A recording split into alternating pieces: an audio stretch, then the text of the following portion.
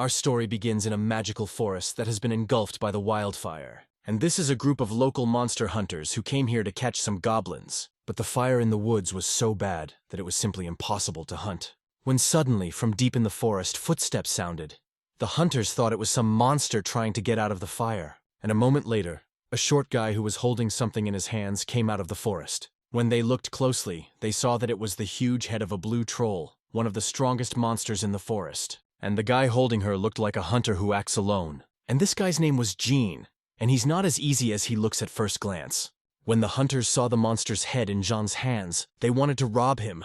For some unknown reason, they thought he was their prey. They even started threatening the guy with death. Even though he was outnumbered, Jean wasn't going to just give up his loot. Besides, his self-confidence had a valid point. Placing the troll's head on the ground, Jean prepared for battle. Remember I said he wasn't as easy as he looked, so here's the thing.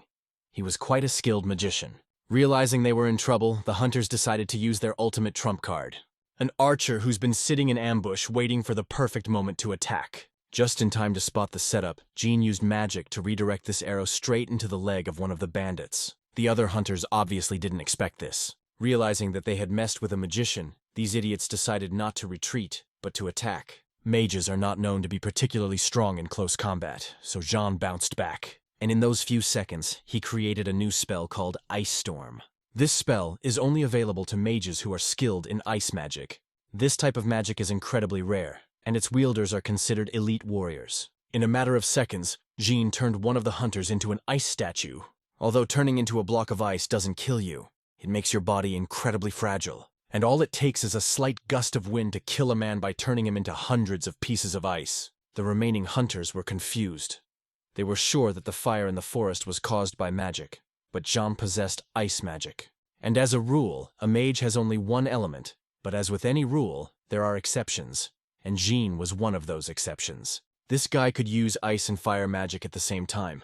And believe me, that's not all he can do. When suddenly, the guy threw one of his fireballs into the bushes nearby, thereby frying a couple of archers who were sitting in ambush. Watching all this happen, the hunters gave Jean the nickname Magic Devil. It was too dangerous to leave survivors after what happened.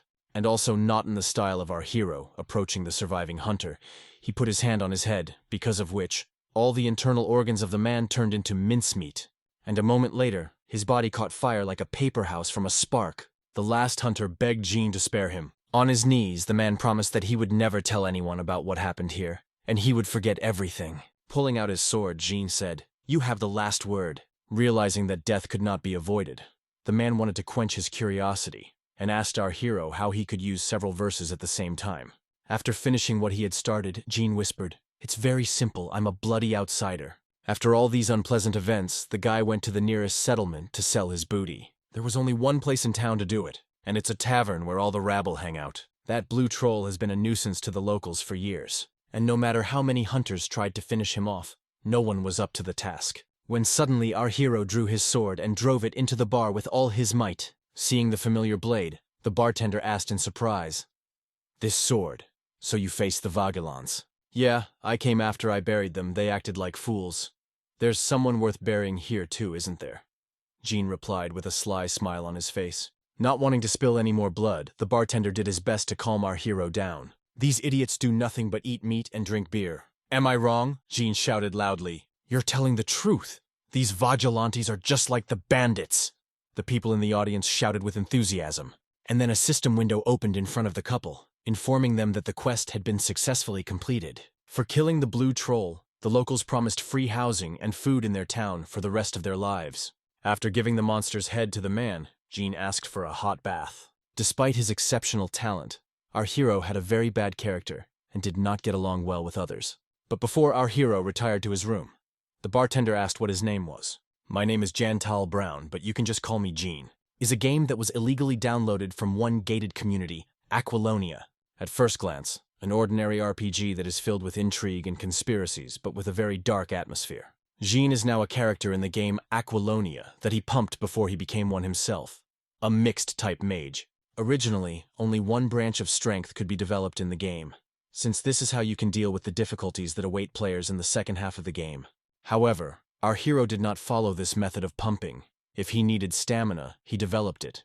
If he wanted to use a sword, he practiced sword fighting. What was he supposed to do? After all, mages hunt alone, and as a result, he was an outsider. Realizing he'd screwed up, he wanted to delete the character so he could pump him up again. But the last thing he saw was a flickering monitor screen and strange pop-up messages. And when he came to, he found himself in the middle of a swampy area filled with monsters and brigands. In other words, he had entered the learning zone. At that moment, he asked himself only one question. What is even happening? But he could not plunge into a long reflection on all this absurdity. As soon as the bandits spotted him, they hunted him down.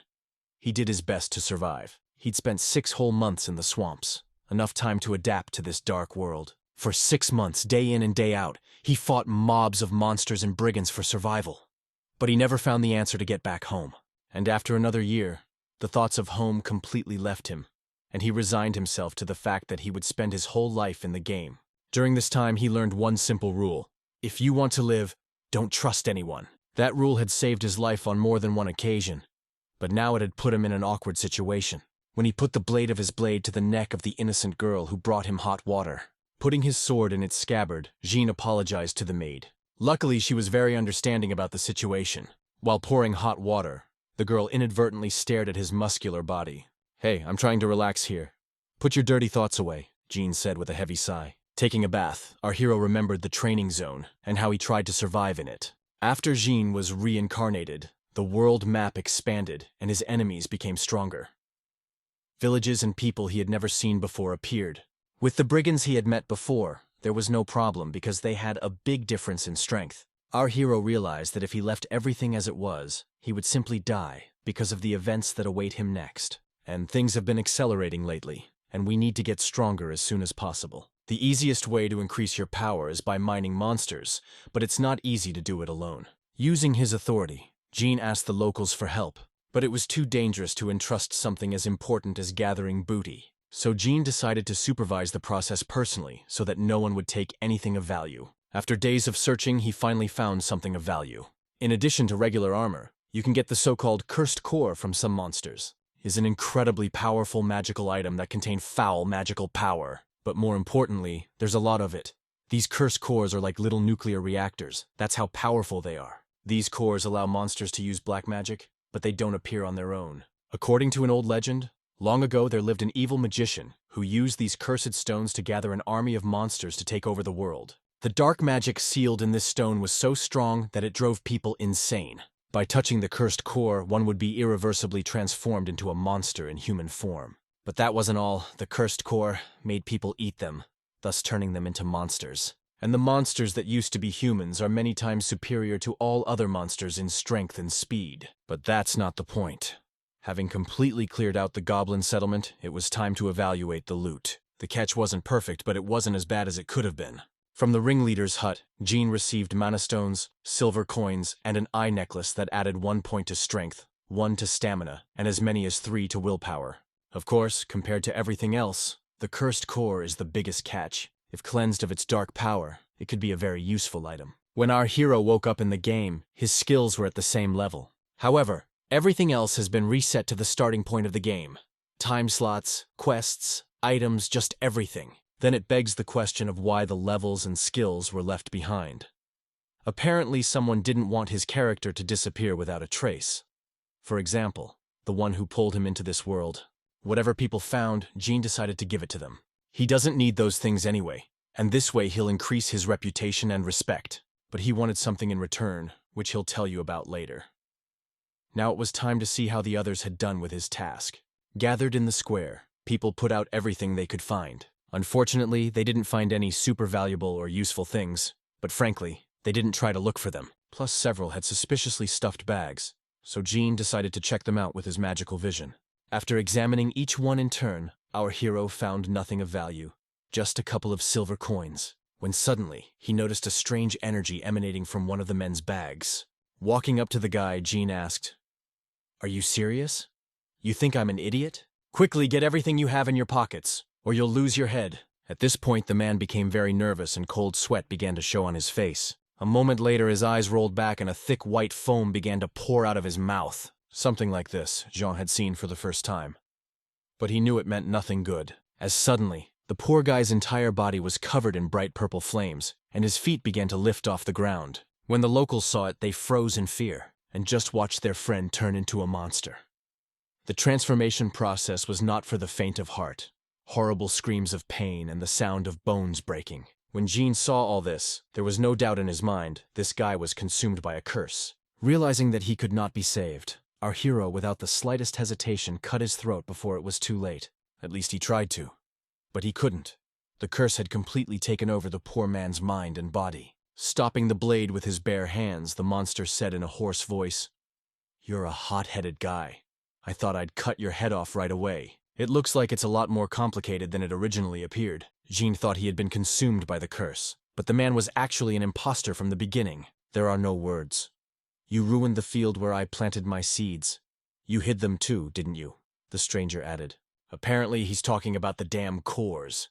He seems to be confused by the loss of communication with items placed in the subspace inventory. Moreover, had it not been for Jean's intervention, a tribe of goblins would have attacked the village long ago. Well, you have to admit, from the Dark Magician's point of view, Jean is just a variable. When suddenly our hero said, "The magical power you have created will be put to good use." After which, he pressed his blade with all his might, hoping to cut off the dark mage's head. But at that moment, a hand of dark aura emerged from his wound, which split the sword into small slivers, leaving Jean with only a small piece of steel. The sword was made of high-strength iron. Realized that our hero was left without a sword, the dark mage decided to tear his body apart and take the cursed cores. But our hero wasn't going to give up just like that.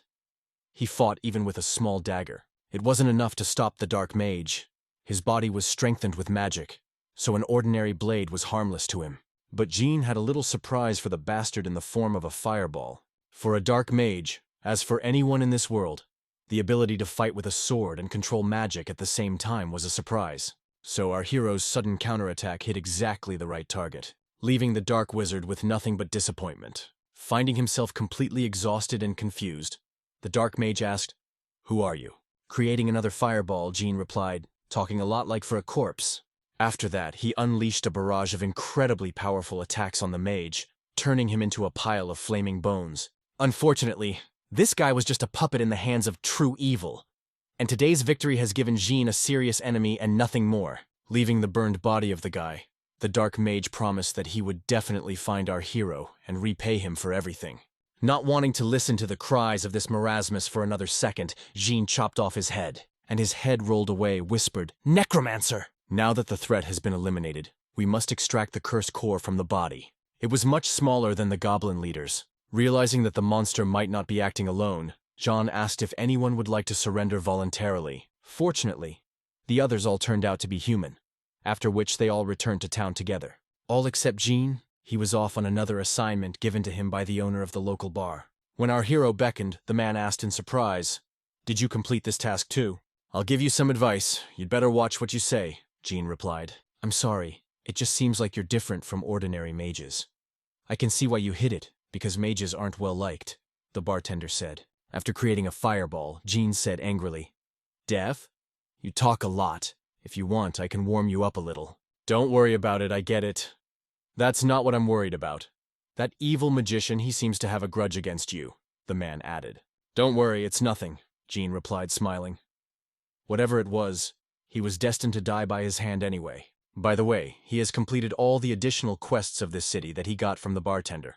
But the problem is that he still lacks experience points. So it's time to leave this wonderful city. And meanwhile, new warriors arrived in the city. "Ma'am, as you expected, the predictions have come true. It seems that the man who destroyed all the goblins is in this village. It's time to meet this mysterious lady. She was originally a knight of Agellan, one of the strongest kingdoms in the game. However, being blinded by revenge, she became the boss of the first chapter of Aquilonia. And that night she earned her nickname, the Blood-Spilling Avenger. And her real name is Victoria de Laurel. No one knows exactly what happened, but rumor has it that she single-handedly infiltrated the royal palace to kill King Agellan. Moreover, no matter how close to death she came, she never spared any effort to attack. For one of the bosses in the first chapter, the difficulty level didn't make any sense, so Jean couldn't even think it was time to meet her. Meanwhile, an unfamiliar guy walked into the bar with Victoria standing behind him.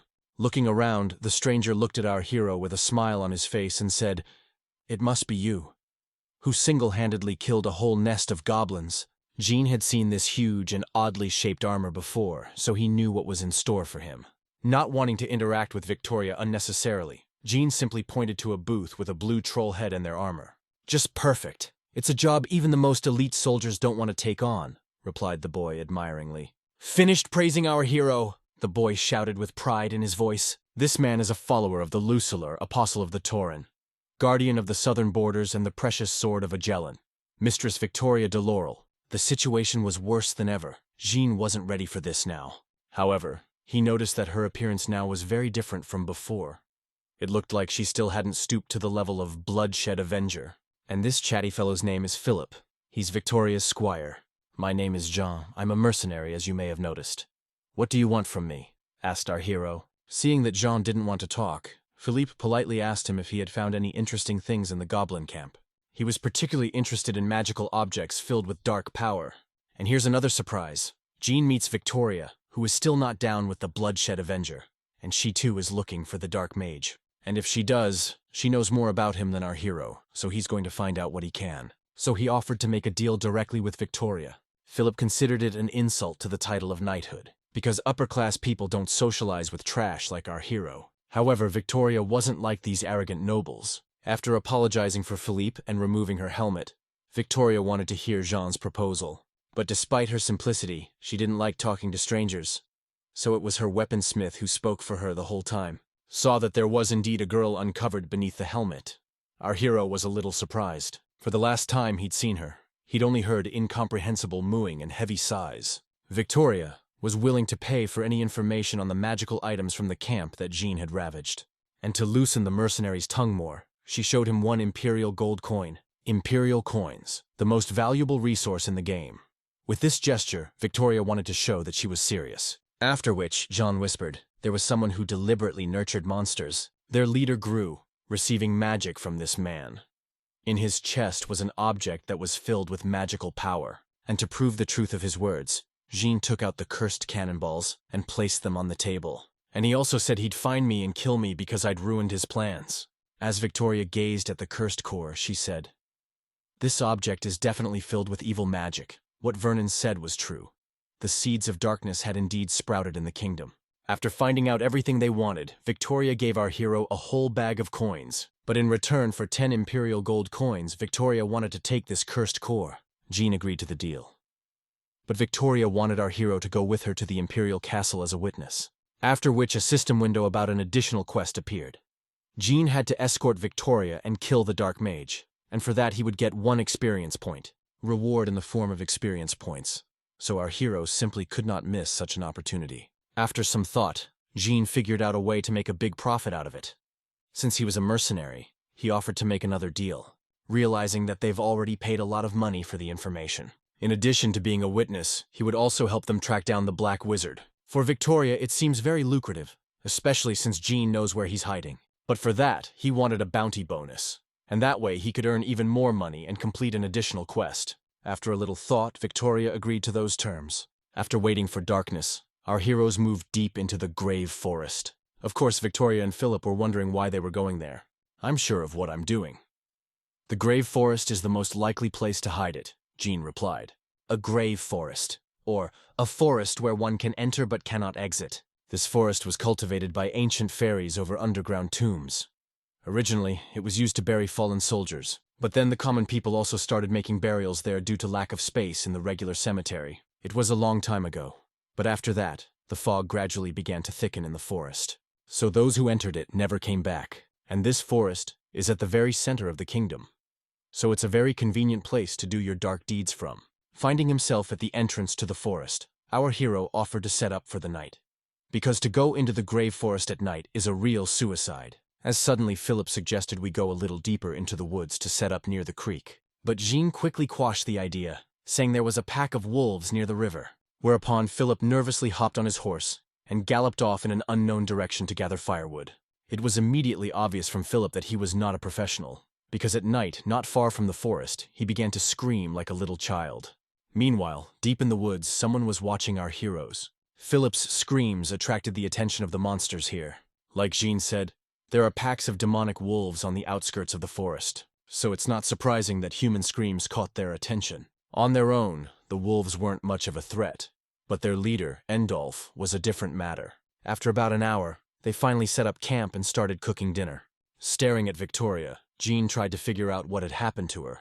Now she doesn't look like the vigilante who will kill the king and turn his castle into a bloody battlefield. Well, there must be a reason for that. Like everyone else, he's gone off the rails. When suddenly our hero pulled out a small bag. When Philip saw him, he shouted with joy, "Hurrah, we're finally going to open it." Jean got this package from a waitress who worked at the bar. With her words, she put a small piece of ham and cheese in there for Jean to snack on at any moment. Apparently, Philip rarely ate anything like this, despite serving as squire to a famous knight. "I wonder how good the meat she cooked is," the boy added cheerfully. "If you keep talking, we'll have only rice for dinner," he said angrily. "What? Were you going to share?" Philip asked in surprise. "I'll share if you keep quiet for the rest of the evening," replied our hero. When suddenly our hero heard behind him some strange rustling of leaves, though there was no wind, and with each passing second, it was the whisperer who stopped louder and louder. Realizing that the uninvited guests were approaching, Victoria put on her helmet and prepared for battle. A second later, a wild wolf's roar echoed throughout the forest. From such a surprise, or once again screamed like a little girl and I think I wet my pants, but it was too late to escape. Hundreds of wolf eyes glared out of the darkness. Even though wolves weren't much of a threat, he had one thing in common. The larger the pack, the stronger each member was. And the wolves here also had one peculiarity. They were much larger than the usual members of their kind. Most likely has something to do with the dark wizard's influence. It's probably how he created his own security. Anyway, the only way to know for sure is to defeat them. While Victoria and Jean prepared for battle, Philip guarded the horses. When suddenly our hero said, "I know how this sounds, but I want you to go guard the horses too." "You're not confused, kid?" the girl asked. "No, but in your armor it would be uncomfortable to fight against the agile wolves," Jean answered. In addition, the monsters acted coherently. They surrounded the camp from all sides, and Philip and his horses were in danger. She doesn't know for what reason, but Victoria has decided to trust an unfamiliar mercenary. Something inside her told her he wouldn't let her down. Seeing that there was one man left on the flanks, the wolves went on the attack. Despite their gigantic size, these monsters were incredibly fast and agile. Even an experienced fighter like Jean had trouble keeping track of what they were doing. The realization that the sword could not defeat them came quickly to Jean. The only way out was to use fire magic to destroy all the wolves at once. He didn't want to show all his trump cards, because there was no telling when Victoria would become his enemy. But in that case, our hero had something to spare. A spell of lower gray magic, the Wind Blade. It makes no noise or light when used, and wounds will appear quite ordinary. In this situation, it was the best thing to do. But this magic had its disadvantages. The strength of its attack depended directly on the strength of the wind around it. But luckily, the wolves were creating quite powerful air currents with their fast movements, which Jean turned into a sharp blade. The force of those air currents was enough to kill 2 wolves at a time, and yet there were too many monsters, and our hero trapped. One of the wolves was able to grab him with its powerful jaw, but there's no way he could have bitten through his body, because Jean activated the wind curtain in time to prevent the monster from closing its jaw. Those few seconds were enough time for our hero to jump out of the trap and chop the monster's huge carcass in half, scattering all of its internal organs over dozens of meters.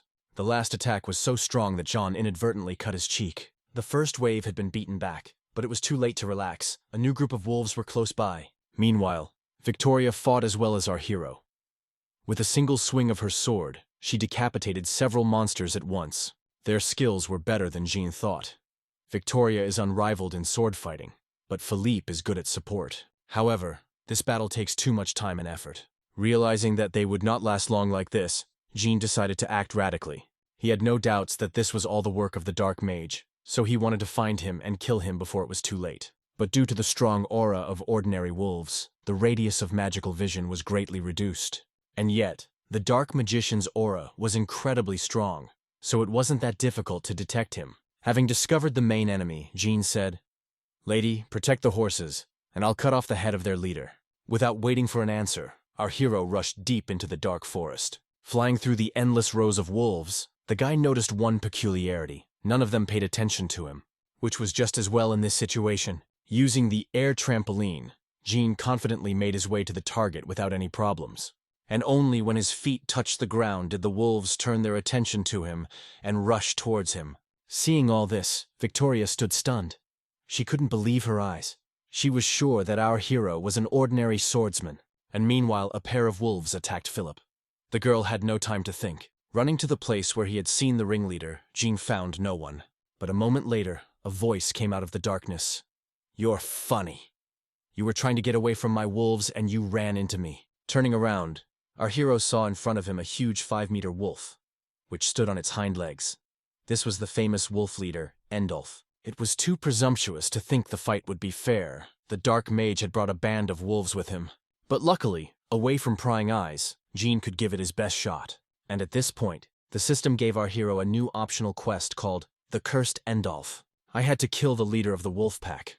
The reward was classified, but in order to finish off Endolf, his pups had to be dealt with first. One powerful windblade combination was enough to kill them all at once. Jean knew this would happen and was prepared for it.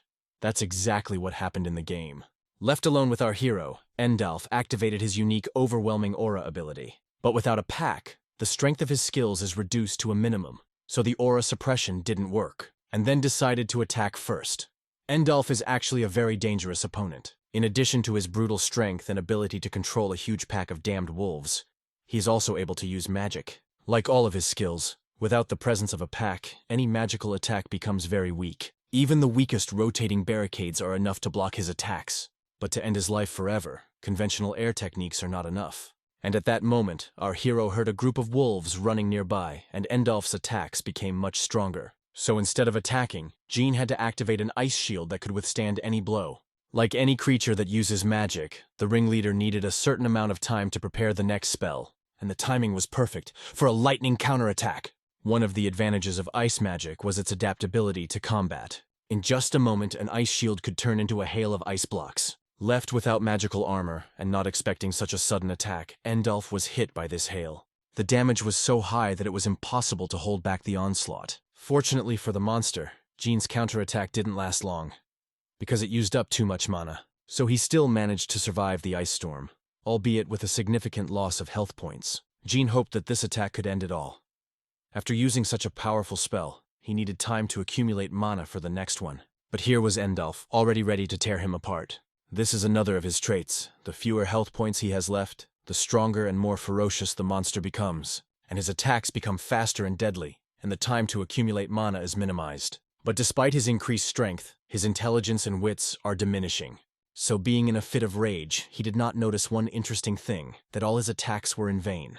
Jean took advantage of monster's confusion to deliver the final blow, but Endolf saw it in time and dodged it, and the blade hit the wolf right in the arm. And even under the amplification of the windblade, Jean didn't have the strength to cut her off all the way. Gripping our hero's blade with his muscles, the monster was ready to finally rip his head off, when suddenly Jean's blade began to make a nasty piercing sound. And then Endolf's arm magically disappeared all the way down to his shoulder. It was another air elemental spell, a vacuum explosion, totally invisible and silent, but with an incredibly destructive power. And following his right hand, Jean deprived Endolf of his left hand as well, thus denying the monster any opportunity to attack. But the vacuum blast had its drawbacks. The strong vibration causes the blade to lose its strength, and as a result, after the attacking combination, our hero was left with only a small dagger instead of a sword. But before finishing off the monster, same hero wanted to know something from him. But before he could ask any questions, the Endolf began to emit a tremendous amount of spiritual energy, and his body was filled with strength again. Soon, the amount of energy emitted was so great that it was simply impossible to approach him. And the power of his aura was so great that Jean even had to use an ice shield to avoid being killed. After throwing our hero off, Endolf decided to run away. It's amazing that he can move at all after his wounds. But there was a silver lining to all of this. After releasing so much spiritual energy, all mana reserves were completely depleted. And without hands and the ability to use magic, Endolf is absolutely no different from a regular wolf. So no wonder he spent all his mana to escape. But our hero was prepared for such an outcome, and attacked the ringleader again, with a hail of huge ice blocks. Well, this time Jean decided to act smarter, taking into account previous mistakes. The guy piled the Endolf on the ground and sealed him in an icy prison. So he can't run away or call his pups for help. Well, now we can talk normally, Jean asked with a laugh. Surprised I thought I let you in. Even in an icy prison, you're still trying to fight back. But the ice prison has one interesting feature. It not only immobilizes the enemy, but also takes his power. Even so, our hero could feel Endolf struggling and trying to get out. and in the end, he succeeds. Yes, Jean has a big arsenal of different skills, but because of this variety, they are all at a very low level. So it was only a matter of time before the ringleader broke out of his icy prison. The guy, though, hoped he could hold the Endolf a little longer, but it doesn't change the situation much. Without hands and magic, he couldn't survive. Realizing that they would not succeed in talking, Jean decided to finally finish what he had started. After collecting the rest of his mana, our hero spent it on a final attack with an ice bomb. But even that wasn't enough to send the fucking wolf to finish him off. The hero will only be able to repeat such a thing in a few hours. He'll have to settle for wind blades. Killing a monster with a spell of that level is simply impossible. However, it is enough to shred his rough skin and place a vacuum bomb inside. Given the low mana count, the explosion wasn't as strong as last time. However, Jean made sure that this explosion destroyed his insides. And only then did the breathless body of Endolf finally fall to the ground. "What an idiot, I thought I was going to die," said Jean, breathing heavily. Surprisingly, even after the vacuum bomb, his eyes glowed for a couple more minutes before finally fading. It was one of the toughest battles our hero has fought in his time inside Aquilonia. When suddenly the leader's body began to move strangely, Jean was well aware that he couldn't kill him if he did. He had a ban on mana replenishment because of the mana wastage, but luckily for him, Endolf was dead after all. And then something happened that he could never have predicted. The deadly leader of the wolf pack in the Grave Forest turned out not to be a wolf at all, but a werewolf. He looked at our hero and, coughing up blood, said, "Thank you." Jean certainly wasn't expecting that, but he hoped the werewolf would give him some clue about his curse, or perhaps a trophy. But the only thing the werewolf gave him was just an incomprehensible phrase, "Old deer." "A deer? What the hell is an old deer? Don't you dare die!" Jean shouted in bewilderment. But by this point, the bright flame of life had already faded in the werewolf's eyes. In the end, our hero was left without an answer to his question and with a broken sword. And meanwhile, in their camp, Victoria and Philip had already finished fighting. They were only able to survive because Jean broke the spell. When suddenly our hero emerged from the depths of the forest with the severed head of a werewolf in his hands. Demonstratively showing his head, the monster our hero said, "Werewolf." It was he who led the wolves from the shadows. When Victoria saw the monster's severed head, she couldn't believe her eyes. Even the strongest warriors in the Empire couldn't defeat a werewolf alone. At that moment, all doubts about Jean vanished. She realized that he was the one who could find the Dark Magician. However, despite his success, his methods of combat and hers were greatly embarrassing. Because if his plan failed, he would pay for it with his life. He wouldn't be able to fulfill his part of the contract. "I don't know what you're complaining about. He could have gotten away if we'd waited a little longer." I responded angrily to Victoria's charge. "You don't know for sure. It's just your stupid assumptions," Victoria added harshly but restrainedly. "Look at all those wolves. They were little puppies that you were able to overpower. And instead of attacking us right away, their leader waited for the right moment, which means he's smart. This guy hid deep in the woods and just watched us. Why would he do that? Did it mean he wasn't that strong? The only reason he had to stand down was because I was alone. Otherwise, he would have just run away," Jean added in a rough but confident voice. "Besides, our hero wasn't just going to die. He's just a mercenary, and he doesn't have to die in the name of the Emperor or anything else." In the argument, John made a very convincing argument. So Victoria simply accepted that he was right. But from now on, she asked him to share his plans with her. Well, our hero's tongue is working well. He was able to conceal the truth without lying once. Having worked out their differences, our heroes decided to set up a new camp, away from this place. It had been over 20 minutes since the werewolf had been killed, and Jean still hadn't received the reward for killing him. But after about another couple minutes of waiting, the system finally rewarded him by adding 1 point of physical strength. Since our hero's character was quite weak, Jean relied on intelligence and willpower. But in this situation, any reinforcement is a gift. In addition to boosting his stats, the system rewarded Jean with a concentrated curse core. Since it's a system item, our hero received a small instruction manual for it.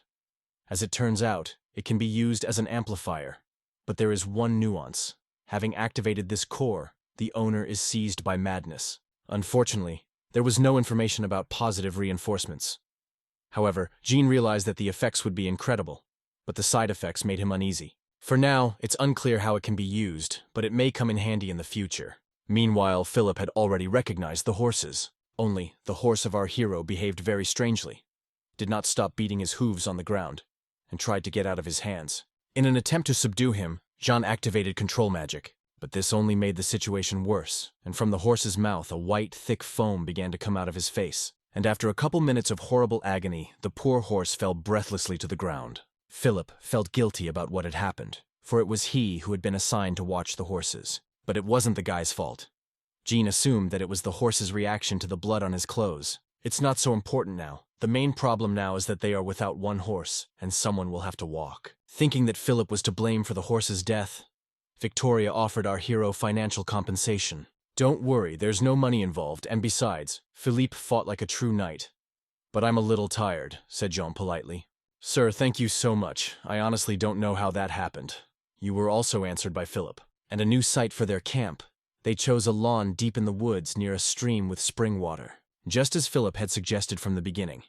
And since all the wolves have been killed, it's safe now. And of course Jean took Philippe's horse while the boy walked. To the surprise of our hero, the fellow's horse was quite good, and because the fellow had yielded his horse to him, our hero wanted to repay him, with ham and cheese that the waitress put together for him. Jean has a bad temper, but he has a sense of justice, after which our hero asked Philip to clean his armor. Funny how easy it is to control some people. For just a piece of meat and cheese, the guy was willing to do any order. Left alone with Victoria, Jean began to undress. When she saw it, the girl asked in surprise what he was doing. Don't you see, I'm taking off my armor to have it cleaned of blood, replied Jean. At that moment, a look of genuine surprise appeared on the girl's face. After a little thought, she decided to take off her armor as well, to wash them of blood, reasoning that a knight of the Empire should always look perfect. Beneath the huge steel plates, hid an incredibly beautiful and fragile body. It's amazing that she can even hold a sword with that physique. And then, something happened that Jean could not have predicted. Victoria decided to swim in the creek with him. Even though they were at quite a decent distance from each other, it was possible to see all the most interesting places without any problems. When suddenly Victoria said in a gentle voice, Jean, aren't you hurt? No, replied our hero coldly. It was interesting that so much time had passed, and she was only now asking about it. Honestly, I'm impressed with you, fighting a werewolf by yourself and not even getting hurt. And your fighting style is, how shall I put it? Unique. You're a better swordsman than I am. The way you manipulate Philip and your wisdom, you're no ordinary mercenary, Victoria added. Of our hero, a little alarmed that the girl was trying to find out as much about him as she could. She was particularly interested in what family Jean came from, for she herself was of the very famous Delorel family, but chose the life of a Tauren apostle and sword of the realm. An apostle is one who has been blessed by God and has become a member of his family, one who can utilize some of his abilities, is obviously a rogue force, but it probably takes a fee to maintain it. Not being fully informed, Jean asked what kind of goddess a Tauren named Tauren was. Aquilonia has over 100 different gods. Of course, he doesn't know about all of them in detail. Sighing heavily, the girl said, well, my mistress is not one to be easily served. Tauren is the goddess of reprimand. She is the second daughter of Lu Solar and the sword that punishes all sins. So Victoria, as her apostle, simply cannot lie and ignore sins. If she loses her favor, her blessing will also be lost. Damn, you must be unlucky, replied our hero. The whole point of Aquilonia is treachery and moral decay. Therefore, the gods have additional names besides those known to all. Other names can become their weakness. For example, another name of the god of light, Lu Solar, is blind faith. And in this case, the Tauren was no exception. Like everyone else, she had her weaknesses. The goddess' middle name is Tauren, vengeance. And that explained a lot. After all, the suppression of sin can take the place of someone's revenge, and sometimes, afterward, you yourself become the object together. Therefore, righteous vengeance is under the protection of the goddess Tauren. That's why in the game, the girl was a blood-shedding vigilante. All because of her goddess. Victoria didn't just fall. She went from an apostle of censure to an apostle of retribution. The girl had literally just told Jean herself about the limitations of the Tauren apostles. If, as an apostle, you violate God's will, his blessing will disappear. Knowing this, Jean can give an approximate answer. But the question is, why did it happen? How did it fall before the demon together? Along with the death of the race? The hatred of someone? And then a thought popped into our hero's head. What if he didn't let her become a blood-shedding vigilante? But then there is a high probability that the game will change dramatically. And besides, if Victoria doesn't become who she's supposed to be, the boss of the first chapter won't show up, and then it's not clear how to proceed. And all in all, to carry out this plan, Our hero has too little information, and the risk is too high. After telling about herself, the girl asked Jean why he didn't serve any of the gods. But in response, the girl heard only silence. Then she added, "You don't have to speak, but maybe at this very moment your god is looking at you, waiting for you." Maybe so. With a smile on his face, our hero replied and pointed his middle finger straight up into the sky. After finishing their swim, Jean and Victoria decided to return to camp. And the next day, with the first rays of the sun, they continued their journey. All last night and this morning, Philip has been praising our hero for defeating the werewolf. "Stop it, it's no surprise. They're very common monsters," said Jean angrily. "Are they?" "I haven't met many monsters during our journey," Philippe replied. "So you mean to say that you almost never met no monsters?" with horror asked our hero. "The fact is that the number of monsters that our hero has encountered since he got into the game has passed 1,000. But Victoria intervened. "Yes, it's true. We met only a few goblins on our entire Kwando journey." "Wait, did you say in the way of Kwando?" our hero interjected. After leaving the swamps in the training area, Jean arrived in the city of Bulk in the kingdom of Agalin. It was there that he began his journey as a mercenary. So he worked as a mercenary, solving the problems of the city, and moving along the Kwando, the main road of the kingdom, killing monsters. It turns out Jean just cleared the way for them. Realizing this, Jean turned to Philippe and said, "I have bad news for you, because there are more of these brats in the kingdom than you think." A few kilometers later, our heroes came upon a burned village. Smoke was still billowing from some houses and dozens of corpses lay in the streets. Given that the woods near the village were intact, we could assume it was the work of bandits. Unfortunately, ordinary people are more likely to suffer at the hands of brigands than monsters. Staring at the ruins, Victoria's gaze changed dramatically, and she began to emit an ominous aura. "I hate how you can just destroy people's homes and lives like that. So here it is. What's the middle name of Tauren in action? Now it makes sense if they're wasting time on stuff like this. No wonder they still haven't been able to find the Black Mage. I realize they're gonna have to deal with it anyway." Jean was hoping he'd get some kind of quest, especially since he saw a group of people on the horizon who might know what happened here. Victoria, too, noticed them, and seeing a crossbow in the hands of one of the men, thought that they were the bandits who had destroyed the village. Honestly, her intuition hardly failed her this time. These men looked too much like thugs who were careful to hide the evidence. While digging graves, the head of the bandits shouted, "Dig deeper and do it faster. I had a terrible dream last night." And a moment later, behind him, he heard the rapidly approaching clatter of hooves. Turning around, he saw a pissed-off Victoria, who was rapidly agonizing in their direction. When the bandits saw my armor, they knew it was an Imperial Knight, and they were in trouble. Grabbing their crossbows, the bandits started aiming at the horse. The brigands knew that the knights knew no mercy for their kind. After waiting for Victoria to come closer, the bandits opened fire. Being overwhelmed with rage, all of the girl's skills increased several times over, and she was easily able to repel the flying arrow with her sword. When the bandits saw this, they realized they didn't stand a chance. It was suicidal to get into a fight, but it was too late to retreat. While in this state, Victoria could activate unique sword skills that allowed her to attack from afar. And it wasn't just some weak attack, it was top-class magic, granted to her by the goddess herself. The only disadvantage of being in this state was that she wouldn't do anything until she'd done what she'd started. Dropping their weapons and kneeling down, the bandits shouted, "You have misunderstood us, we have done nothing. Hear us out. I will listen to you later. But for now you will be watched and questioned by the gentleman who came with me," Victoria replied vehemently. One of the bandits became visibly nervous when he saw our hero, whereupon he shouted out in surprise, "Wait, you Jantal Brown!" Of course, our hero had socialized with not the most pleasant people, by virtue of his profession. But this man's face was unfamiliar to him. When he saw that our hero did not recognize him, the mercenary shouted, "It's me, the hunter Miguel. We often saw each other in the town of Bulk." And that's when Jean remembered seeing Miguel in the bar right after he got out of the swamps. "So you know them?" Victoria asked in surprise. "I wouldn't say so, but I remember their faces," our hero said, sighing heavily. The outlaws thought it was their chance to get out alive. If it were his will, Jean would have killed them all without a second thought. Moving on to the interrogation, the first thing our hero asked was what time did the fire start? We don't know exactly what happened, but the fire started before we got here. When we came into town, we saw a troop of warriors driving people out of their homes and burning everything around them. And when the locals asked why they were doing it, they said they were doing it on the king's orders. The squad leader said he received orders to relocate all the residents to the town of Orendel. That's all we know. We honestly didn't kill anyone. After listening to the robbers, Philip shouted indignantly, "This is nonsense. Why would a king burn a village to the ground?" "Most likely it's because of the war.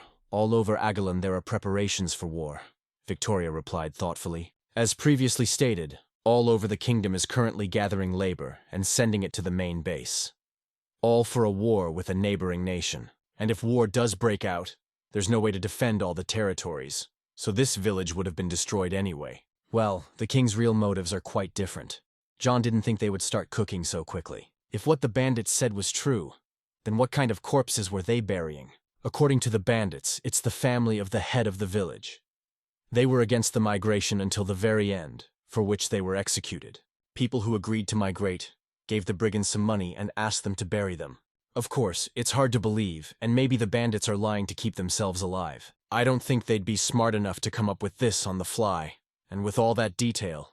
And besides, the system window that didn't appear at the beginning of the quest said that the bandits weren't lying. As sad as it is, we'll have to admit that it really wasn't their fault. Victoria wanted to drive through the remains of the village and see if there were any survivors. And considering there wasn't a single intact house in the village, it was too presumptuous. And what to do with the brigands?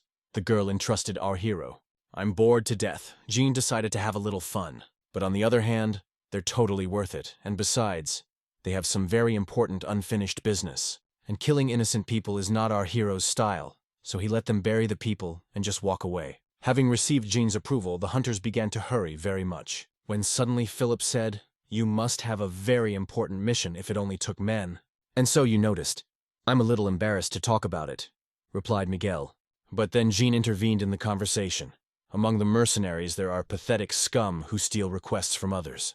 "You don't have to answer, Miguel. Or do you think I'm one of those scum?" added our hero with frantic eyes. "No, I don't think so," answered the bandit in a trembling voice. "You've probably heard these rumors before." "No, you've heard them. You've heard them. You've heard them all. A pack of wolves that feeds exclusively on human meat. They say a large pack has formed in the forest where you came from. They ate dozens of people, including the customer's son. Who else but us former wildwood hunters would be up to the task?" Miguel added. At this point, Jean and Philippe looked at each other in surprise. "Guys, we honestly had no intention of stealing your request, but I've already solved it," showing the werewolf's head, our hero said. And after all, Jean did not even know that there was such an order. It was good that Philippe asked to keep the head. And for that, our hero decided to share the reward with the guy. But Miguel had his doubts that our heroes had actually done it, since he hadn't heard anything about werewolves in that pack. "You can be sure it was him. You're a bit like him too. He used to dump all the dirty work on his subordinates," John added with a sly smile. "Now we just need to find out from Miguel what city he took this request from." Toward nightfall, Victoria finished looking around the village.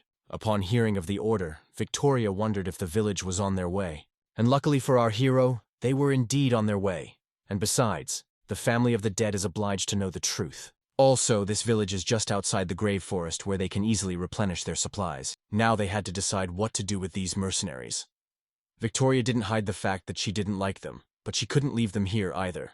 In the local forests, night is very dangerous, so she decided that they would go along with them. I realized the monsters might be around, and the smell of corpses and fire might attract them. Jean decided to scan the surrounding area to make sure they weren't being followed. Luckily, there were no monsters around, but he was confused by something else. An evil aura was coming off Victoria, but she didn't look like she'd been possessed by an evil curse. Trying to figure out what's going on, our hero asked me to show her what's in her pouch. There was one cursed core that Jean had given her when they first met. Surprisingly, Victoria felt absolutely no change. Not even her well-being had worsened. Upon examining this stone in more detail, our hero noticed very faint but regular waves of mana, similar to radio waves, that attract monsters. When suddenly from the woods nearby came the sound of loud hoof stomping. "What the hell? Remember the sun, here come the rays," said Jean sarcastically. "That's an interesting statement. I'll have to remember it," Victoria said, putting on her helmet. And a moment later, the headless horseman appeared on the horizon from the forest. Judging from his aura, it's another puppet of the dark magician. When he saw that the rider's head was missing, Phillips almost fainted with fear. He's been rumored for a long time. A headless horseman who is wreaking havoc throughout the kingdom of Dullahan. "Mr. Jean, you were absolutely right. There are more monsters in the kingdom than I thought," said Philippe in a trembling voice. Although by saying this, our hero didn't mean that high-level monsters would appear one after another. The dark magician must have treasured the seeds he sowed. Well, thanks to that, we don't have to waste time looking for them. Without a moment's hesitation, Victoria was ready to fight the rider. But Jean didn't want to rush. He suggested we watch him first. Our hero was confused by the fact that the Dullahan looked like it was waiting for them to attack. Jean offered to observe him because he knew of his unique abilities. The rider's reaction depends on the opponent's behavior. When a player provokes him, he takes a defensive stance, and when he stays put, the rider is on the offensive. The defensive position consists of quite dangerous techniques, while the offensive position is quite simple. Therefore, Dullahan's strategy is to wait for the opponent to attack first. When suddenly Miguel and his gang shouted, "Yay! We're finally done!" But when they saw the headless horseman, they realized they'd just made a mistake. Whereupon, the Dullahan waved his hand, and an incredibly low squeak resounded in the vicinity, which literally made my brains melt, and only Jean and Victoria could resist that sound. And then, the rider raised his hand and created a huge, glowing ball of red color. You'd think he was creating some sort of spell to attack, but it's actually his way of communicating. The only problem is that Dullahan was communicating in an ancient and universally forgotten language. After listening to this squeak, Jean said, "He is saying that he will not forgive those who invade the fairylands." "Sir, do you know the ancient language?" Philip asked admiringly. The thing is that this skill our hero learned in Pumptwen, past events on ancient civilization. But since being inside Aquilonia, that skill has never come in handy. Besides, our hero knew the history of this monster and he wasn't interested in hearing it to begin with. But then, the headless horseman's speech changed abruptly. "Quickly, everyone cover your ears and do your best not to hear his words," Jean shouted fearfully. The rider didn't just speak in the old language, he recited an incantation. If a man does not resist and hears him, then he will lose his soul forever. 2 of Miguel's men failed to cover their ears in time and succumbed to the spell. But that's not the worst of it. The power of this spell is so great that she can bring the dead back to life, if you can call it life. The effects of this curse are very simple. The living become dead, and the dead become alive again. The resurrected dead become the monsters they call ghoulie, and the living become their food.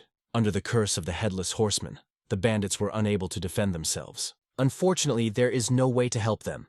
If you try to prevent the ghoulie from eating the prey, you will become their target. Realizing that it would only get worse, Victoria couldn't stand it and ran straight at the headless horseman, ordering Philip to help our hero in every way possible.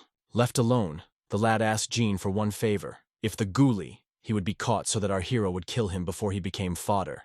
"If you're so scared, let me do it right now." "I'm kidding. Don't worry, I have something to check," Jean replied with a smile on his face. Meanwhile, Victoria was getting close to the monster, but its behavior made her uneasy. Instead of going on the attack or taking defense, he just stood there and waited. As suddenly, Dullahan attacked Victoria with stone spikes. This rider's magic is much stronger and darker than what the werewolf used. You could say his power was given to him by the darkness itself, and Victoria, being a holy apostle, was better suited than anyone to be the killer of the headless horseman. In a matter of seconds, the girl broke through the monster's defenses and got up close to it, and then with a single swing of her sword, sliced the Dullahan in half. As Jean thought, she's much stronger than she looks at first glance. Even if he doesn't interfere and just stands by and watches everything from the sidelines, she should be able to handle herself. And meanwhile, Philip and Miguel tried their best to fight off the ghoulie crowd. Knowing the rider's abilities, our hero was curious how Victoria would handle him. Even though there was little left of the Dullahan after her first attack, she realized that this was far from over. When she cut his body in half, she noticed a strange glow. Victoria realized that the rider was hiding his true power, as suddenly the phantom horse on which the Dullahan sat without the slightest scratch leveled with her. Not only did he regain his original appearance, but he was stronger than before. And he again tried to attack with stone spikes, but this time the speed of appearance and size of the spikes was much faster. But this time too, Victoria was able to fend off the attack, and the shattered spikes didn't become a pile of rocks, but turned into something resembling ash, from which moments later a poisonous whip flew out. This attack almost took the girl by surprise. If she had been even a moment too late, she would have been dead. When she looked closely, she saw that this whip was not made of metal, but of bones. The poison whip, it's the headless horseman's special weapon. Despite the specific material it's made of, it is an incredibly deadly weapon that can cut through thick steel with a single touch. And even more problematic was how skillful Dullahan was with that whip. Catching Victoria's mistake, the rider wrapped the whip around her left arm. Only because of the divine energy inside, The girl still had her arm. Even so, the dark magic power was slowly creeping in, and soon the divine protection weakened so much that Victoria's armor began to break, when suddenly the pressure of the whip eased. A few more seconds and Victoria would have turned into ghoul. Her savior was our hero, who could no longer stand by. Ask why he didn't come to her rescue sooner. It's very simple. Jean is used to being proactive. He wanted to find out what skills Victoria had just in case. And now that he's learned everything he wants to know, it's time for the real fight. Coming to the rescue, the first thing John did was ask the girl to attack the rider with all her might. And it has to be done in such a way that he's out of the saddle. Dulehan's attacks are strong and fast, but very monotonous. After a few failed attempts, our heroes had already understood their principles. To make the plan a reality, Jean took all of the horseman's attention for himself, so Victoria can aim high and knock him out of the saddle. The time the girl gained was spent on accumulating mana so that the next strike would be incredibly powerful. Despite the fact that our hero knew as well as anyone how Dulehan attacked, over time his horse began to get very tired, which made him slow. Having cornered our hero, the horseman said in an ancient language, "I have finally caught you." "Are you really so sure about that?" "You didn't catch me, I caught you. But who am I explaining this to? You don't understand me anyway." Jean smiled. While our hero distracted the rider, Victoria attacked him with all her might. But it didn't do any good, although she did knock him out of the saddle. Despite all the destructive power of the skill, the rider could still recover. Taking advantage of the moment, Jean didn't hesitate to attack. Now, the only chance to kill the horseman before he fully recovers. From the outside, our hero's actions seemed foolish. After all, he was literally trying to cut the aura with his sword. But it had its results. His body began to disappear except for the severed parts. It will buy our heroes a little more time before he can recover. When suddenly, the rest of Dulehan's aura began to behave strangely, and a moment later he was able to counterattack and kill Jean's horse. Of course, such a thing was not in our hero's plan, and without his horse, he becomes an easy target for Dulehan. However, it doesn't matter so much now, because with the next blow, Jean is going to end this pointless battle. Leaping from his horse, our hero chopped up the rest of the headless horseman. The only thing left of him is an old skull. That skull was the true face of Dulehan. And as long as the skull is intact, the headless horseman lives on. Jean tried to break it with his sword, but all to no avail. As suddenly, the rider's eyes lit up and he began to say something in the ancient language again. It was another old curse on the days. Even Victoria, who was from divine protection, couldn't resist such strong magic. And it appears that our hero was caught in the act as well. He's frozen like a statue. Meanwhile, the Dulehan was getting back to its old self. If he succeeds, all the efforts of our heroes have been in vain. Monsters that have a name, like Endolf for example, have at least one secret, to avoid a dangerous situation for them in battle. And Jean, as an experienced Aquilonia player, knew it. A variety of skills, including passive skills that Jean chose by mistake, were combined and became a good strategy. As a result, it wasn't paralysis for Jean, but a brief slowdown. At times like this, our hero was glad that at one time he made all these mistakes and became an outsider, because the horseman used all his energy to create the curse of paralysis. His magical defenses were weakened, and Janu could easily crush his skull, and a moment later, Victoria felt the effects of the paralysis fade. The fact that a monster who wielded great dark magic was defeated by ordinary violence was not in her mind, and most importantly, she didn't deny that she couldn't have done it without our hero's help.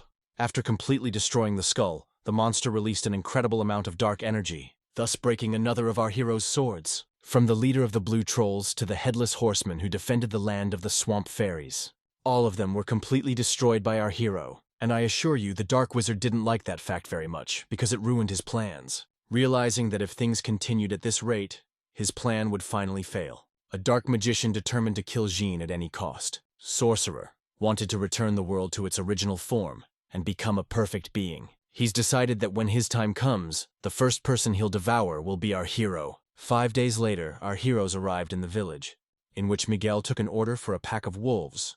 All the villagers have been discussing the incident with the son of the village head for over a month. It was him who was mauled by wolves.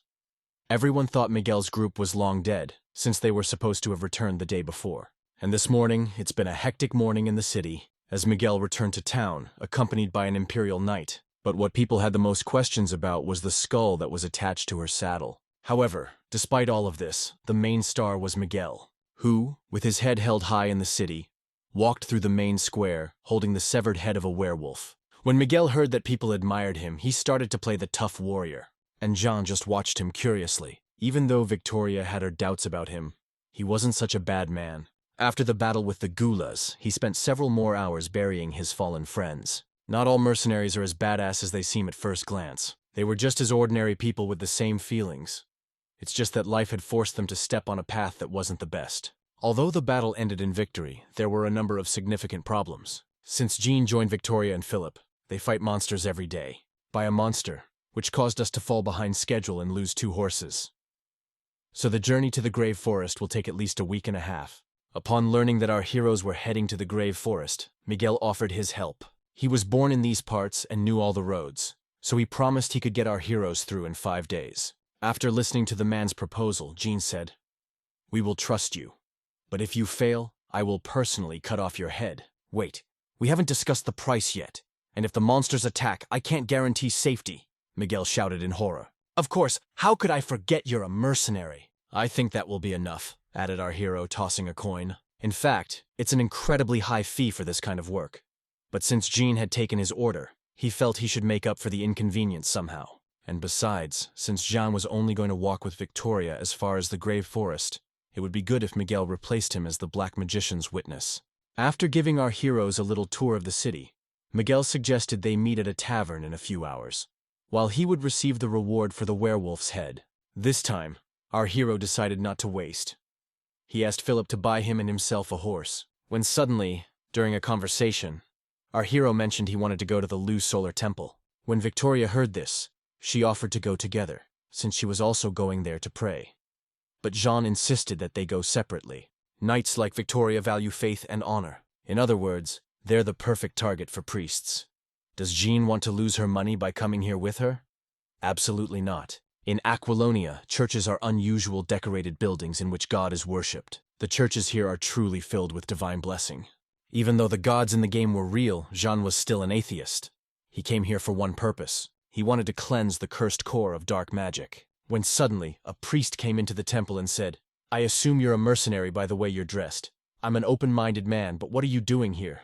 Before our hero could answer anything, the priest exclaimed in surprise, "What? Lu Solar? Please forgive me. I did not expect you to be the apostle of Lu Solar herself," the priest added politely.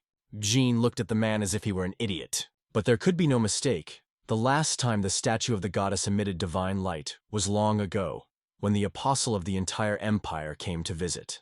If you think about it that way, the priest had a point. However, the emission of divine power could have been caused by the appearance of dark magic. "Forgive me, father, but you are mistaken. I am a simple mercenary, not an apostle at all," said Jean coldly. However, as soon as our hero entered this temple, he felt as if someone would fly down with me through this statue. You could pretend to be an apostle for fun, but then you don't know what God's punishment would be. It would be ridiculous and foolish to go on with all this talk about the apostles if it weren't for one but. At that moment, Jean received a system quest called Apostle Lu Solar. This quest was in the game, but Jean's level wasn't high enough then. It seems that now these restrictions have been removed in the game. Plus, this priest NPC behaved very insistently, begging our hero to think about the divine path. Although Jean didn't want to serve any of the gods, the opportunity to use their power was very appealing.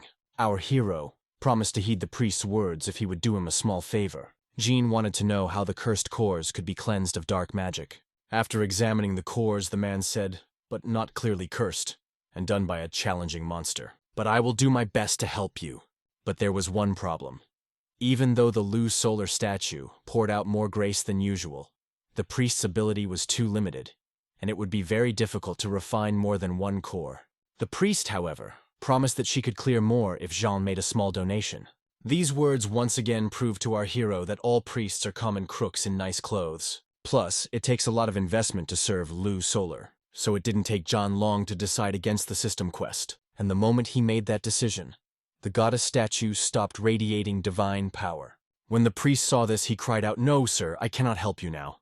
Unfortunately, since you've lost the goddess's aptitude, I won't be able to clear these items of curses." So Jean decided to hold off for a while on diverting the mission, so that the priest can cleanse these stones for him. Meanwhile, Miguel, Philippe, and Victoria were already waiting for our hero in the tavern. During the time they waited for him, Miguel had time to tell some interesting stories he had heard about our hero. Philip begged Jean to tell him about how he fought the swamp dragons. "I will, but first you have to pay me back for the head," Our hero replied gruffly. Well, it wasn't really a dragon.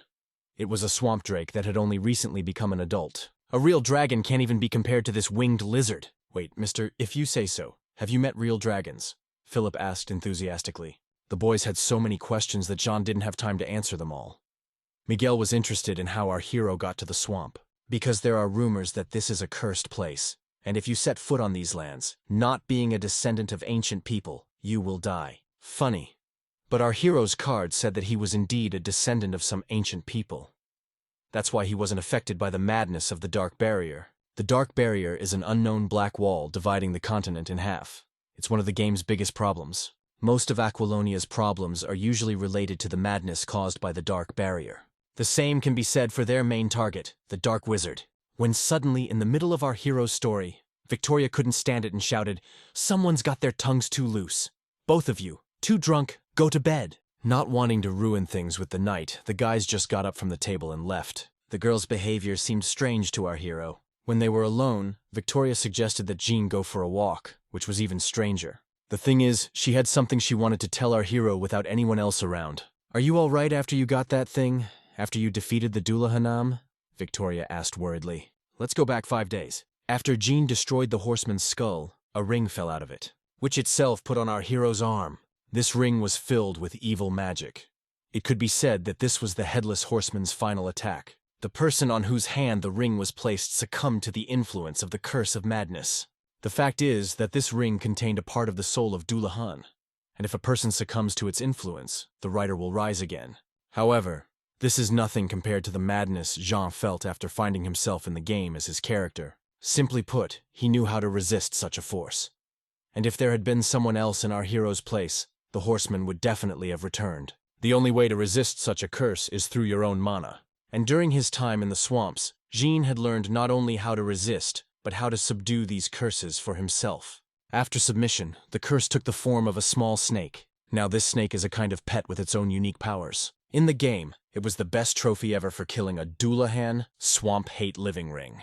It was impossible to use this ring at the beginning of the game because there is not enough willpower. But now, Jean is in full control of his power and can use it in battle. Seeing that our hero was fine, Victoria said, "You've really surprised me several times already. From the fact that you took down the ghost so easily, to the fact that you're wearing that ring. Though it's not surprising considering what you went through in those damn swamps. I didn't know any of this, since I was born deep inside the Empire. I was lucky to have met you," Victoria added. At this moment, a gentle smile appeared on the girl's face. From the outside, it looked like she was confessing her love. Realizing that was most likely the case, Jean quickly changed the subject and asked what she wanted to tell him.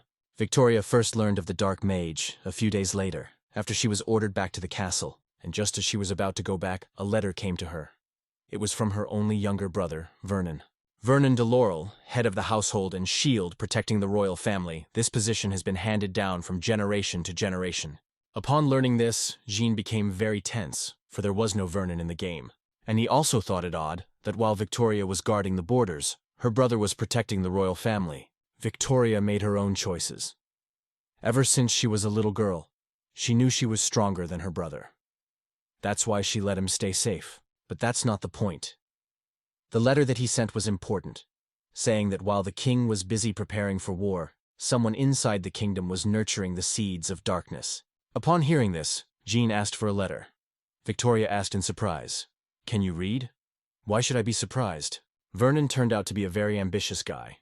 He wanted to use the capture of the Dark Wizard to revive his family. The guy wanted to save the kingdom by exterminating immorality, and also to rule his own lands. He's really a young guy suffering from an inferiority complex. After reading the letter, Jean got the impression that Vernon wanted to control Victoria so she wouldn't take his credit. Although these words were quite harsh, but the girl agreed with them. From the very beginning, she hadn't even thought of looking for the Dark Mage, and she started looking because she hadn't heard back from Vernon in a month.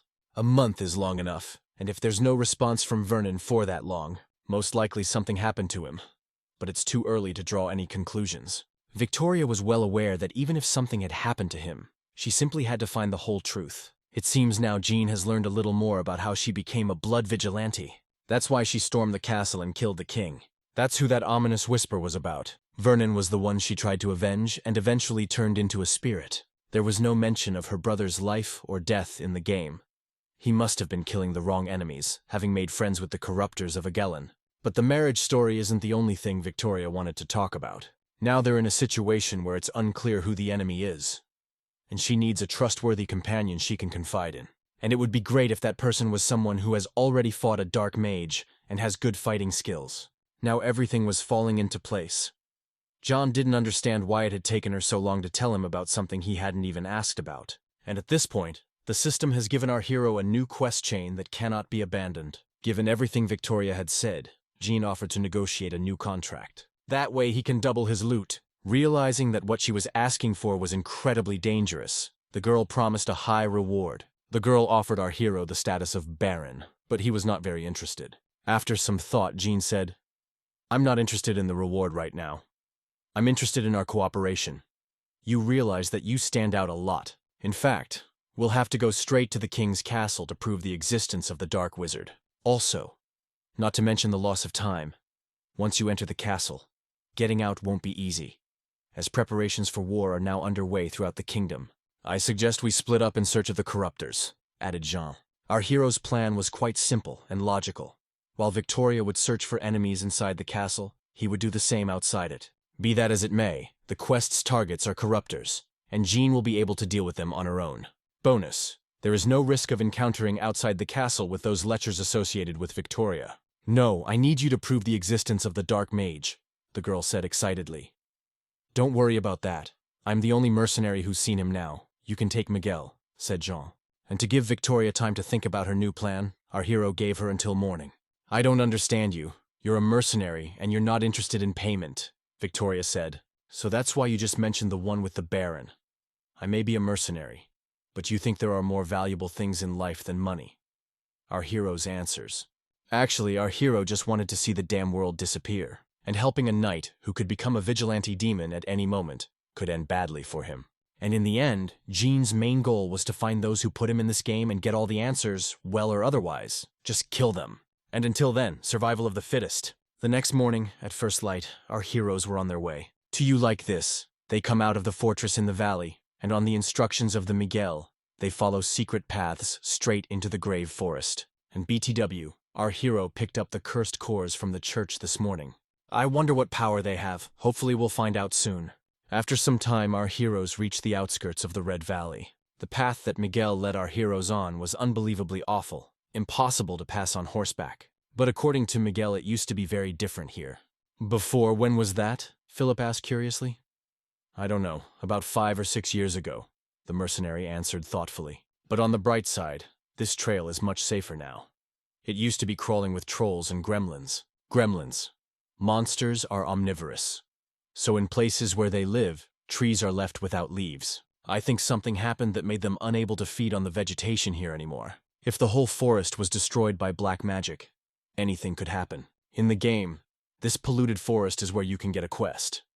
If so, the reason for the insanity of this place could also be the Dark Barrier. It is still unclear how the madness got to these lands, but apparently the infestation began not too long ago. Realizing that this from the forest is incredibly dangerous, Jean asked to report any oddities as Miguel suddenly asked in a trembling voice, "Did you mean such oddities?" On one of the trees, Bandit noticed the huge fruit.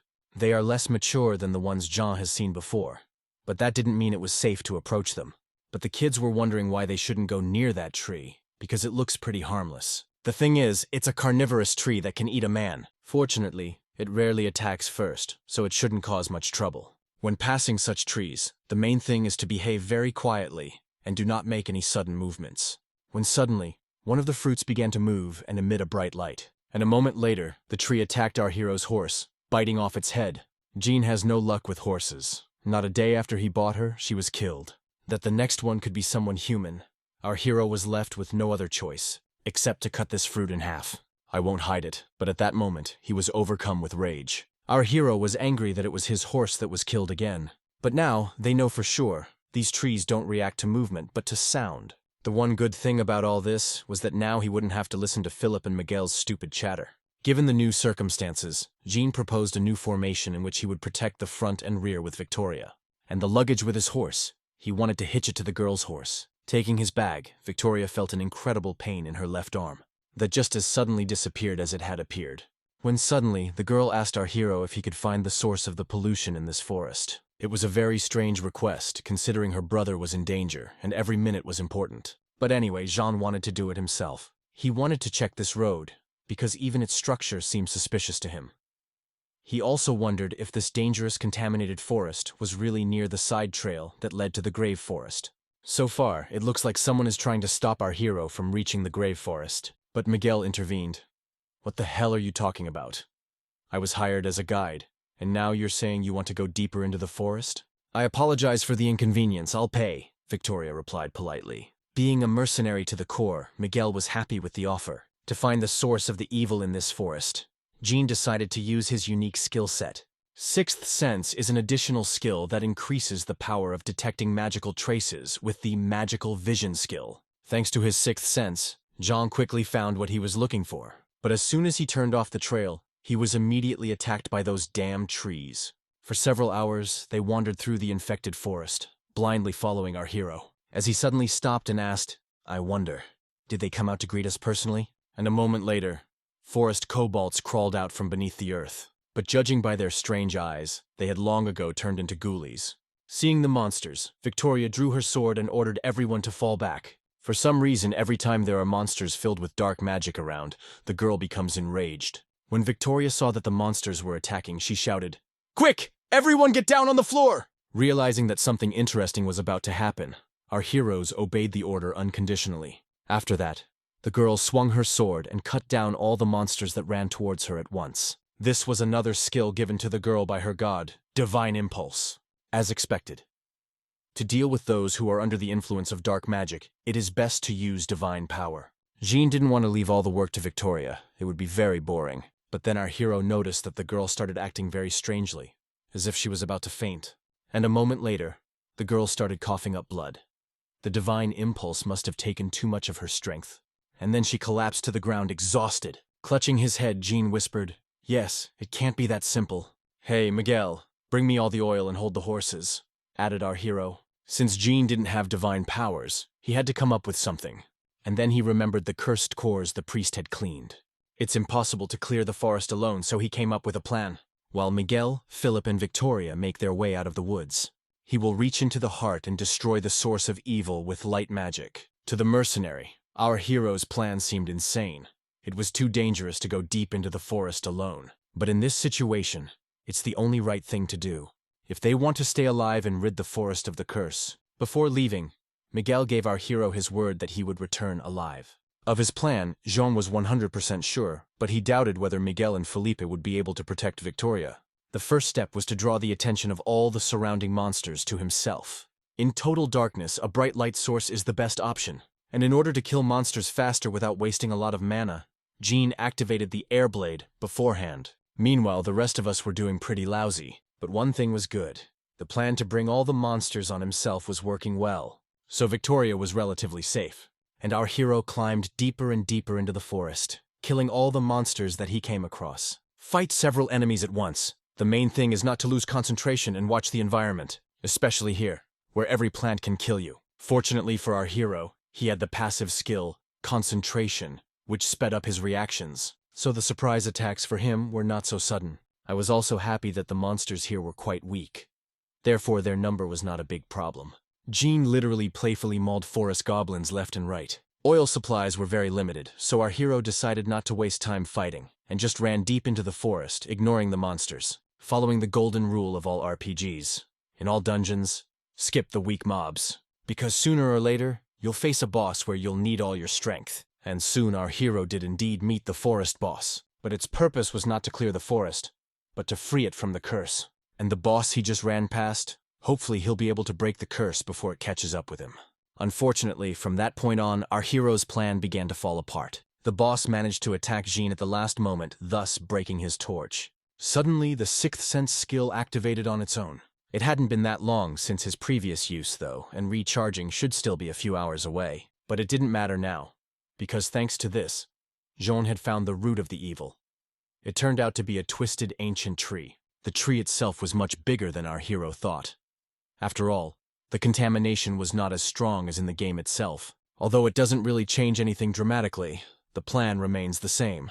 Jean wanted to cleanse this forest of the curse, a core with light magic, when suddenly this tree attacked him. Most likely a blob of light energy provoked the monster into active action. Our hero's fighting ability is not enough to defeat a monster like this so easily. In addition, given the high concentration of dark magic, this tree possessed a number of serious skills. Of course, our hero could rush into battle if it made any sense. What's the easiest way to destroy an ancient tree filled with dark magic?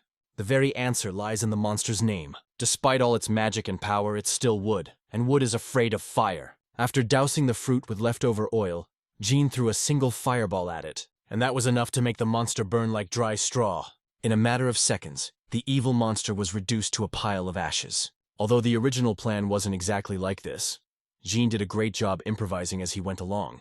Watching the tree burn, our hero had one thing on his mind. What an idiot he was for not thinking of that when he was playing the game.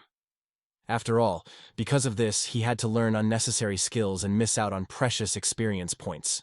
But on the other hand, these seemingly wimpy skills have saved him more than once. Destroying the tree won't free the forest from the curse. Must be destroyed, the very root of all evil that was almost at the very top. But it wasn't as easy as Jean thought it would be, because of the dark magic that lurked within the tree. The monster has risen again, and this time, its fruits are even bigger and stronger. And here, the tree used another one of its unique abilities.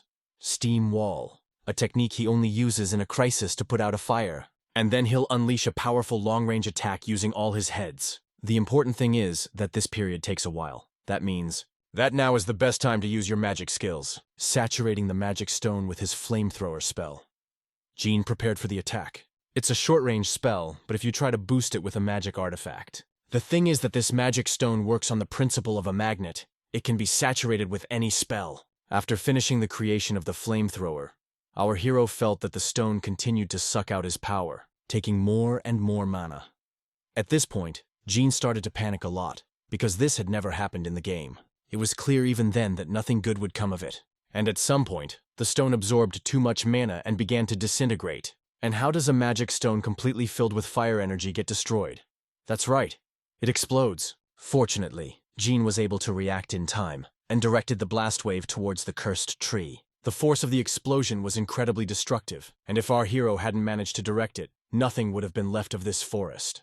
And now, in one fell swoop, Jean will completely destroy the cursed tree. It wasn't the magical power of the refined artifact. It was more likely that it simply absorbed his magic and amplified it. The way this stone worked was very different from the one in the game. Come to think of it, in the game, Jean was fully armed with magical weapons and artifacts.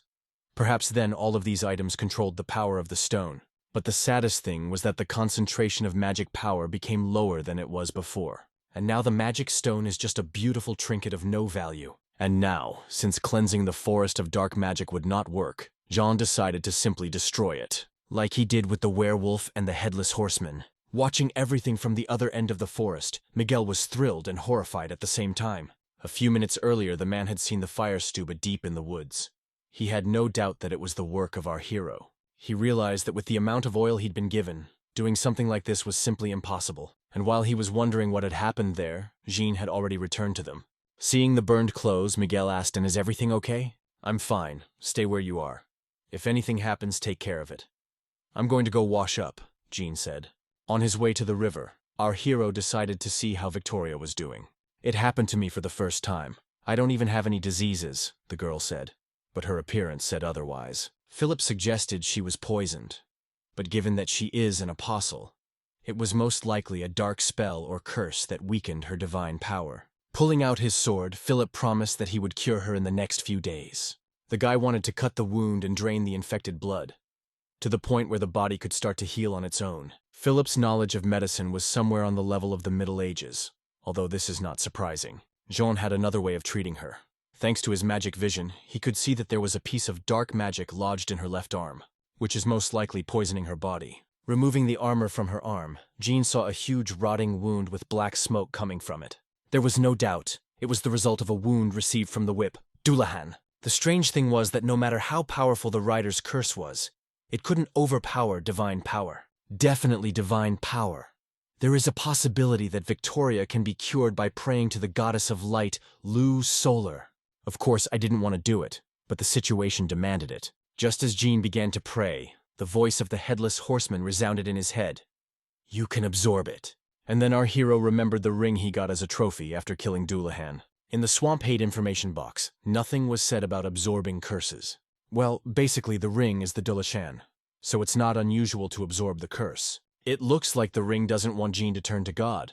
Turns out he's not the only one who hates them. In this situation, it's the best option available. Since Swamp Hate is a part of the horseman, it will be able to absorb his curse without a problem. That's for sure. Better than cutting her arm open like Philip suggested. Jean had never absorbed a curse before, but it's hardly more complicated than controlling them. Sucking on the wound, Swamp Hate was able to cleanse his arm of black magic in just a few minutes. After getting rid of the poison, Victoria's arm returned to normal, and her health gradually began to improve. And our hero's creepy pet was happy. Now that the girl's life is safe, she needs to get some rest. After absorbing the curse, the snake began to behave aggressively. She even tried to bite Philip when he wanted to pet her, but Jean, she obeyed. She must have recognized him as her master. When suddenly, Philip asked, Sir, aren't you afraid to wear it on your arm like that? Even though I've tamed the snake, its true nature hasn't disappeared. It's like you, no matter how many times I tell you to shut up, you keep talking. I think I got the hint. Bring me a dagger, bandages, and all the alcohol we have, replied our hero angrily. Even though Victoria was getting better, Jean decided to apply an extra compress to speed up her recovery, and soon the girl woke up. Coming to her senses, the first thing the girl did was thank our hero for the rescue, and asked me to help her cleanse the forest of dark magic. Oh yes, don't worry about that. I've already done everything, Jean replied to Victoria's request. When she heard about it, the girl was sad, because our hero once again did all the work for her. As the girl suddenly said, I don't know what was happening to me, but I could feel a magical artifact taking hold of me. It could only mean one thing, that the dark mage was trying to bend Victoria to his will. But in this case it's a little different. The dark mage only sent a small warning. He was saying that using red magic was low, and that the person who did it would soon pay. Of course it was a mystery to Victoria, but Jean knew quite clearly that it was a threat against him. The next morning, our heroes traveled to an ancient tree to find the source of the evil magic. Miguel didn't understand why they were wasting time on something so insignificant when the Empire's greatest wizard wanted to kill them. Looking at the remains of the burned tree, Philip didn't understand how the flames hadn't spread throughout the forest. And that's because it used to be a forest of fairies. And as you know, a forest of fairies practically never burns. That is why many fortresses of the kingdom are built in the forests where fairies lived. Last night, our hero did not think at all that the fire could spread further, and he had heard for the first time that the wood from this forest is practically unburnable. But it doesn't matter now as long as it ends well. While examining the burned tree, Jean found one surviving seed. You can get a skill point by following the instructions of the information window, but it's actually a decoy, since there is a hidden quest. Therefore, Jean didn't eat it now and just put it in his inventory. When suddenly Miguel gave a frightened scream. Under a tree root, he found a mountain of bodies. Apparently these men participated in the sacrifice. Did it mean that the dark mage sacrificed people to nurture this cursed place? When Victoria realized that dozens of people had been violently murdered in the name of some ritual, she went literally insane. And in her mind, memories of Vernon surfaced. When he saw that something was wrong with Victoria again, Jean realized that once again, he was in trouble. The longer Miguel dug, the more bodies he found. It was hard to believe that only people fell victim to some ritual. What if Victoria's brother was one of these victims? Given his intent and ambition, it could be quite realistic. But the girl refused to believe it. It would have been better if he had died braving the darkness, rather than dying in vain, being sacrificed to an ancient tree. But what if that's really the case? If he was trapped by the darkness, and became part of one of the monsters before he could use all of his skill? If that's the case, Victoria swore she'd risk everything she had, and she'd be sure to get her revenge. As Jean suddenly said, the more I look at it, the more I'm convinced it's not the work of a dark mage. Senseless sacrifice is not his style. He's using contaminated magical power. There was no such thing as him making sacrifices before. In fact, it's more like the bodies of prisoners, transported by the regular army of the city of Orendel, handcuffs with a deer antler pattern and a plaque on them. Regular army soldier ordained, Dave. It says it. After examining the find, Philip confirmed that it was indeed an orderal handcuff. Especially, why would someone who was plotting his dark deeds in such a remote location attack an army? There was no need for a dark magician to take such risks. That it wasn't a sacrifice was good news, and it also meant that Victoria's brother wasn't among the dead. However, all of this does not change the fact that the soldiers illegally killed several dozen people, when suddenly our hero said, apparently the purpose of the next contract had already been determined. The Marquis of Burchard's estate is Orendel. Even though it has nothing to do with the Dark Mage, I must personally go there and check what's going on, Jean added. Without a second thought, Victoria let our hero go to Orendel. In this situation, it was reckless to let the genre go. Victoria, however, could not allow immoral people to go unpunished. Sometimes people are scarier than any monster. Monsters kill for food or protection, and humans kill for fun. Before leaving, Jean asked Victoria for one favor. He wanted the girl to pray for the repose of the souls of these poor people. He thought it was the best thing they could do for them. That's a great idea. And we've had it so bad in life, so let their deaths bring them joy, the girl said enthusiastically. In fact, Jean didn't do it as much for the dead as he did for Victoria, because not so long ago, she showed every sign of losing her divine powers. Since it happened once, there's a good chance it could happen again. Of course, prayer. This is only a temporary solution to the problem. But perhaps divine power can contain the madness. But it could all be destroyed in an instant if Victoria finds proof of her brother's death. And then, while praying, Victoria saw her last encounter with Vernon, and their conversation about him wanting to take over the family and restore it to its former glory. But at some point, memories abruptly changed and began to change. And then Vernon said, "Don't you know I'm already dead?" And Victoria woke up in the wagon. Coming to her senses, the girl began to ask about what had happened. "So you don't remember anything?" "We found an abandoned wagon on the road, and I decided to use it," Jean said. For some strange reason, Victoria couldn't remember anything. The last thing she remembered was standing at the tree and praying. In the time the girl was unconscious, they had almost reached the grave forest. Upon hearing this, Victoria began to get angry that she hadn't been woken up sooner. But it was Jean's idea, for if they had woken her earlier, she would not have been able to rest properly. Suddenly the wagon stopped. The horses refused to go any further. Apparently the aura of the grave woods frightened them badly. Our heroes felt this aura too, and it was identical to the one contained in the cursed cores. This is where the land of evil begins. These lands cursed and corrupted by the influence of the Dark Wall. Even the laws of nature are different here. We can't say for sure what might have mutated. But it is said that those who enter this forest never come out again. Unfortunately, we'll have to walk the rest of the way, taking only the essentials with us. But Miguel refused to enter this forest at all, arguing that he wanted to live. "My job was to bring you to the grave forest and no more," the mercenary added. "All right, then let me just kill you," replied Jean. "I was just kidding. After all we've been through, I won't leave you," Miguel said, smiling. Here came the moment our heroes had longed for. The grave forest. To be honest, the mood within the team was so-so. But there was no turning back. We had to find this black wizard and finish him off before it was too late. Jean was sure the Dark Mage had sensed his presence. But it still doesn't make any difference. The magician will die today. Apparently he wasn't ready for the guests. But it's even more fun this way. Jean went all the way for one thing, experience points and a reward. At first glance, the grave forest was not much different from a normal forest. But knowing what might lie ahead of them, Philip felt fear. A guy every 2 minutes asking our hero if they're on the right path. However, the boy couldn't let his mistress down. So with all courage in his fist, let's keep going. Looking at Philippe, Jean saw himself in him when he first got into the game. When suddenly our hero felt something strange. An endless stream of contaminated mana. And a moment later, Philip tucked himself into a magical barrier. After passing through which they found themselves in a strange place, which the dark magician apparently tried to keep carefully hidden from outsiders.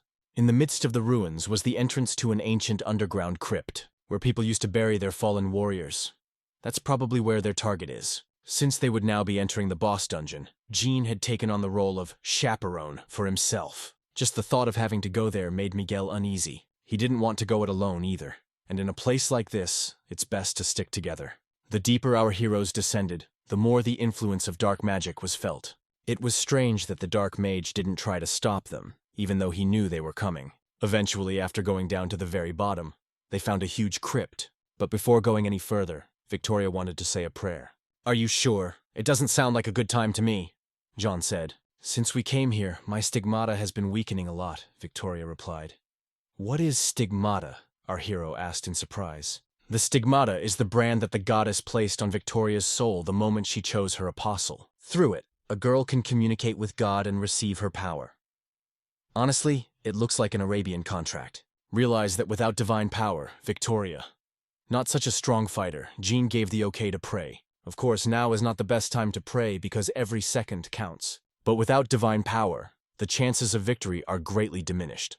While Victoria was praying, Miguel noticed something unusual. All the graves in this crypt were open, but they didn't encounter a single monster on their way here. Hearing the mercenaries' misgivings, John said, "We really haven't figured it out yet? Well, you need to see it with your own eyes. This bloody bastard thoroughly prepared for our meeting." Activating magic vision added our hero. After which, there was some noise at the back of the room. The gate through which our heroes entered has closed, and the walls were covered with some kind of inscription in an ancient language. It's definitely the work of a dark wizard. These cryptic writings in an ancient language were the spell that made everything in the tomb function.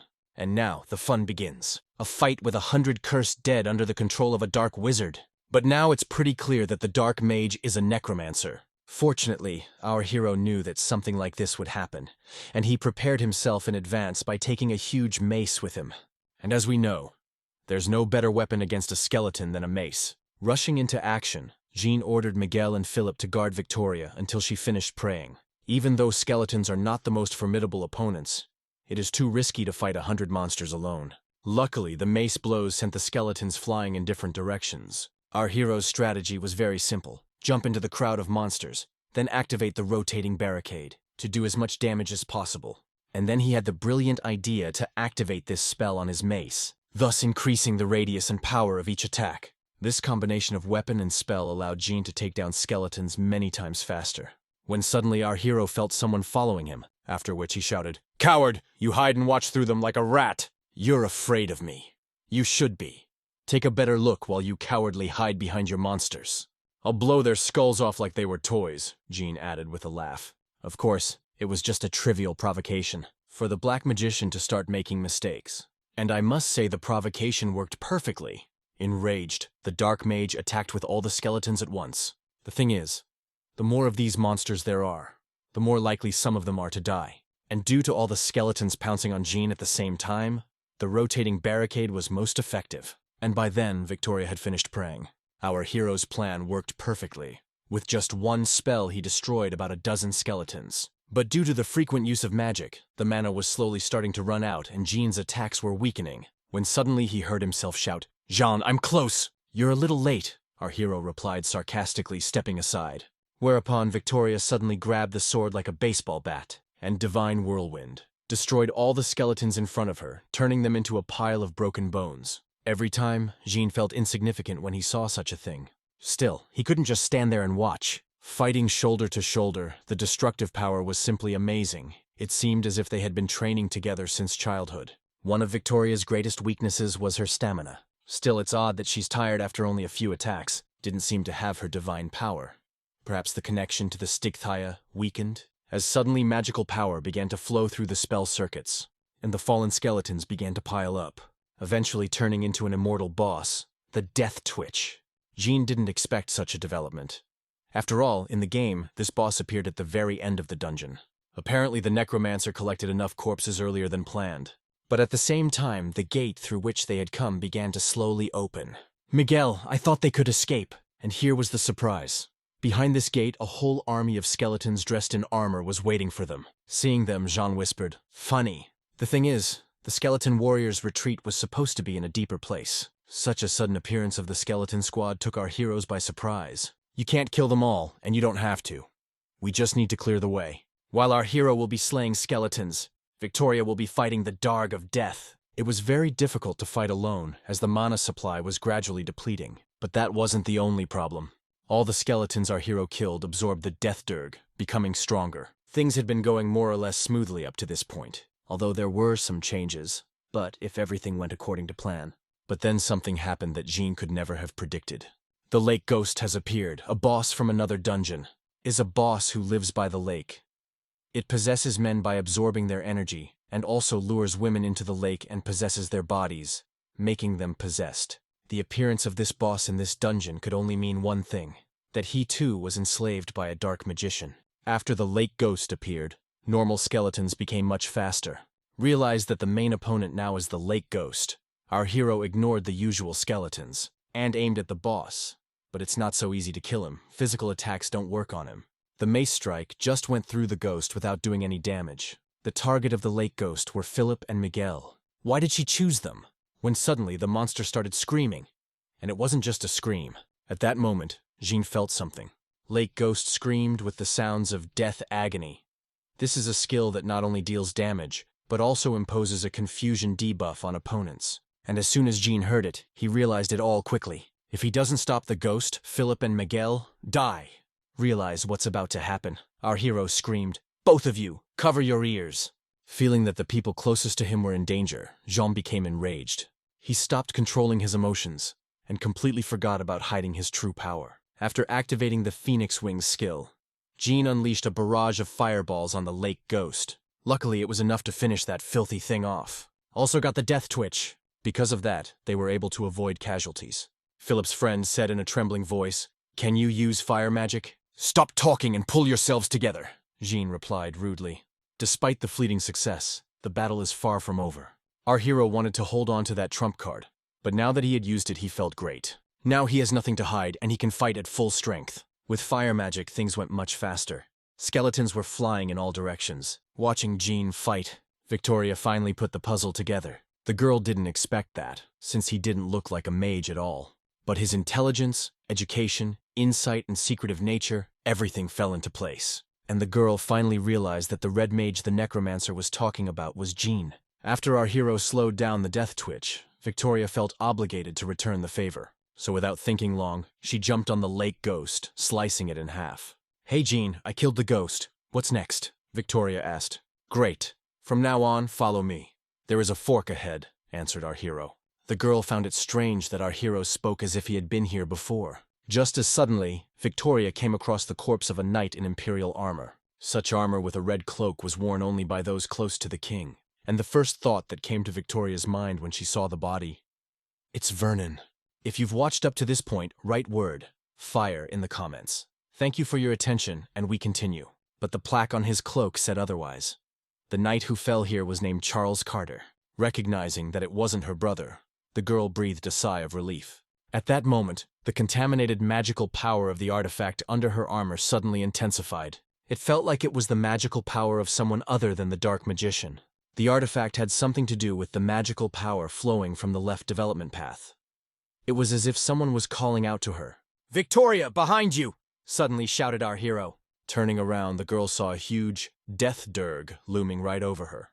Took the girl by surprise. The monsters managed to seriously injure her. "What's the matter with you? I told you to follow me quickly!"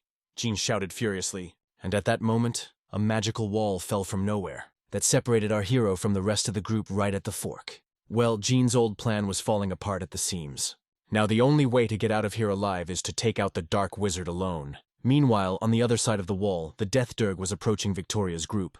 Since we couldn't kill him, the only option was to go forward. Even at that moment, Victoria only wanted to save Philip and Miguel, even at the cost of your own life. There were a bunch of weak monsters in the tunnel they were traveling through. Victoria had no trouble dealing with them, and eventually they came out into some strange room with a whole squad of skeletons standing around. And what made this room weird was that the skeletons were just standing around doing nothing.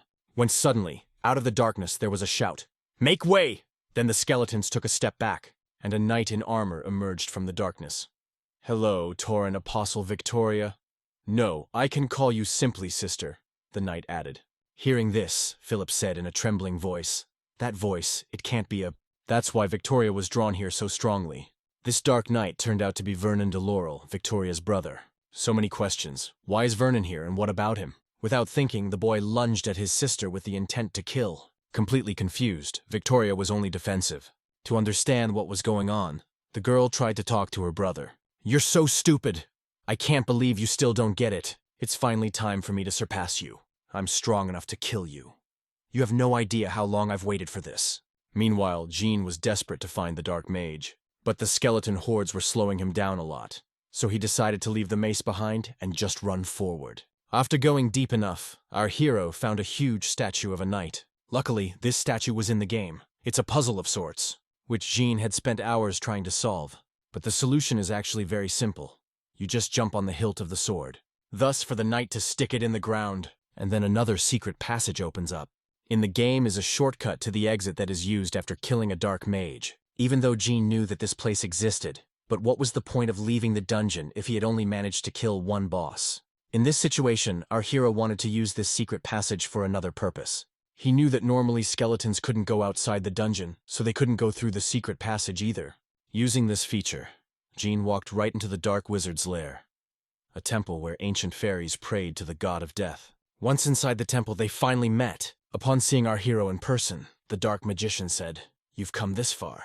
But this is my territory, the cursed earth that I created with such trepidation. I will savor your death with the same vigor that you savor the murder of my children." Without waiting for the end of this jerk's fiery speech, Jean attacked him with a fireball. The Necromancer is stronger than all those monsters our hero has already fought, so he used a magic artifact to enhance his skills.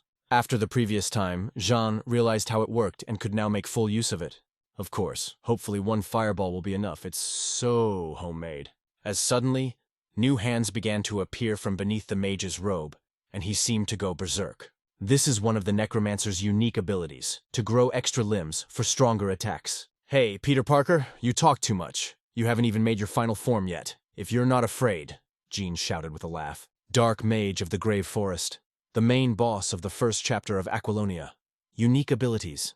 Necromancy. This mage himself is not a serious opponent. Well, his ability to infinitely raise the dead is a big problem. The mage, well aware that our hero had lost his weapon, and thanks to his hand monsters, he knew perfectly well of the guy's fighting abilities, and yet he was sure that Jean was no match for him. In his entire life, the magician had never met anyone who could resist his magic. So decided Jean was one of them who had just been lucky before. But the thing is, he's never met people like our hero. And when Jean easily snapped out of his cursed stupor, the mage was shocked. Our hero has one skill, which he pumped up to the second level, in what it is quite simple. It's gonna be hard to aim, but that's not important right now. Because enemies are everywhere! It's a red magic spell, Dancing Flames, to defeat the defeat group! The damage of each individual projectile is small, but the overall destructive power is incredible. In the blink of an eye, the Necromancer's formidable army turned into a mountain of burning bones. Having dealt with the skeletons, it's time for the Necromancer. But undead army, those aren't his only skills. Ghost Wall is another ability of the mage.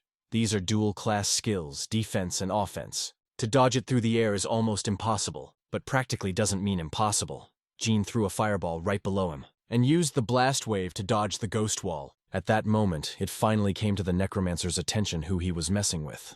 Taking advantage of the enemy's hiccup, John opened the subspace inventory and pulled out a mace from there, and then collected a huge amount of mana right in the air, and activated the air burst to attack a Necromancer with immense power. After activating the Wall of Ghosts, the mage could not use spells for some time, so they tried to block the mace with their bare hands. But to no avail. With one blow, our hero severed 3 arms at once. Although the result was quite good, Jean was not satisfied.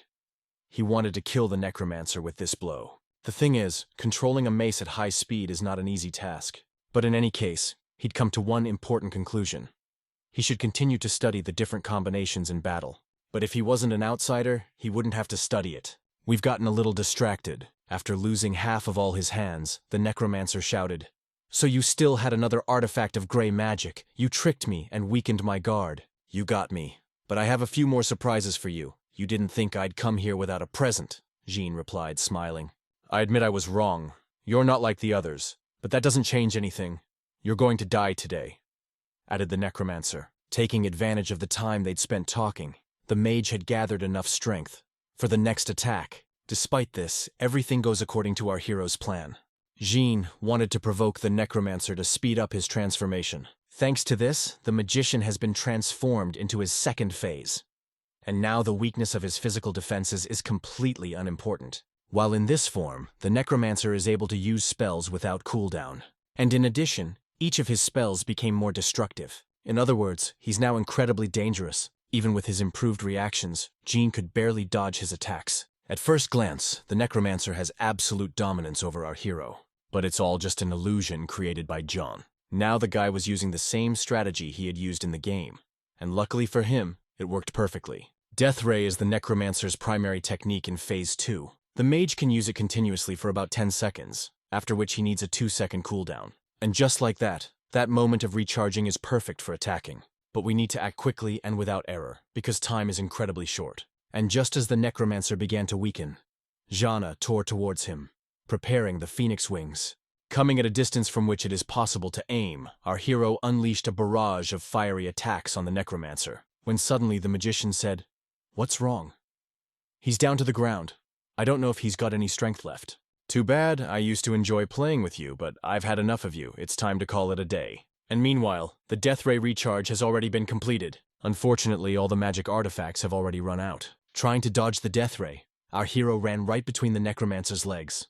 It would seem that without reinforcement with magical artifacts, Zhang doesn't stand the slightest chance. But the previous attack actually hit the right spot. Jean deliberately aimed the fireballs at the monster's legs, because he knew that their power would not be enough to completely destroy it.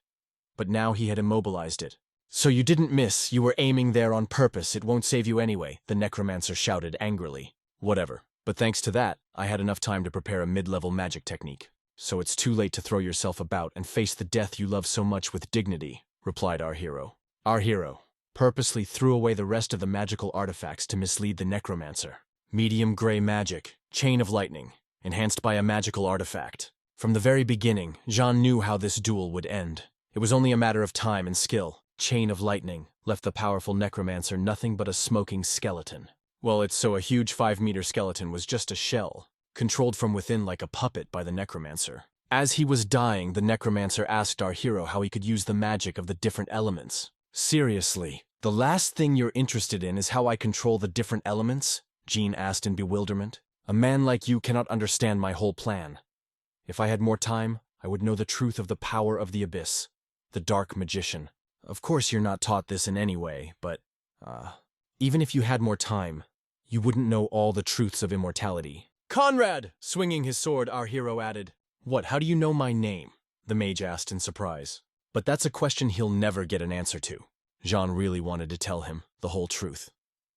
But he couldn't wait any longer, for there was a risk that Conrad would regain his strength. Finished, our hero's body began to shake. He overdid it again, using magic. A little more and he'd be exhausted. Now we must take the loot. Jean could keep his magic staff and his head as proof. As suddenly spirit began to come out of the Necromancer's eyes and mouth. This was the first time our hero had ever encountered such a thing. After all, there was no such thing in the game. What if the form of the spirit is its third phase? And judging by the fact that he attacked our hero, he did. And after using the lightning chain, Jean didn't have much mana left. But at that moment, a spatial rift began to open right behind the Necromancer. And judging by the surprised look on the spirit's face, he didn't do it. It's unclear what the rift is, but it has begun to draw in the Necromancer's spirit, and then closed without a trace. "What was that just now?" John shouted in surprise. "Well, of course it's that void," our hero added with relief. Emptiness, chaos, the beginning of time, the abyss. Those were the words spoken by the sectarians in the game. It turns out, what I was aiming for, I got there. Although we don't know for sure. Well, the strange thing is that even after the Necromancer dies, his spell continues to work. And that's another difference compared to the game, which causes a lot of problems. Bypassing the Necromancer's altar, our hero found another secret passage, which led to a small room where all the power of the Grave Forest was concentrated. And at the head of it all was a huge cursed core. But beyond that, there were the Necromancer's personal belongings, such as his diary. Jean decided to take it with him and study it a little later, hopefully learning something important. After examining this cursed core, Jean concluded that it wasn't it at all. Its power is different from contaminated artifacts. It's more like pure magic, like divine power. It was a shame to destroy such a blob of energy, but taking it with me wasn't an option either, because it's unclear whether our hero's inner resistance will be enough to control it. And to find out if he could hold her back or not, the guy decided to try to absorb some of her power. But as soon as he touched the balloon, it engulfed his hand. And at that moment, the guy felt a power that she had never felt before. After which, this magic ball completely engulfed Zhang. A moment later, our hero woke up in some strange place resembling a universe. For several hours, he flew in that space, observing the beautiful vistas. And then a black hole of colossal proportions appeared on the horizon. Its beauty, you could admire it forever. If it weren't for one thing, it sucked our hero inside. After dying inside this black hole, Jean returned to the real world once again. From all that space travel, he got sick. "Back," Jean shouted, "Status window, status window!" After which, with trembling hands, he quickly began to increase his mental strength. And he did it so he wouldn't go crazy. And for that, he spent 9 whole skill points that he had saved for so long. Even though he hadn't originally planned to use them this way, by increasing his mental power, he was able to pump up the skills he needed, after which a system notification appeared about the completion of the quest, Chaos Parts. And as a reward for its fulfillment, he received a shard of chaos. What? How could I complete it if I didn't even get it? Jean shouted in surprise. Does that mean that the black hole was the void? Could it be that these psychopaths were telling the truth? And the world was created by an ancient deity. Conrad must have seen it too. Now it makes sense why he'd become insane. And it's also an award, the House Shard. Earlier, John had felt something inside him, which emanates the same magical power, but from a large energy source, one that looks like a cursed core. And Tui Jean had an epiphany. Of course it's chaos. It's all about him. And a moment later, he felt strange waves coming from the other end of the dungeon. Waves of confrontation between divine power and polluted magic. And the fact that he felt them now could only tell us one thing. Victoria was seriously injured.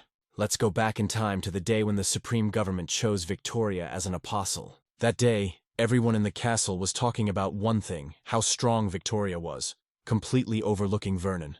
Ever since the girl and her brother were good friends, they lived as friends and helped each other in times of need. Victoria often helped Vernon with training to once was the head of the family. And now back to reality.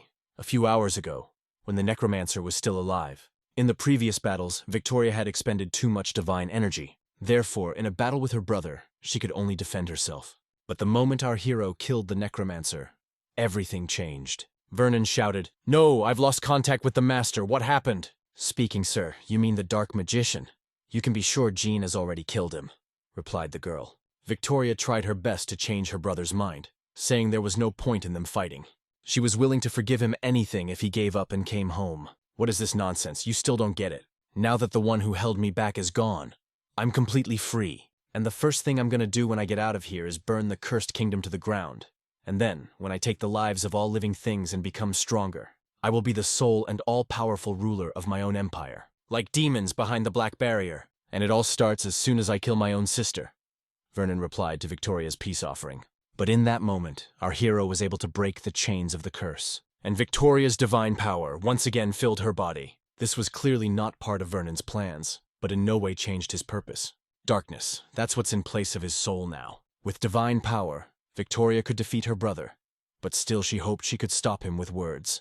But the guy was too blinded by his rage to see the whole truth. Realizing that he would stop at nothing, Victoria tearfully decided to kill her brother. But the fight was over before it could begin. Because of his stupidity, the kid fell for a childish trick. He just jumped on Victoria's sword himself. A loser will always be a loser, no matter how much power he has. Although that wasn't entirely true, moments before the blow, Vernon was unable to aim his sword. Bleeding, the guy said his feelings prevented me from striking the final blow.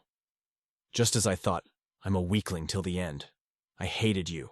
I hated that you smiled at me without realizing you had everything, and I had nothing. Although I realize now that I didn't, I truly loved you. And I've always wanted you to recognize me and be proud of me. But no matter what I did, and no matter how hard I tried, I couldn't beat you," added the boy. Seeing as the fire of life in Brother's eyes began to extinguish, Victoria became hysterical. She spent so long worrying about him being okay, and ended up killing him herself. What if the brother's murder was the beginning of the dawn of the bloodshed Avenger? For what it was worth. But right now, Victoria's heart was being torn apart in pain. When she felt her brother's heart no longer beating, the girl cried.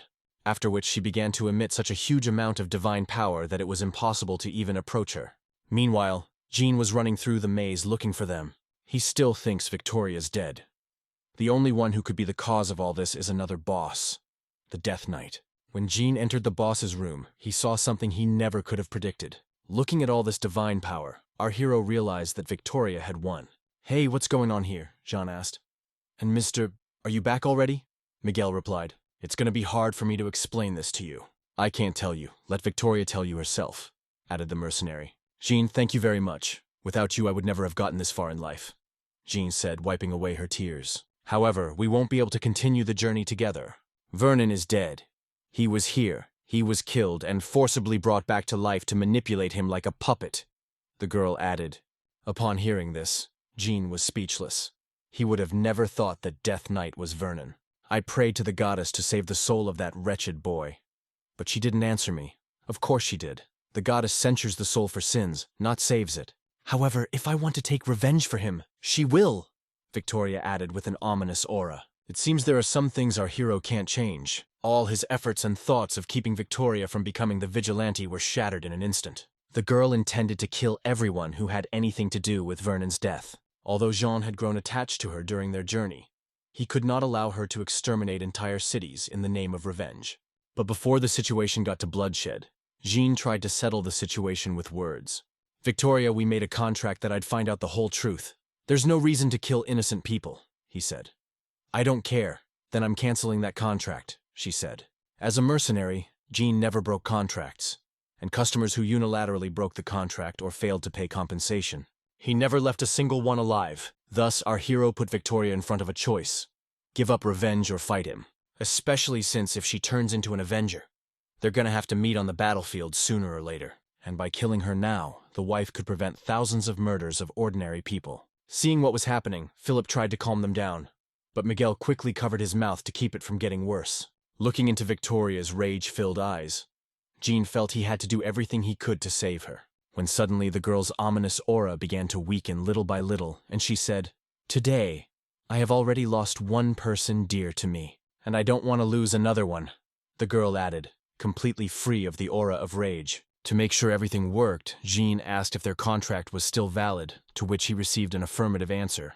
Victoria wasn't going to give up on revenge, however, and Jean wasn't going to stop her from doing so. But on the contrary, he wanted to help her get revenge, but revenge justly, punishing only the guilty. Maybe this way he can stop the Avenger from appearing and save a lot of lives. But first, they have to get out of this dungeon, and then they have to make a deal. Victoria took her brother's body with her so she could bury it later, while Miguel and our hero cooked dinner. Once alone, the mercenary said, You're amazing. What do you mean? Jean asked in bewilderment. Don't pretend you don't understand. You knew the mistress wouldn't kill you, even though she was out of her mind, Miguel added with a smile. To be honest, I didn't know that for sure. But in any case, I certainly wouldn't let myself be killed for nothing, even though he was counting on it to calm Victoria down. But he was prepared for any eventuality and would do whatever was necessary. The amazing thing is that she even grabbed her sword. It was obvious that madness was raging inside her. It must not have been easy to suppress. Come to think of it, Jean couldn't stop her from becoming an apostle. But at least for a while, he was able to bring her to her senses. And that's not a bad thing. Having finished with their business, Philip and Victoria joined our heroes, and according to the good old tradition, the guy started fluttering his tongue, asking inappropriate questions. But Miguel quickly resolved the issue. Hey, how are you feeling? Did you mourn your brother? Jean asked in a half-whisper. Yes, thanks to you. At first glance, nothing unusual happened to Victoria. She looked like someone who had just lost a brother, nothing more. But during dinner, our hero said, Victoria, how are you feeling? You've become an apostle of vengeance. It seems like a lot has changed in you. The red divine aura is different from what it used to be. Now she's definitely become what she was in the game. To be honest, I don't feel any changes, but I realize that now the goddess will give me power only for revenge. Victoria replied. She is now subject to extraordinary restrictions. However, when it comes to performing together, she can gain even more power. Suffer injustice. You lose divine power. The restriction that the Apostle of Vengeance must observe has disappeared. Now for the sake of the fulfillment of vengeance, one can do anything. Be that as it may, the girl did not regret the choice she had made. However, she will regret all her life that she didn't kill the Necromancer with her own hands. Immovable by personal feelings, she missed the main goal in revenge, when suddenly Jean threw her a bag containing the head of a dark mage. It was only fair for her to take that head for herself. After all, our hero is just a mercenary. Looking at the severed head, the girl felt absolutely nothing, just emptiness. At the same time, Victoria realized that he was responsible for everything that happened to her brother. When suddenly Philip started coughing loudly, and then asked, Mister, and did you kill him with magic? Well, of course, what's the point without stupid questions from Philip? After a bit of thought, Jean replied, Well, it seems so. Philip, I'm going to give you some advice because I like you. You have no wit at all. Do you even think before you speak? Holding his head, said Miguel. Is why the master hid his magic? Maybe because he didn't want you to know about it. But since he has no choice but to use it to protect us, we should destroy him instead of asking questions. Just pretend you didn't see anything. It's called ingenuity, added the mercenary. Realizing he was wrong, Philip apologized and thanked her for saving him, and then he promised to take that secret to his grave. Under the terms of the pact Jean and Victoria had made earlier, our hero was only supposed to find the dark magician, not kill him, so Victoria wanted to make restitution. Initially, our hero wanted to take all the loot for himself, but in the end he made concessions. When all of a sudden he said, "Look, I can't answer anything specific, but I want something decent." "Worthy, you say? Then take it," Victoria said, holding out her sword. A sword named the Apostle, one of the Empire's 9 great swords made of imperial steel. However, due to recent events, his name has changed, and he now goes by the name of Condemnation. And in the game it was called Revenge, and was a trophy that could only be obtained after killing Victoria. Now, since it hasn't been desecrated, it has no restrictions other than time to recover. Though it's not as illustrious compared to other swords in the Empire, it doesn't change the fact that it's awesome, a real work of art. Despite its considerable weight, it was perfectly balanced. And yet, Jean couldn't control it as easily as Victoria could. But that could be easily remedied by pumping up his strength. But that's not all. After giving Jean her sword, the girl asked to temporarily replace her, and get to the bottom of the whole truth. She also made him promise to come back alive, because she can't survive the loss of another loved one. "You shouldn't be thinking about me. You should be worrying about yourself. If you want to carry on together, you have to be extremely careful. You can't kill anyone to hide your feelings. At least until I return." Such words were our hero's answer to the girl's request. "I realize it's the right thing to do." The girl swore she wouldn't do anything without Jean, and for a person of faith, the pledge means a great deal. When suddenly Miguel said, "Well, since we've decided everything, I'll be brave enough to propose something. It's been a really rough day today, and we've all been through a lot, so how about a keg of dark, unfiltered beer?" Although Victoria was an opponent of alcoholic beverages, today had been a lousy day, so she didn't mind. Jean was of the same opinion. You have to be able to enjoy life, especially after something like this. The rest of the evening, the guys spent telling various stories of their lives, all the way through the night. And as soon as the moon rose, Jean noticed something unusual. He could clearly see everything that was going on in the dark forest in the middle of the night without even having to use magic. After a bit of thought, our hero realized it was thanks to the Chaos Shard. After leaving the Grave Forest, their group split in two. Taking Miguel as a witness, Victoria went to the royal palace to report on the battle in the Grave Forest. And also, the girl sent Philip along with our hero. She wanted the guy to witness whatever was going to happen next. Jean wasn't thrilled with the idea. However, he could certainly use an assistant, trying to change Victoria's mind. Jean said this trip could be dangerous for Philippe. "Don't worry. First impressions are deceiving. Philip is a worthy warrior. I've taught him a few tricks and he's also very determined," Victoria replied. Plus, for Philip, it's a good chance to gain without valuable experience that he can't get with Victoria. So right now, the guy's our hero's subordinate. In the few days of their journey, they had already stumbled upon a band of brigands who wanted to poison them and take their things, a very commonplace situation in these parts. It was one that Jean had encountered quite often. Most of the bandits our hero defeated alone, yet one he decided to keep for Philip to teach him how to fight. Of course, Jean could handle them himself, but he wanted the kid to learn something from real combat. After seeing Philippe fight, Jean realized that Victoria was right, and he was actually more talented than he looked. "The first time he killed a man," Philip said, "I understood why you did it.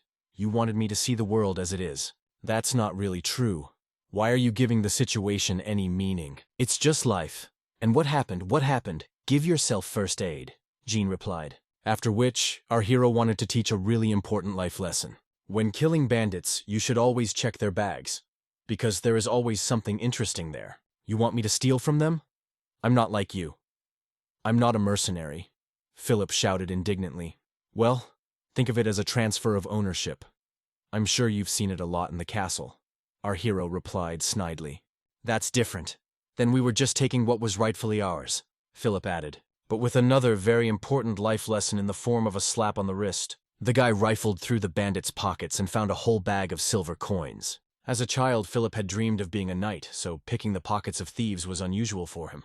However, he quickly got the hang of it, and he cleaned the brigands to the ground, taking almost all their equipment. And under one of the capes, our heroes were in for a real surprise. Compared to the brigands' skills, the chest sealed too well. Before attacking our heroes, the brigands talked about transporting something for Mr. Lusad. Of added interest is the fact that Jean missed this quest in the game, so the reward remains a secret to him. Our hero's magic skills aren't enough to pick a magical lock like that. But he had something better, a mercenary blade. The chance of successful hacking increases by 50%. After a couple of minutes of simple manipulation, John was able to remove the spell from the lock and open this chest. As soon as the lid was lifted, a terrible stench came from inside. A moment later came the dreaded scream. "Looks like there's no reward in this chest." Well, of course, this chest was transporting a monster. That's why such a strong spell was cast on the castle. But on closer inspection, Jean realized it wasn't a monster at all. Big, pointy ears. These brigands were transporting an elf. But why would the Lusad want an elf? And the most interesting thing is that our hero knew the face of this girl, as suddenly the elfess tried to pierce John's neck with her sharp fangs. Thanks to his accelerated reaction, the guy managed to block the attack in time. But it was amazing that the girl was able to break the steel dagger with her teeth. "God, you smell so good. Let me taste a little," whispered the pixie unexpectedly. Now it all fell into place. That's why Jean knew her face, and that's why her eyes were red. This girl is the only vampire elf in the entire game world. In the game, she had a nickname, the one who drinks every drop, and her real name is Tessa. In the future, she will be reborn as Empress Jinchil after absorbing the vampire lord of the Lucid Kingdom. She is an important boss character, the country that the mission of transporting her was entrusted to such weak mercenaries. Tessa thanked our hero for saving us, and for that she promised him a quick death. "Seriously, is this your gratitude for biting my neck?" Throwing away the rest of the dagger, asked Jean.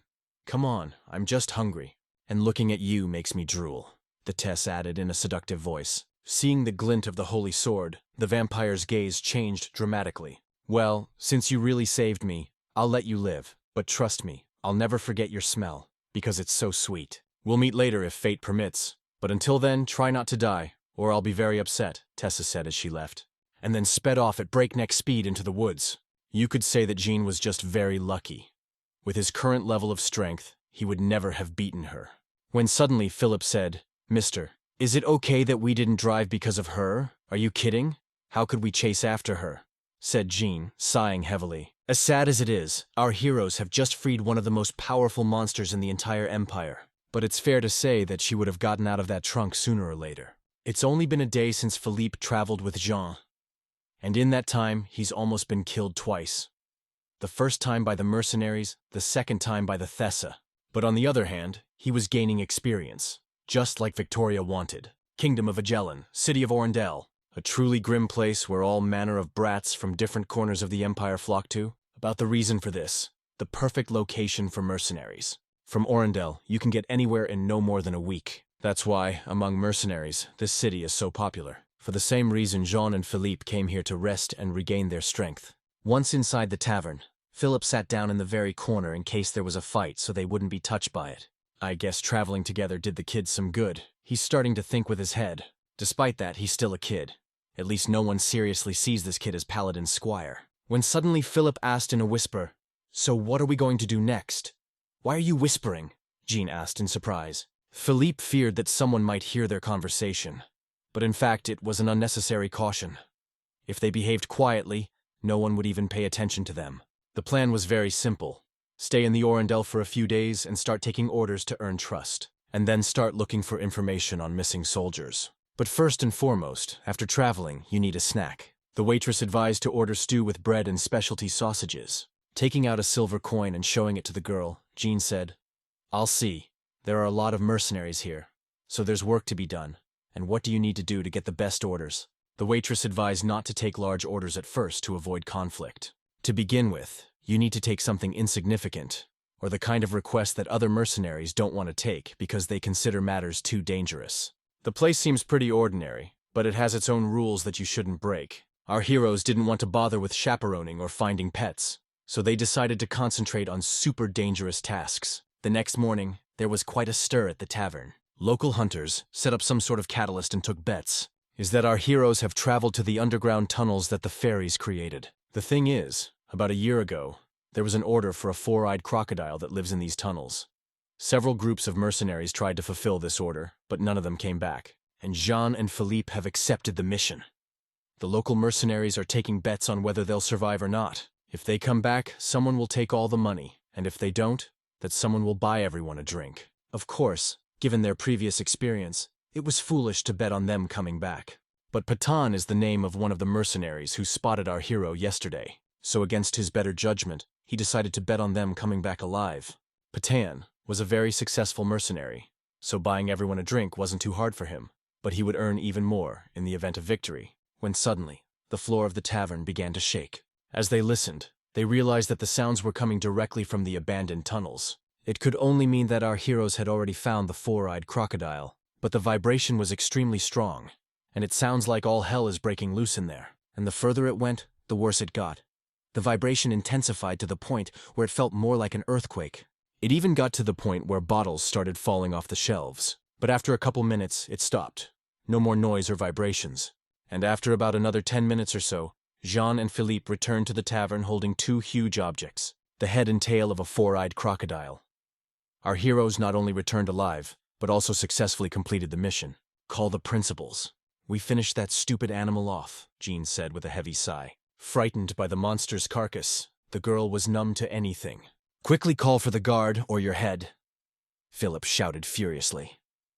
In just a couple of days with our hero, the boy had changed a lot. You could say he's grown up and taken courage. Of course, the news that our heroes had killed a four-eyed crocodile was the talk of the town. Experienced mercenaries were trying to figure out how they did it. Some thought they used oil, because even the water in the sewers was burning, and some thought they used a sledgehammer. But it doesn't change the method. The monster is dead. When the sentries saw for themselves, he promised that the reward would be paid within 3 days. After all the bureaucratic business, Jean went to the bathhouse and washed all my clothes, but the disgusting sewer smell still lingered. At dinner, our heroes made promises to each other that they would never go back into that sewer again.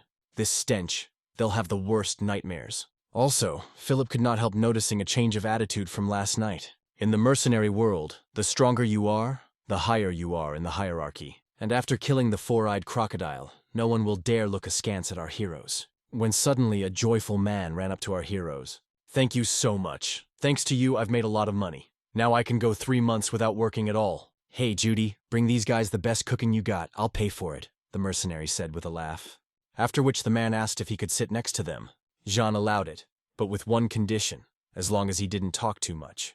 My name is Patan, by the way. Nice to meet you, added the stranger. I'm Jean, and this tough guy is Philip, answered our hero. At first glance, Patan seemed quite friendly, which was not the case with the guy who came with him. Chattering sweetly, the mercenary asked our heroes about their lives. He was interested in where they came from and what they did for a living. And as time went on, their conversation became more like an interrogation. Look, there's no point. If you want to know if I have a criminal past, I don't have one. I want to hear from someone who really has something to say, don't you? Jean added abruptly. I wonder why a nobleman tries to pretend to be a commoner. The guy clearly didn't expect to be exposed so quickly. But the actor from him turned out to be worthless. From a mile away, it was obvious that he was of high blood. It turns out Patan's been working for this guy for years. As we know, many mercenaries have a dark past, so they stayed away from our heroes with questions. Apologizing for the inconvenience, the guy introduced himself. His name is Declan Boschard. The Boschard family is incredibly famous in Orendel, as Darius Boschard was Lord of Orendel, and Declan is his son. One of his duties as deputy mayor was to manage the mercenaries. So when he heard that 2 newcomers had killed a four-eyed crocodile, he wanted to meet them. Despite the fact that the city is full of mercenaries, it's quite peaceful. Jean thought it was an additional parameter that wasn't explained in the game in any way, but it's probably a credit to Declan. Maybe he's not as easy as he looks, but there was no information about this in the game because Declan was born out of wedlock. His mother was a free citizen. It's all very interesting, but what he wanted with Jean and Philippe. Anyway, Declan wanted to create his own squad and invited our heroes to join it. To Jean, he offered the position of centurion, and to Philip that of adjutant. Simply put, the guy was raising his own army of mercenaries, since war was about to break out on the continent. Of course, fighting for Declan can make you important people in Orendel. Actually, the offer was quite tempting, because sooner or later, you have to make your choice in the coming war, and being a centurion could open up many new opportunities for Jean. Relaxed demeanor, quite honest, and a serious style of speech. Even his eyes and facial expressions. In many ways, it's impressive for a villager. After a little thought, Jean said, I can't answer you right now. I still have a request that I haven't completed. It's not such an insignificant request that I can take on without completing the previous one, right? Ah, I see. You originally came to the lease to fulfill another request, correct? and sadly asked Declan. That's right, replied Jean, and this guy is pretty quick-witted for a redneck. Understanding the situation, the guy offered to help Jean fulfill the request, and in return, he would consider his offer. A man like Declan Boschard could use a little help. So our hero agreed, when suddenly Philip intervened. Sir, I understand everything, but in that case, we'll have to disclose our request. Oh, how could I forget unwritten rule of mercenaries?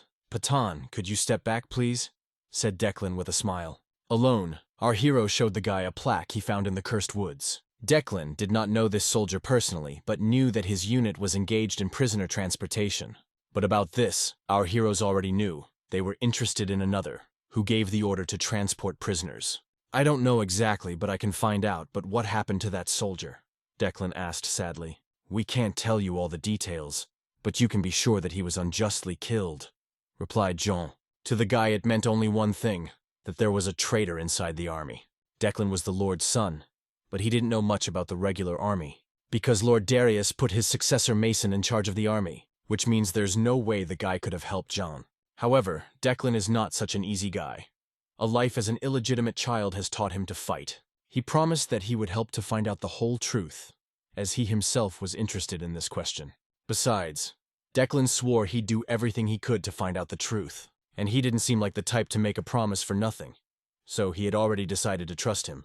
On the evening of the same day, Declan returned to the tavern. He found out that the soldier and the prisoners he was transporting had one thing in common.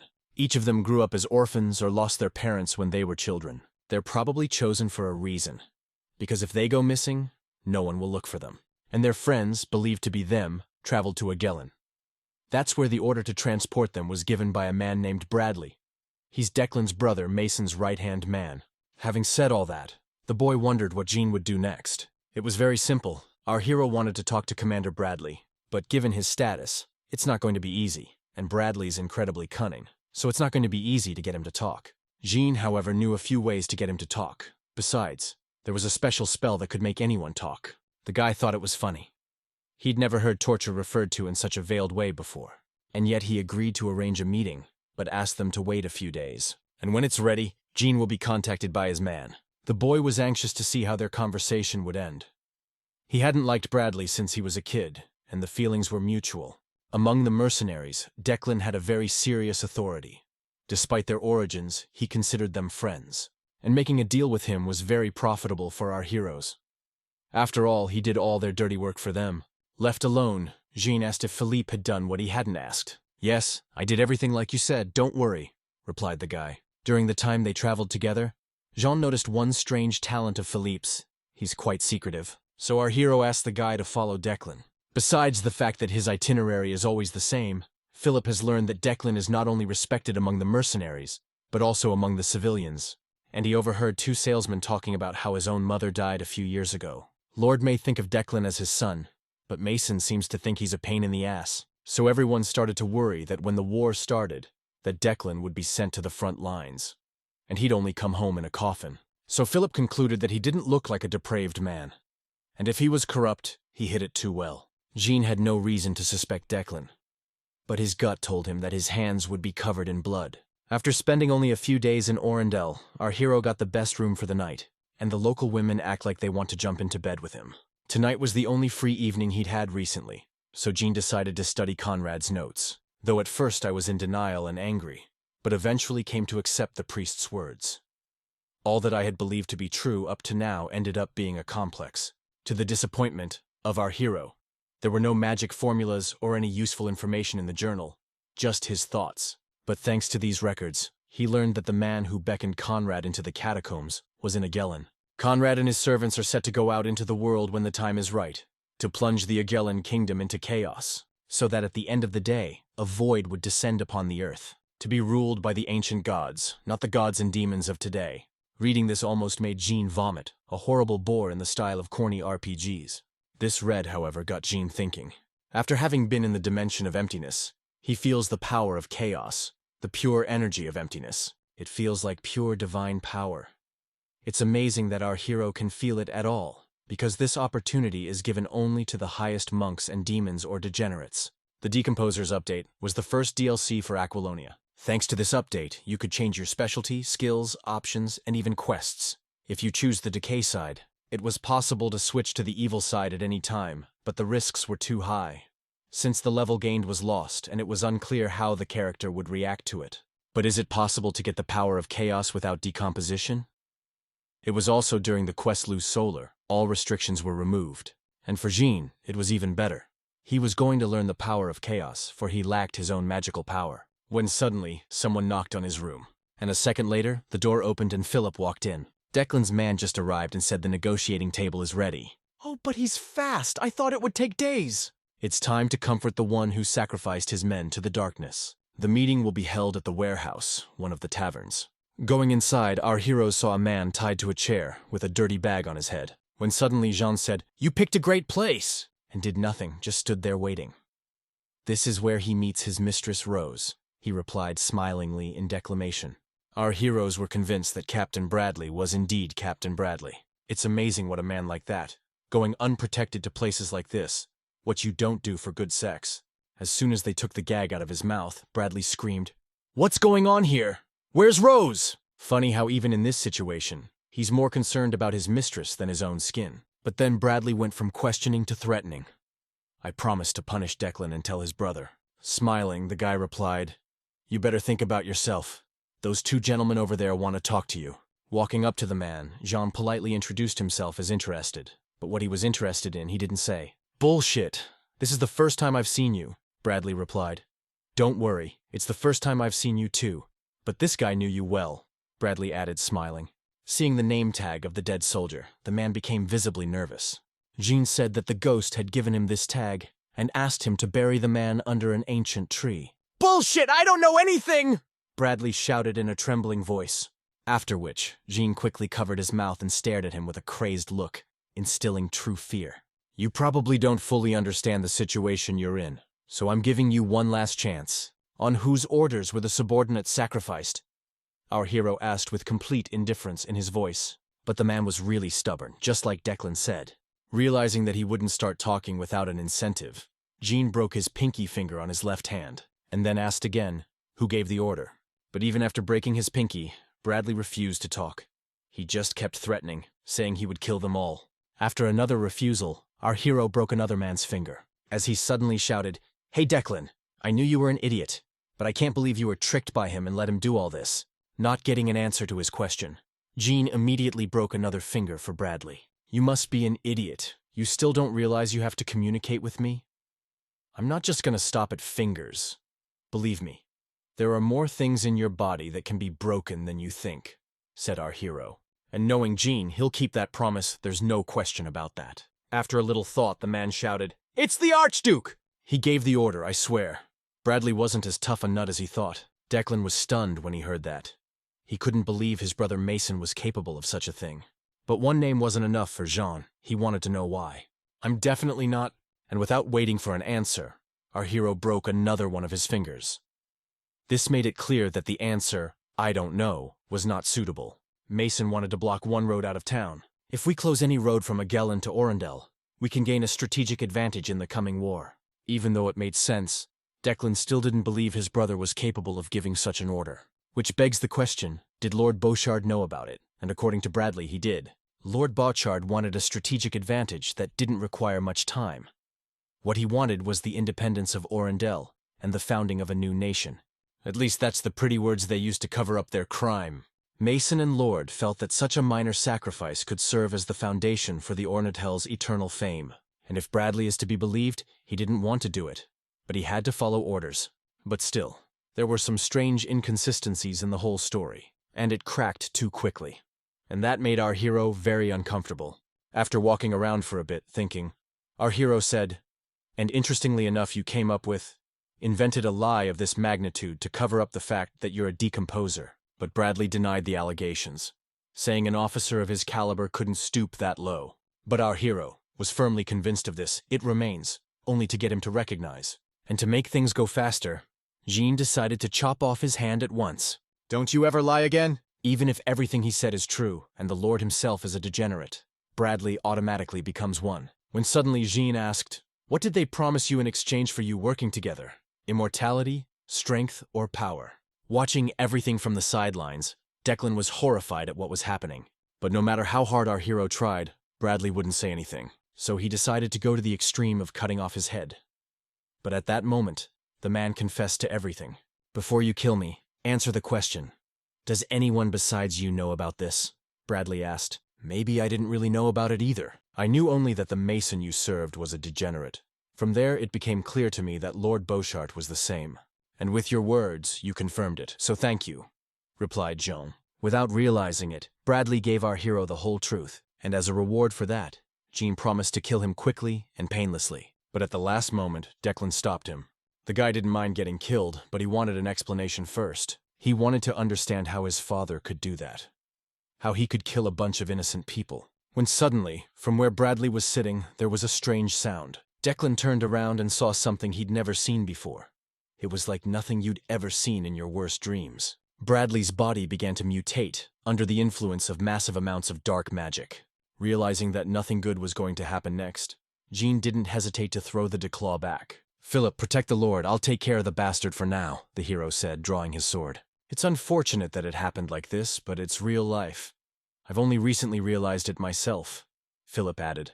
Meanwhile, Bradley had completely finished his transformation into a monster.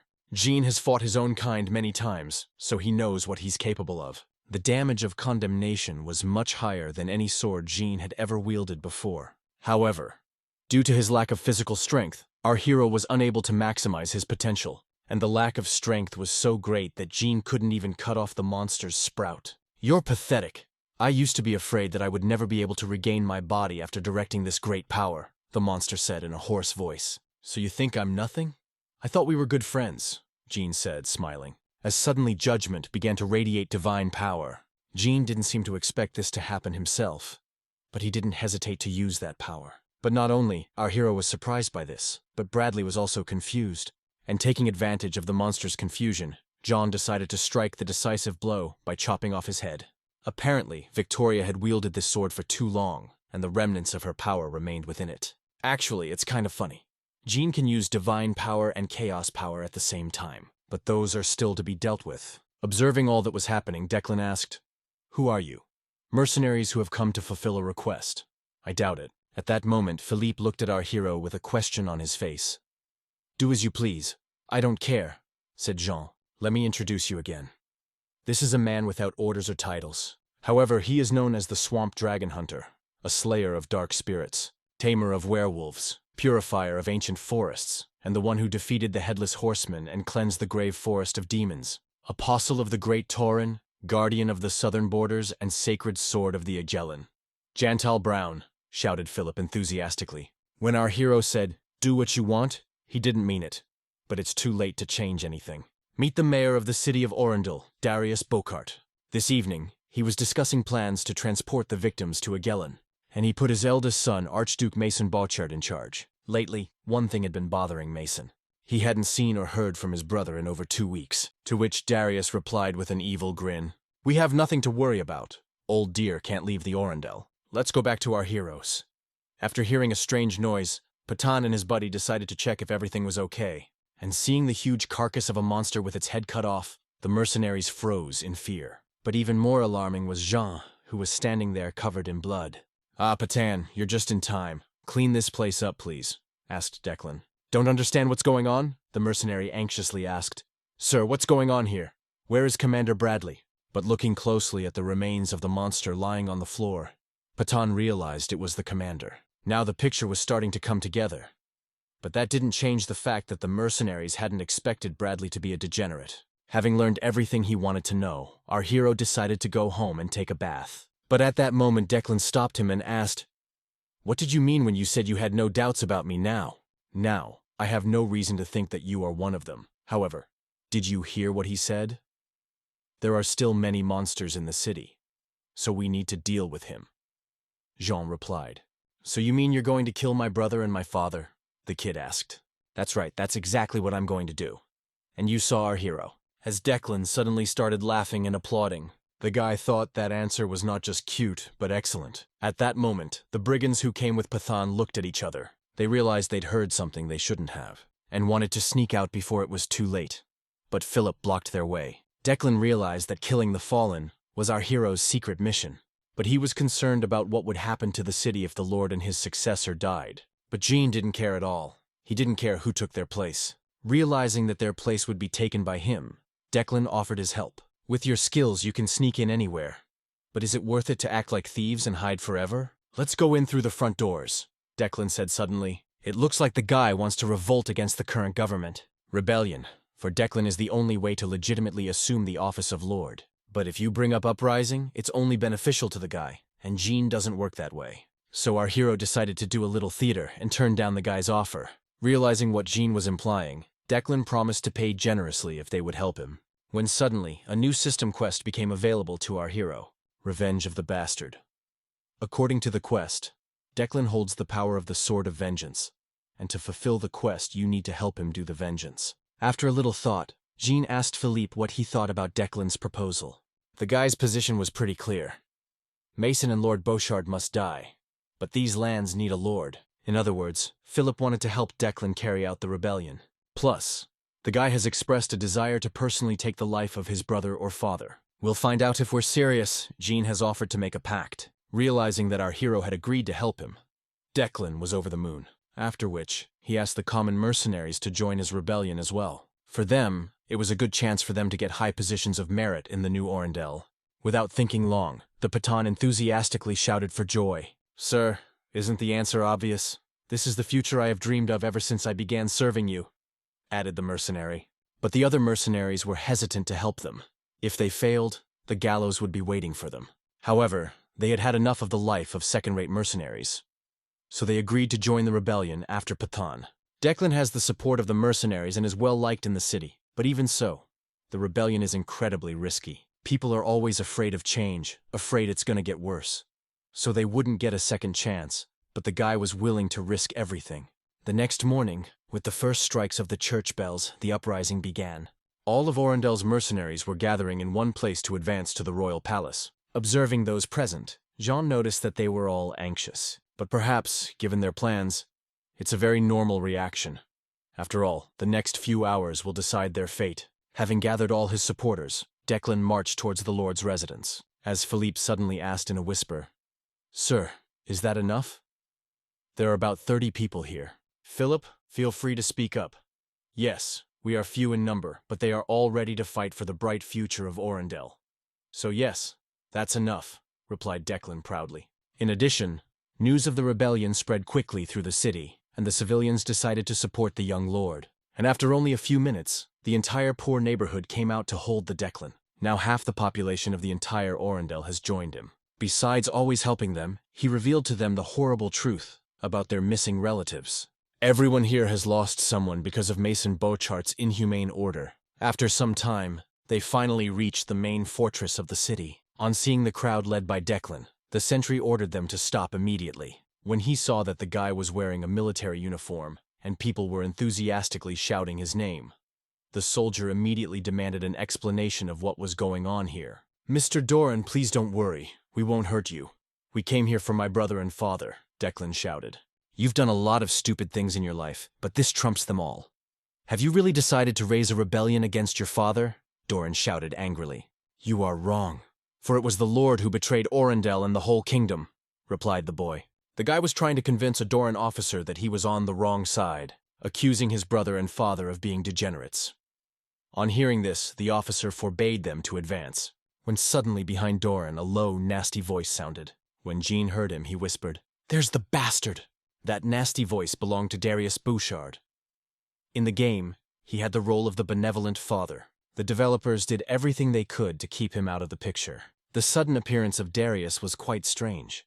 He had never come to the watchtower before. Seeing his father, Declan bowed politely and greeted him. Darius looked at all the people his son had gathered and asked, Son, why are you doing this? Even talking trash about the state, about some degenerates, raising the rebellion. Remember, Shiny Lou Solar is always watching you. It's worth saying that at first glance the Lord did look like a loving father, but then Mason joined the conversation. He promised to cut off his brother's head for trying to rebel. Well, the whole family of degenerates had gathered. For Jean, it was the perfect turn of events. Upon meeting his brother, Declan pulled out a list of dead soldiers as proof of his inhumanity and betrayal of the state, and of course Mason denied it. Bullshit. You just took the list of dead soldiers from that campaign. That's all. So you're paying us back for our kindness? And then Declan looked like he was looking for someone and said, Barathez, can you tell me where Commander Bradley is? I haven't seen him today. When Mason heard that, it made him even angrier. He'd lost contact with him since last night. Come on, you don't have to bother making up another lie. But I guarantee you won't see him again. Because Bradley came with me, Declan said with a snap of his fingers, and then a cart pulled up to the main gate of the fortress, from which the mercenaries pulled a nailed coffin. A moment later, the remains of the monster Bradley had turned into fell out of it. The smell was worse than the sight. Darius and Mason obviously didn't expect to see this, and the regular soldiers were sickened by the stench. Look carefully. This monster is Commander Bradley. Before he died, he confessed that my father and brother were just like him. Besides, what was done to the soldiers, he did on my father's orders, shouted Declan. Mason breathed a sigh of relief when he saw the carcass. The monster didn't look anything like Commander Bradley. When suddenly, a little girl in the crowd asked the Archduke what had happened to her brother. They had all been told that their relatives had traveled to Declan for an important purpose. But why then were they all found buried in the forest? After this small and brave girl, people started to make a fuss. Every one of them wanted to know what really happened to their family. Striking his cane against the floor, Darius quieted the crowd. I know exactly how you feel. I'm really sorry about what happened.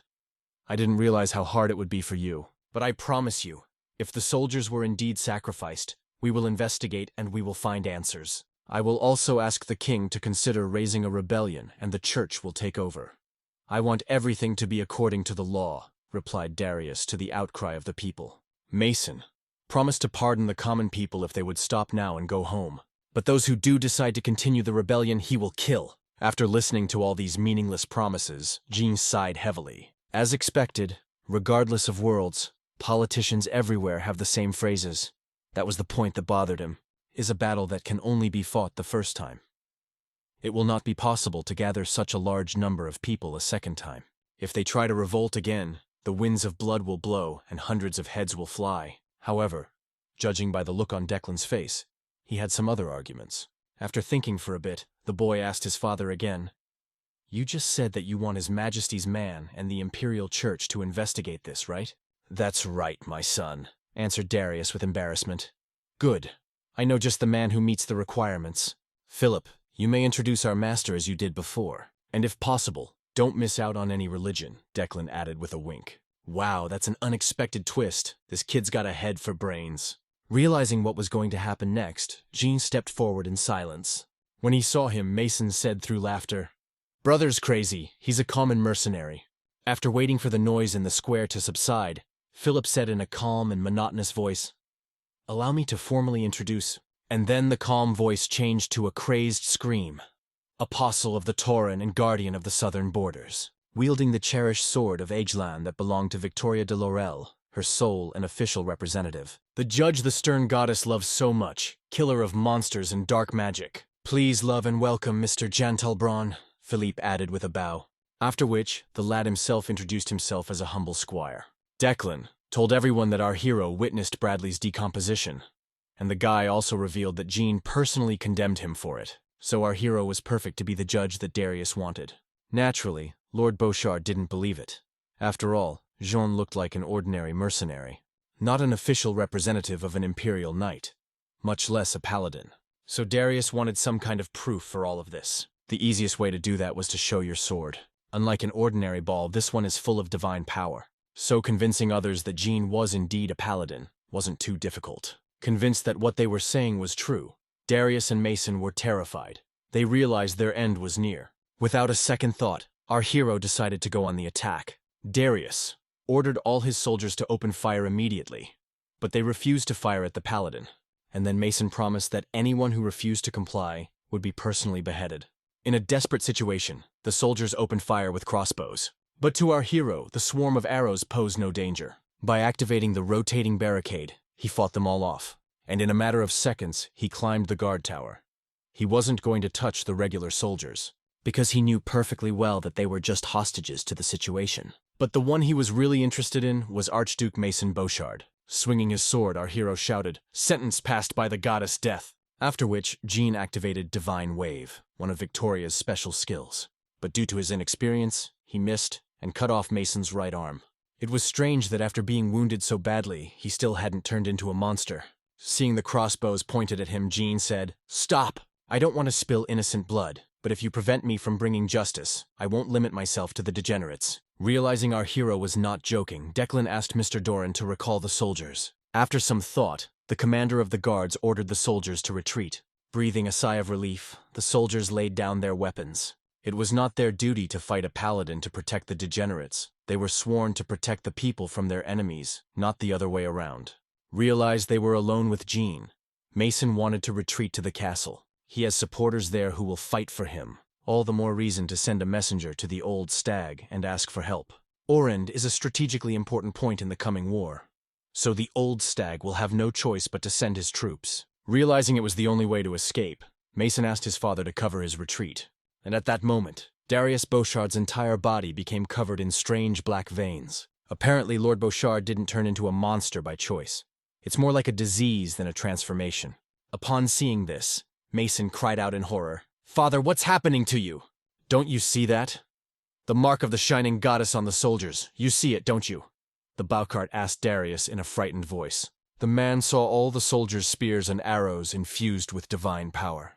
Of course, it was just an illusion created by our hero. With the help of the swamp hate, Jean gave Darius an illusion.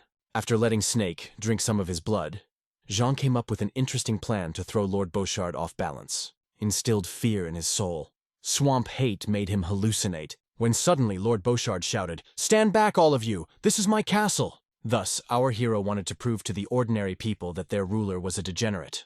Of course, it didn't work out quite as Jean had planned, but it didn't change the result. People suspected something foul, and a moment later, Darius began to emit dark magic, meaning the plan worked perfectly. Turning into a monster, Lord Boschard said, "Tell your Tauren that she is a snot compared to our god. I promise you, you'll meet her soon," the man added, radiating more dark magic. Now there is no longer the slightest doubt in anyone's mind that Darius Boschard is a degenerate. Father's transformation in front of everyone meant Mason had no chance of staying in power. Judging by the amount of dark magic the Lord was emitting, he was far stronger than anyone Jean had encountered before. His aura was so dark and sinister that ordinary soldiers in the blink of an eye would turn into ghouls. A small squad of infected attacked the surviving soldiers, turning them into the same monsters. What was going on upstairs was a mystery to ordinary people. It was not until the main gate of the fortress opened and the crowds of ghouls poured out. Realizing that even one escaped infected soldier could wipe out an entire city, Declan ordered all the ghouls killed. At the sight of monsters, ordinary people would run away in terror. As I expected, after all, this is the power that was given to me by the god of emptiness. "It's different from the power of your fake gods!" shouted Darius Boschard, or rather what was left of him. Without waiting for a full transformation, Jean went on the attack, hopefully chopping off his head. But even in the transitional phase, his body was already strengthened. The sword with divine power couldn't even scratch him. When suddenly this monster asked, "What do you think of our plan? We'll turn everyone into our own, starting with Oranidal. You have to talk all the time. Can't you just die in silence?" Jean replied. Then activated a vacuum blast and cut off Darius's right arm. Monster didn't expect this turn of events, because his reinforcement technique is perfect. Taking advantage of Darius' confusion, Jean presented the blade to his neck, and whispered, "Instead of talking, you should have acted." Thanks to wind magic and divine power, our hero was able to shred the monster's protected body, turning Darius into a lifeless pile of meat. Such will be the fate of all degenerates on this continent. Meanwhile, Philip has already reached the watchtower, hopefully to help our hero. "Sir, I'm here to help. Are you done yet?" the boy asked in surprise. "Not quite. I'm in the process of, this is the head of Darius. Don't lose it." "I'm in the middle of the process. This is Darius's head. Don't lose it." Without further ado, Philip took this sack and set out to help the common soldiers. Watching the boy fight bravely, Jean said, "He's finally doing something. I guess he's not such a bad teacher after all." Meanwhile, Declan led the rescue operation. When he met our hero, the guy asked if he needed help. But when he saw his father's chopped-up body, the boy said, "I don't know how, but you did it. Thank you. You'll make it easier for us. We'll talk about this later. You didn't see where your brother went?" The moment Darius revealed his true colors, he fled. Our hero added, just as Mason had planned, he took advantage of the commotion his father had created and locked himself in the castle. On hearing this, Declan said with a smile on his face, "The man who was the successor just ran off without a care in the world. We should teach him a lesson. The lad's childhood was spent on a farm near Orendel. There he lived with his mother, and in general his childhood could be called a rainbow. His whole life, his only dream was for his mom to always be happy. One day, Darius Boschard sent them a cherry pie, trying to show that he remembered them. Declan knew almost nothing about his father. He only knew that he was an important politician. But one day, everything changed. The pie the Lord sent was poisoned. He didn't really want to mend his relationship with his son. He wanted to get rid of the traces of his treason. But thanks to his mom, the little boy survived to dedicate his life together. Meanwhile, realizing that the rebellion was gaining momentum, Mason planned to escape to Agellan. There he wanted to reunite with the old stag and his army, and take Orendel back, killing all the rebels. But his plans weren't meant to be. Overhearing his conversation, Jean asked curiously, "The old deer? Interesting. I'd like to know a little more about him." The Archduke saw our hero and thought to escape through the back of the stables, but his brother was already there waiting for him. "You're trapped. I think we should talk," our hero added with a smile, realizing that even if he told them everything, he wouldn't get out alive. The guy tried to attack Jean, but without one arm, his swordsmanship was questionable. Mason promised to rip our hero's head off. "And you know, even if I didn't know, I'd definitely say you're the son of that piece of meat you used to call father," answered our hero to the guy's threats. There was no point in killing him now. First we had to find out everything he knew, and to make him unable to resist, Jean cut off his other hand. I wonder why he hasn't turned into a mutant yet. After a bit of thinking, our hero realized that he was still too young and couldn't use his power without concentrating. But it's better this way. We can try to get all the information out of it before it mutates. To be fair, Mason did try to turn into a monster, but each time, Jean cut him off and his concentration faltered. And Declan, all the while standing there, just watching his half-brother being stripped limb from limb, one by limb. Leaning toward Mason, our hero whispered, "I now have a wild desire to cut off your head immediately. I will temper it if you will answer the questions." Putting his sword to his neck, the first thing our hero asked, "Who is Old Deer?" That's the nickname Jean heard when he freed the werewolf from the curse. But it made absolutely no sense to him at the time. But when he overheard Mason talking, he realized it was something important. And since the guy didn't answer the question, Jean stuck the blade right into his leg, whereupon he shouted, "Stop, stop!" The old stag, that's Duke Regis Brandt. When Declan heard that name, he was horrified. Regis Brandt is the king's uncle and right-hand man. With the name of the empire's chief corruptor, there was no point in keeping Mason alive. Realizing he was going to get killed, the guy asked, "What's in it for you?" "The kingdom is in our hands, and the king is our puppet." "I'm sick of you all talking. I'll cut out your tongue and that's it," Jean replied angrily. But then Declan approached the Reaper and asked a favor. A guy who personally wanted to cut off his brother's tongue and take it for himself. After a moment's thought, Jean replied, "Well, I see no reason to refuse you." Declan's actions were so practiced, as if he imagined it every day. Years ago, the young lord learned that it wasn't Darius Boschard who sent that cherry pie, and his oldest son Mason, and ever since then Declan has dreamed of avenging his mother. Facing death, Mason begged for mercy, but Declan was unstoppable. His thirst for revenge was greater than mercy. However, he didn't kill him right away. He wanted everyone to see Mason's death, dragging his fallen brother's tortured body to the watchtower. The boy shouted, "Following the will of the Apostle Torin, I, Declan Boschard, I will execute the one who turns away from God. Hundreds of innocent people have died because of this man, and more would die."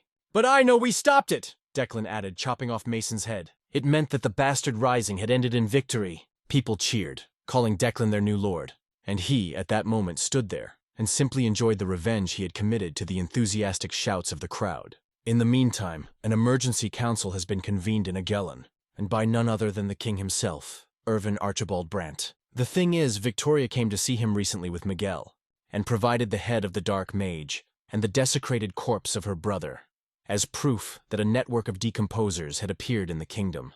Some council members, however, were quite skeptical of her concerns, but there were those who tended to trust Victoria, because she's an Agellan paladin.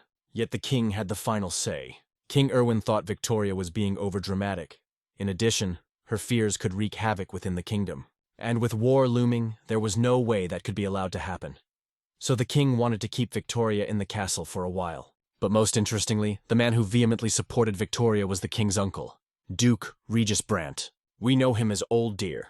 A day later, after the procedure of inheriting the title of lord and establishing the right to administer the land, Declan Boschard, along with his mercenaries, have identified decomposers among the henchmen of the past Lord and Archduke. In fact, they conducted an operation to clean up the Orendel. In those couple of days, the city was filled with the smell of freedom and blood. Jean and Philippe are holed up in Orendel, looking for evidence that Regis Brandt is a degenerate. Without substantial evidence, no one will believe our heroes. After all, Regis has a good reputation among ordinary people. Besides, he's the king's right-hand man. While traveling with Victoria, Philip met him a couple of times. He seemed a very wise and merciful man, and rumor has it, he's one of the few politicians against the war. It's funny that such a man turned out to be the leader of the degenerates, a strategist at once. Wandering around Orendel's castle, our hero found a small hiding place, which opened a secret passage. Looking into the darkness, Jean asked sarcastically, "Is that why you always have to go somewhere?" Anyway, it's the only lead they've had in days of searching. The tunnel was not as deep as our heroes thought. Inside was a core of cursed power, the same as in the dungeon in the Grave Forest, when suddenly Jean's sword began to shake strangely. After inspecting the cave, our hero noticed that the runes on its walls were the same as in the Dark Mage's dungeon. They were made in such a way as to prevent the divine eye from entering. In addition to the core with cursed power, there were various scrolls, books, and ceremonial daggers, when suddenly our hero opened up a subdimensional inventory. And then Philippe asked, "Sir, may I ask you a question?" Without thinking for a second, Jean answered, "No." But even so, the guy still said, "You are a red mage wielding a fire elemental, aren't you? I've heard that mages are only able to use one verse. How did you then?" "Philip, it's time you learned to understand what the word no means. However, I will answer. Some magicians are able to use several elements, but what I'm doing now is not magic," added our hero angrily. Taking out a trunk, Jean ordered the boy to put everything in it, and in the meantime, he decided to check out the cursed core. As he got closer, he realized that this core was different from the one in the Dark Mage's dungeon. It's not even contaminated. Perhaps it was because of the chaos fragment he had.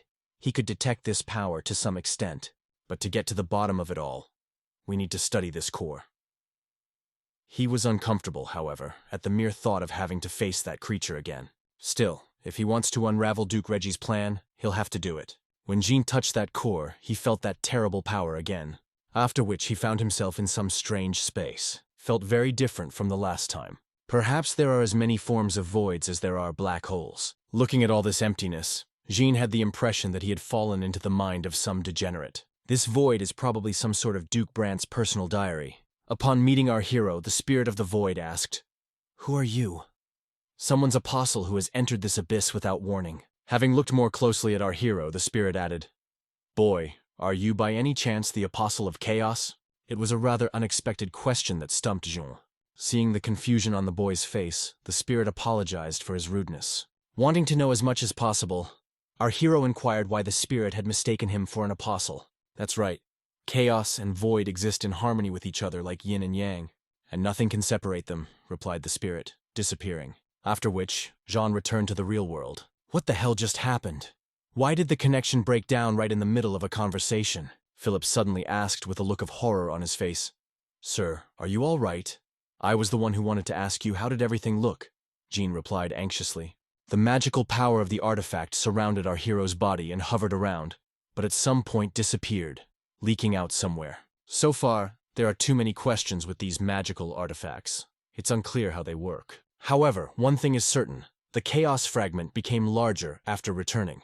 By absorbing the power of these magic artifacts, you can increase the power of chaos. Here Jean found another reason to kill the degenerates. Philippe was worried lest Jean become possessed, but luckily everything turned out all right. Our hero was more concerned with why the spirit had mistaken him for an apostle of chaos. Having finished with all the evidence, Jean and Philippe decided to continue their journey. But before that, they went in for a reward. In return for his help, our hero asked for a set of new equipment. Is the perfect assassin ammunition to increase maneuverability during combat.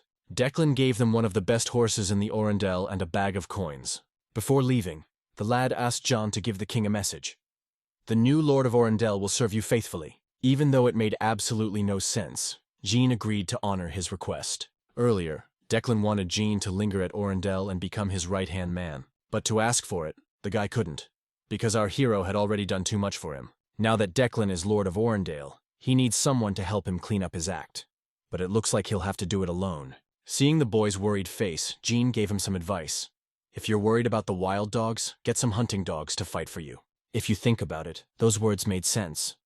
There were soldiers who followed Mason's orders out of a sense of duty, not because they were his followers, and they clearly don't deserve to die, so making them your subordinates with mercy would be the best option. Leaving the city, our heroes wished the Declan good luck and patience in the new place. They all hoped to meet again sooner or later and reminisce over a strong beer. When suddenly the loneliness of the lad was interrupted by Pathan. At the walls of the city fortress, the people gathered and eagerly awaited the fiery speech of their new lord.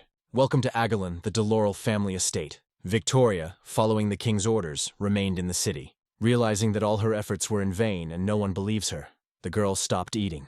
All day long, Victoria does nothing but stare out the window at the gloomy sky, as if she expected to see someone there. Simply put, she was depressed. Jean decided to make the most of his time on the road. He was studying the books and records they'd managed to get from the Orendel stash. Unlike the Dark Wizard's personal diary, these entries were far more useful. In them, Jean found proof that Reggie Brant was a degenerate. Based on these records, Darius Boschard did not know his lord's true purpose. This conclusion Jean drew from the fact that nowhere is there any mention of the quest he saw in the game. But one thing's for sure, they're all just puppets in Reggie's hands. He probably pushed them over the line, making false promises, fueling their ambitions. As long as such crazy people operate secretly throughout the continent, their world will not be destroyed. Meanwhile, the countries are thinking about wars with each other. When suddenly, our heroes hit a fork in the road that wasn't in the game. Judging by the signs, the road to the left leads to the town of Bulk, and the road to the right leads to Angelin. With solid evidence that Reggie Brand was a degenerate, they should have gone to the capital as soon as possible. And the choice seemed obvious, but Jean hesitated. The thing is, when it's over, he won't be able to set foot in Agellan territory for a while. And for some reason, at that very moment, our hero remembered Victoria, and that she was on the verge of falling. You could get some good quests in Bulk. However, something inside told our hero that he should meet Victoria. So at the fork, they turned right and went to Agellan. At the entrance to the city, our heroes were met by Miguel, who received word that they were on their way. "I'm so glad to see you again. We missed you so much," the mercenary shouted happily. When Philip saw his old friend, he jumped at him like a little child and shouted with joy. "I never expected that the day would come when I would be glad to meet you." Miguel could not help but notice that our heroes have changed a lot. Philippe has become more masculine and Jean has a new outfit. Laughing, our hero replied, "And your face has become twice as big. You must be well fed." Victoria Manor was located in the central area, close to the royal palace. During the absence of our heroes, Miguel had become like a local. He even said hello to random passers-by. Strolling through the busy streets of the capital, Jean could not escape a terrible feeling. He was still reeling from the horrible images of Victoria's massacre in the game. But these are just memories that were not destined to come true, thanks to our hero. As suddenly, Philip asked Miguel why Victoria hadn't met them in person. A little embarrassed, the mercenary told him that the girl was under house arrest by order of the king. Upon hearing this, Jean-Philippe froze with surprise. Miguel is an experienced mercenary, but he still hasn't learned to control the volume of his voice when something important is being told, and ordinary people found out about it. Philip didn't understand how this could have happened.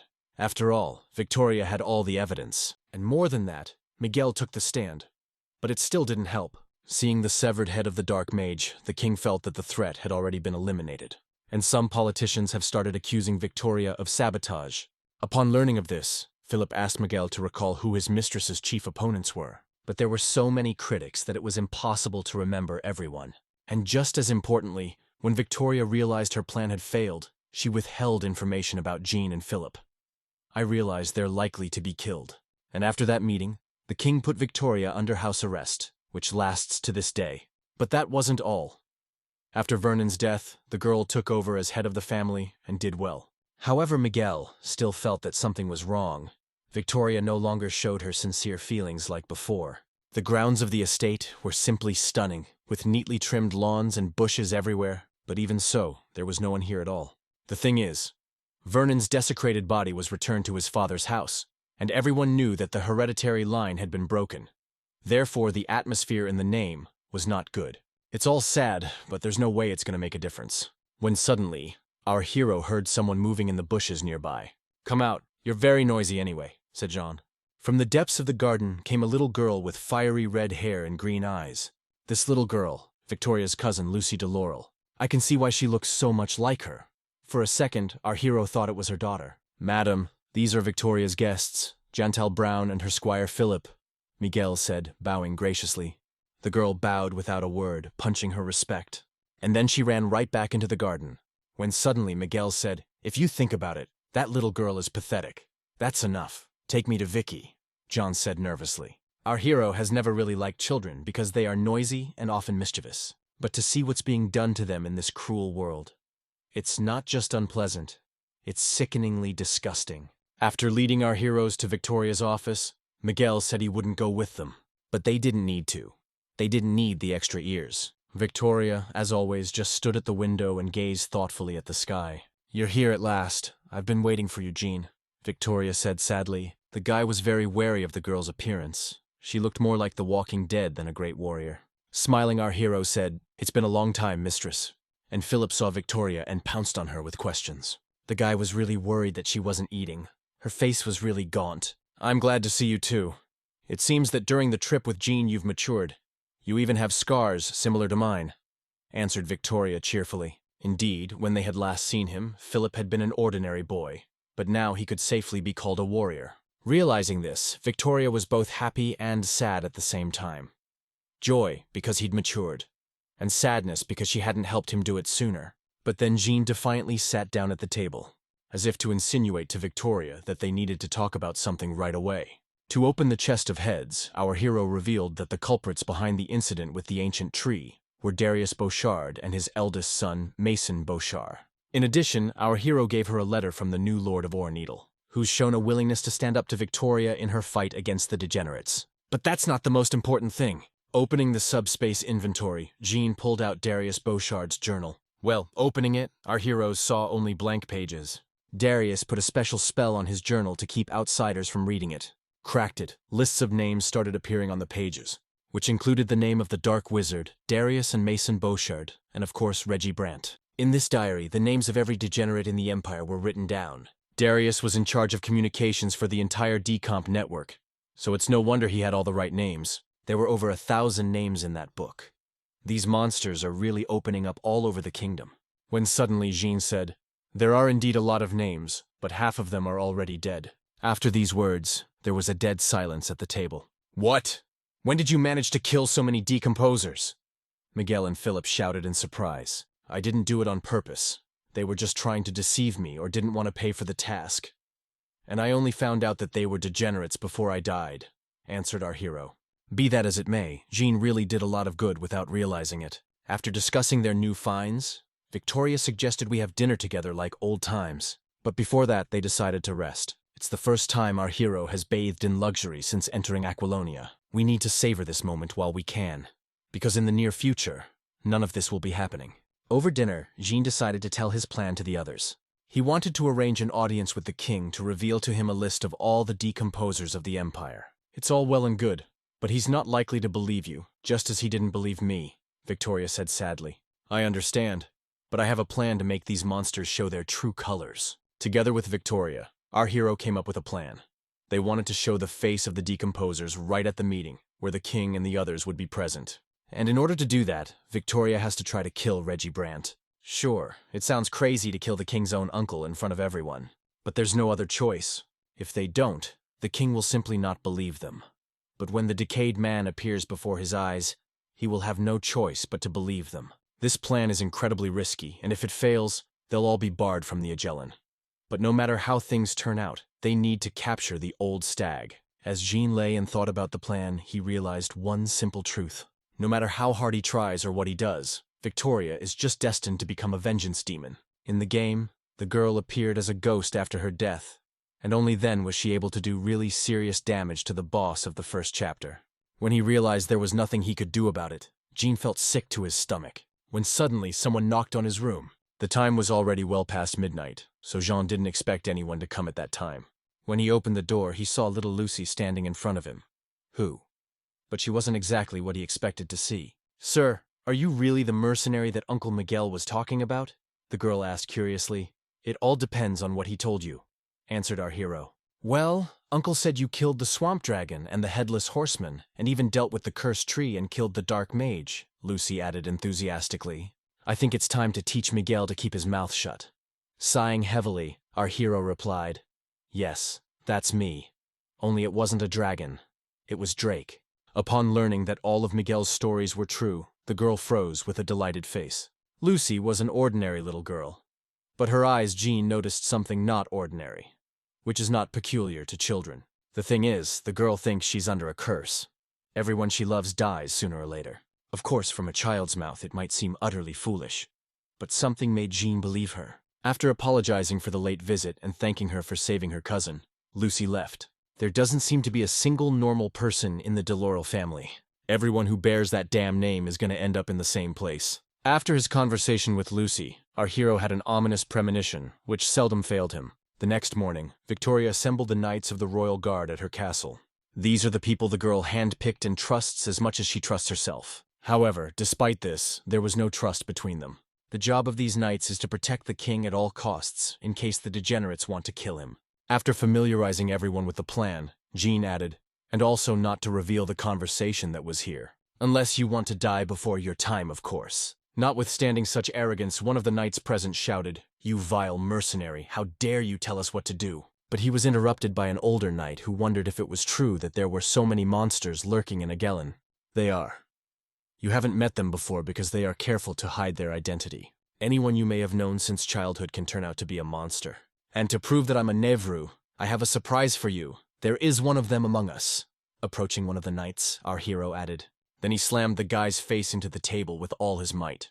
Jean's behavior surprised everyone present, including Victoria and Miguel. But after the first blow, the knight didn't turn into a monster, so Jean kept beating him. But then the very knight who accused John of arrogance intervened. This guy didn't believe a word our hero said, so he decided to stop him before Jean killed that guy. Normally, our hero would always kill anyone who got in the way of his work. But this isn't exactly a standard situation, so he decided to just stop the guy by breaking a couple ribs, when suddenly this red-headed idiot shouted, "See, he's crazy. He beat up a man for no reason. Would we Knights of Agellan tolerate such obnoxious behavior?" "Let's finish off the vile mercenary," added the boy. And the knight would have gladly helped him finish Jean off if Victoria hadn't stopped them. Getting to his feet, our hero asked, "Listen, are you blind or an idiot? Turn around." "Who are you calling an idiot, trash?" the guy replied angrily. But when he turned around, he really realized he was an idiot in this situation. After all, the guy Jean had just almost killed was starting to turn into a mutant. Regular knights, faced with a decomposer for the first time, so they didn't know what to do. And while they were thinking, the monster grabbed Jackson right by the leg. Dazed with fear, the boy tried to draw his sword from its sheath. But as he did so, the mutant was already ready to tear him apart. Luckily for the guy, our hero was next to him, who promptly cut off the degenerate's hand. Upon seeing his sword, the other knights froze in admiration. They couldn't believe an ordinary mercenary could use divine power. And our hero was used to this reaction, and didn't pay any attention to it. While all those proud and arrogant knights just stood there, Jean finished off the monster single-handedly, showing everyone here what he's capable of and what they have to fight. After killing the degenerate, Jean said, "Freaks like him are at the bottom of the ladder. At this stage, they are at their weakest, and sometimes shows their true colors, even against their will. The easiest way to kill him is to cut off his head at the moment of transformation. If you let him turn fully, it's much harder. However, those who rank high among the decomposers can freely change their appearance and have some skills. So when you meet them, you should just run," added our hero. It looks like Jean didn't completely kill this mutant and it's still alive. Hearing his dying breath, Victoria drew her sword without a second thought. The girl wanted to personally send him back to the hell he crawled out of.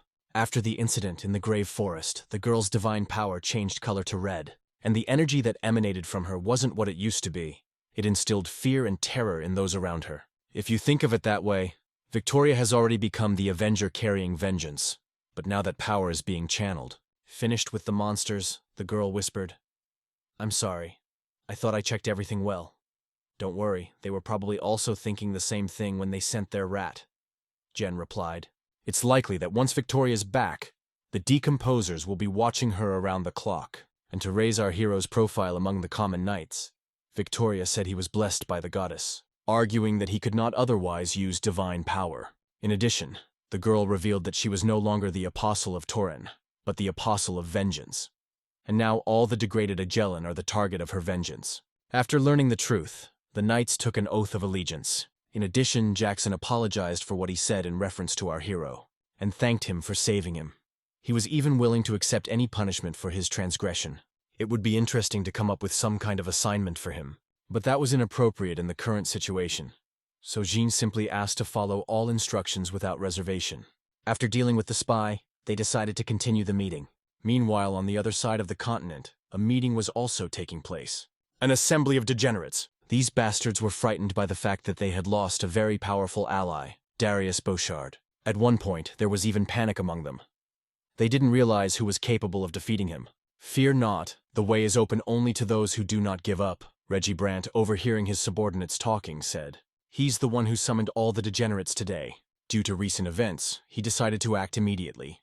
Even though it wasn't quite ready, he announced that Nights of Madness was starting. Our heroes knew that the decomposers would act immediately once he lost contact with his spy. Realizing where this could lead, our hero asked Victoria to keep their main objective in mind. If revenge consumes the girl, she might lose Reggie Brandt, and then they'll all be finished. Jean could have dealt with him himself, but then Victoria would not have done her duty as Apostle of Vengeance, when suddenly Lucy came out of the dark garden. Seeing Jean and Victoria, the girl just froze and stared at them thoughtfully. And then she turned and ran back into the garden. When Victoria met her cousin, she said, "I forgot to introduce you." "Don't worry, we've met before. She even came to see me," answered Jean. "Came over? What on earth did she want you for?" the girl asked in surprise. "She wanted me to protect you," our hero replied. Victoria noticed that her sister had been acting strangely lately. Jean tells her that Lucy is convinced she's under a curse. Realizing that further may follow another heartbreaking and no one needs a story, our hero quickly added, "But now it's not important. The main thing is to focus on the decomposers." The girl agreed with that. "We can't delay. It would start at dawn." Even though the situation is not in their favor, Jean has prepared in advance, so they can make their first move. When the Royal Council convenes, Reggie won't be able to hide anymore. 2 days later, the Council convenes. However, events unfold in a completely unexpected way. Rumors spread in Angelin that Victoria had lost her mind. Some claimed it was the reason she killed her brother with her own hands. Everyone from the homeless to senior politicians were talking about it. In addition, a blood-red moon appeared over the city. According to ancient legends, it meant that on this night a demon was born. Well, they're just old legends, and there's no truth to them. Or is there? The appearance of the red moon meant the decomposers were in action. Under the light of the blood moon, a man who has ever sinned turns into a monster whose main goal is to kill all living things. These monsters look more like decomposed people than human beings. They don't have the same power as enlightened decomposers, but that doesn't make them weak. For an ordinary man, an encounter with such a monster is equal to a lot of death, and only running and hiding can save you. In just a matter of minutes, more than 100 people have already fallen victim to the monsters, and that's just the beginning. That night, our hero had a nightmare that caused him to wake up in a cold sweat. As soon as he opened his eyes, he immediately smelled a horrible odor, the same stench he smelled after he absorbed the power of chaos. And when he saw the huge red moon outside the window, he realized that their enemies were on the attack. And at that moment, Jean received a system notification that the Night of Madness quest had begun. Night of Madness is the last quest of the first chapter in Aquilonia. To successfully complete it, you need to kill Duke Reggie Brandt. Realizing that there was no time to delay, our hero immediately got out of bed and began to prepare for battle. It is a shame that by all his actions, Jean tried to prevent this quest from happening, but all in vain. Even more strange seemed the fact that until this moment the decomposers had not taken any active actions, and now they started with their main trump card. Suddenly there was a loud ringing of bells throughout the city, signifying an alarm.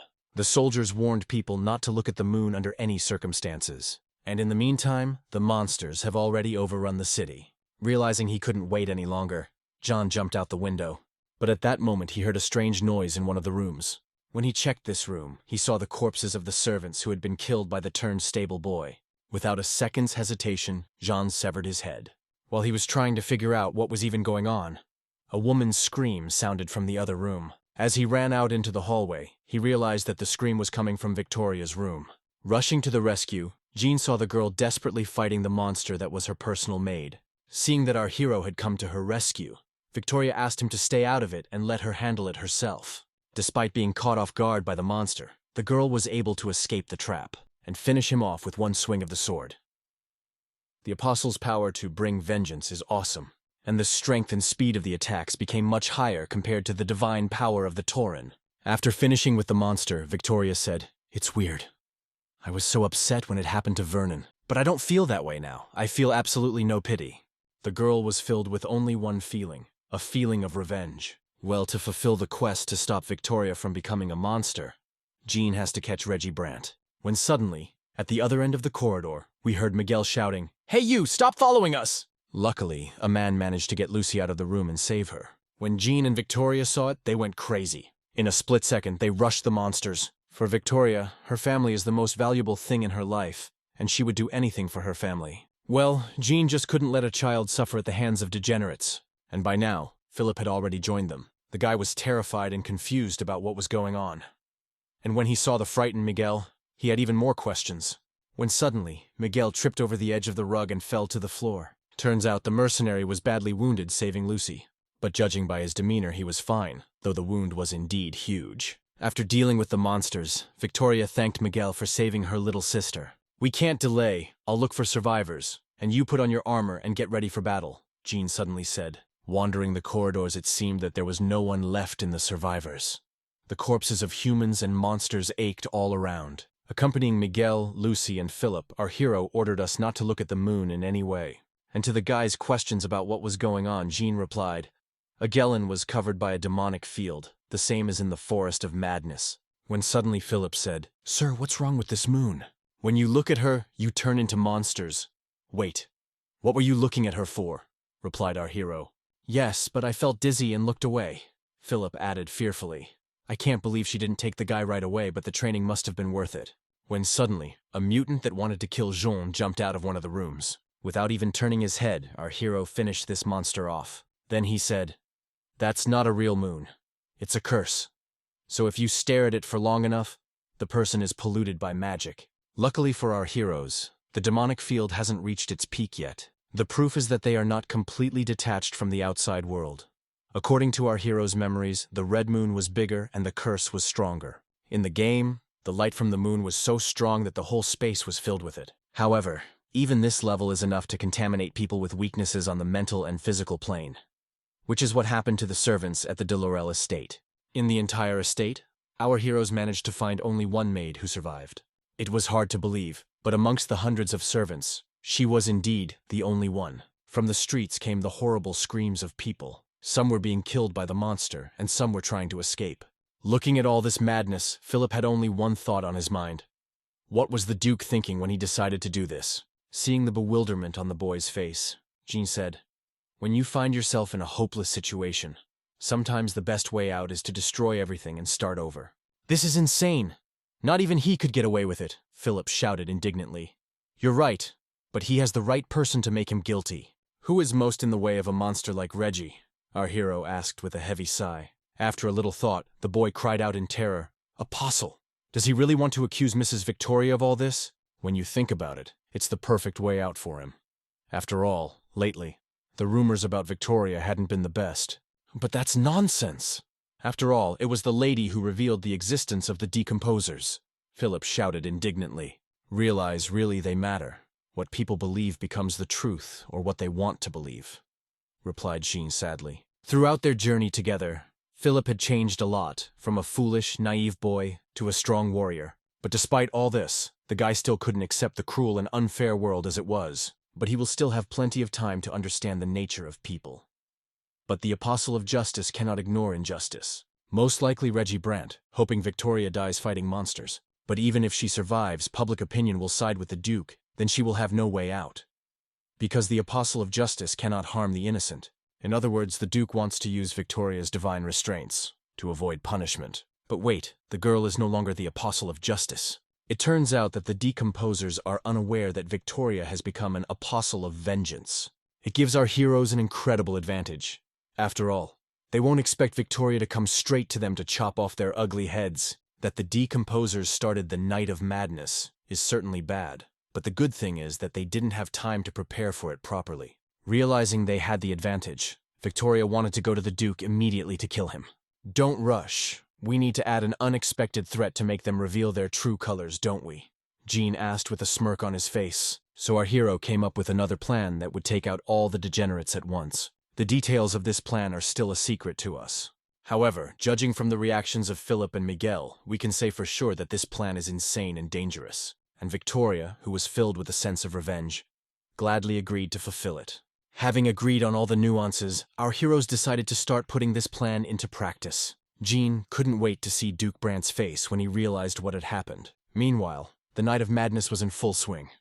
Monsters filled the streets of Agellan. Ordinary people came to the gates of the royal palace in hopes of escape. But no matter how much they begged to be let in, no one answered. And in the end, they suffered the same fate as everyone else, falling victim to the monsters. And Reggie Brant, all the while standing on the highest tower watching. He took genuine pleasure in watching his tame monsters tear people apart, as the town his family has been building for generations turns into a bloody battlefield. After activating the demonic field, the Duke discovered a new skill called extrasensory perception, which allowed him to see absolutely everything that happens inside this dome. The rest of the decomposers just stood by and watched their overlord conquer the capital. They were sure their plan would succeed, and eventually they would be able to blame it all on Victoria. Just as Jean had suspected, Reggie Brant still thought Victoria was the apostle of justice, as suddenly Duke noticed that someone had started slaying his monsters. He had originally thought it was Victoria, but after watching for a while, he realized it was someone else. The stranger was moving incredibly fast. Realizing that this stranger might interfere with them, Reggie ordered his hounds to pursue him. Seeing that their lord was getting nervous, one of the decomposers asked, "Your Excellency, who is that?" "It does not matter, he is no longer alive," replied the Reggie. In fact, even with the new ability, the Duke couldn't find Victoria. But he didn't care about that now, as he was sure she couldn't do anything against him. Reggie wanted to sacrifice Victoria to his great god as payment for the power he had been given. When suddenly, a common soldier came running to their watchtower. "Your Excellency, you are in a very dangerous place. We should go for cover," the soldier added anxiously. After regaining his former appearance, Reggie turned around and said, "I find it hard to stay away, being a servant of the resplendent goddess." This fellow was deeply touched by the Duke's nobility. However, Reggie would have to go with him as the king wanted to see him. When he came to the throne room, the Duke saw anxious people from the highest circles of society, his subordinates, waiting for the order to go into action. "Uncle, what's the situation outside? What's going on out there?" the king asked anxiously. "Soldiers on every wall fighting, and the people. We can only hope for the protection that the brilliant goddess gives us," replied Duke Brant with a sad look. In this whole situation, the only thing that upset the king was that his enemies would think that the Agellan had weakened. The only way to prove otherwise is to destroy all the monsters and kill those responsible. Suddenly, one of the Duke's men said, "Your Majesty, I am more than certain that members of the Deloral family are behind all this. Vernon, the previous head of the family, was a degenerate, and Victoria, who recently tried to sow confusion in the kingdom. They must have recognized the madness of the Black Wall," the man added indignantly. After these words, people began to whisper. More and more people believed that Victoria was the culprit. But there were those who doubted, for they believed that the apostle could not be capable of such a thing, and yet most agreed that Victoria was guilty. And then Reggie said, "But Mrs. Laurel is a strict follower of the will of the apostle of the goddess. She's a holy knight of Agellan, and just a saddened sister. Why would she do such a thing in front of a meeting she herself had requested?" the Duke asked in bewilderment. "Duke, why are there no members of her family? Especially, where is she?" one of the decomposers asked, continuing the theatrical scene. But the king intervened and ordered them to shut up. Even though Victoria had served the kingdom faithfully all her life, the king was inclined to believe that she was to blame. However, without hard evidence, the king was not going to kill Victoria. So he instructed his uncle to investigate him by the book to get to the truth. At this point, rumors began to circulate among the people that the king could no longer rule because he had knighted a decayed man. People were starting to say they wanted Reggie Brant on the throne, which means everything was going according to his plan. From childhood, the king was characterized by moral character, so he often liked to argue with his uncle, and now it played into the Duke's hands. Reggie has only one knight now, but soon he will sacrifice the kingdom to his god and gain that power forever. And if he succeeds, he can rise to the level of a demigod and take over the entire empire. And then he will spread the faith of chaos throughout the land, and no one will be able to stop him. When suddenly the gate to the main hall opened, two silhouettes were barely visible from the depths of the corridor. Stepping into the light, Victoria, all stained in the monster's blood, said, "Your Majesty, your humble servant has arrived." When Reggie saw her, he was visibly nervous. And the king cried out, "How did she get into the castle?" After all the gates leading to the palace were securely closed. It's time to reveal an interesting detail of Jean's plan, because the degenerates hoped Victoria would die fighting monsters. Jean suggested that she play along with them, and pretend to be a vengeful ghost steeped in madness. And to enhance her image, the girl stopped holding back her Avenger powers, and her eyes turned a bright red color. Approaching the king, the girl claimed that there were monsters among his entourage. Enough! I had enough of this nonsense last time, the king shouted angrily. Can't you see for yourselves? Those who quietly hide after plunging Agellan into chaos continue to hide from the eyes and ears of the king. Victoria replied in a calm, monotone voice, realizing where this was going, and Reggie's brother was getting really nervous.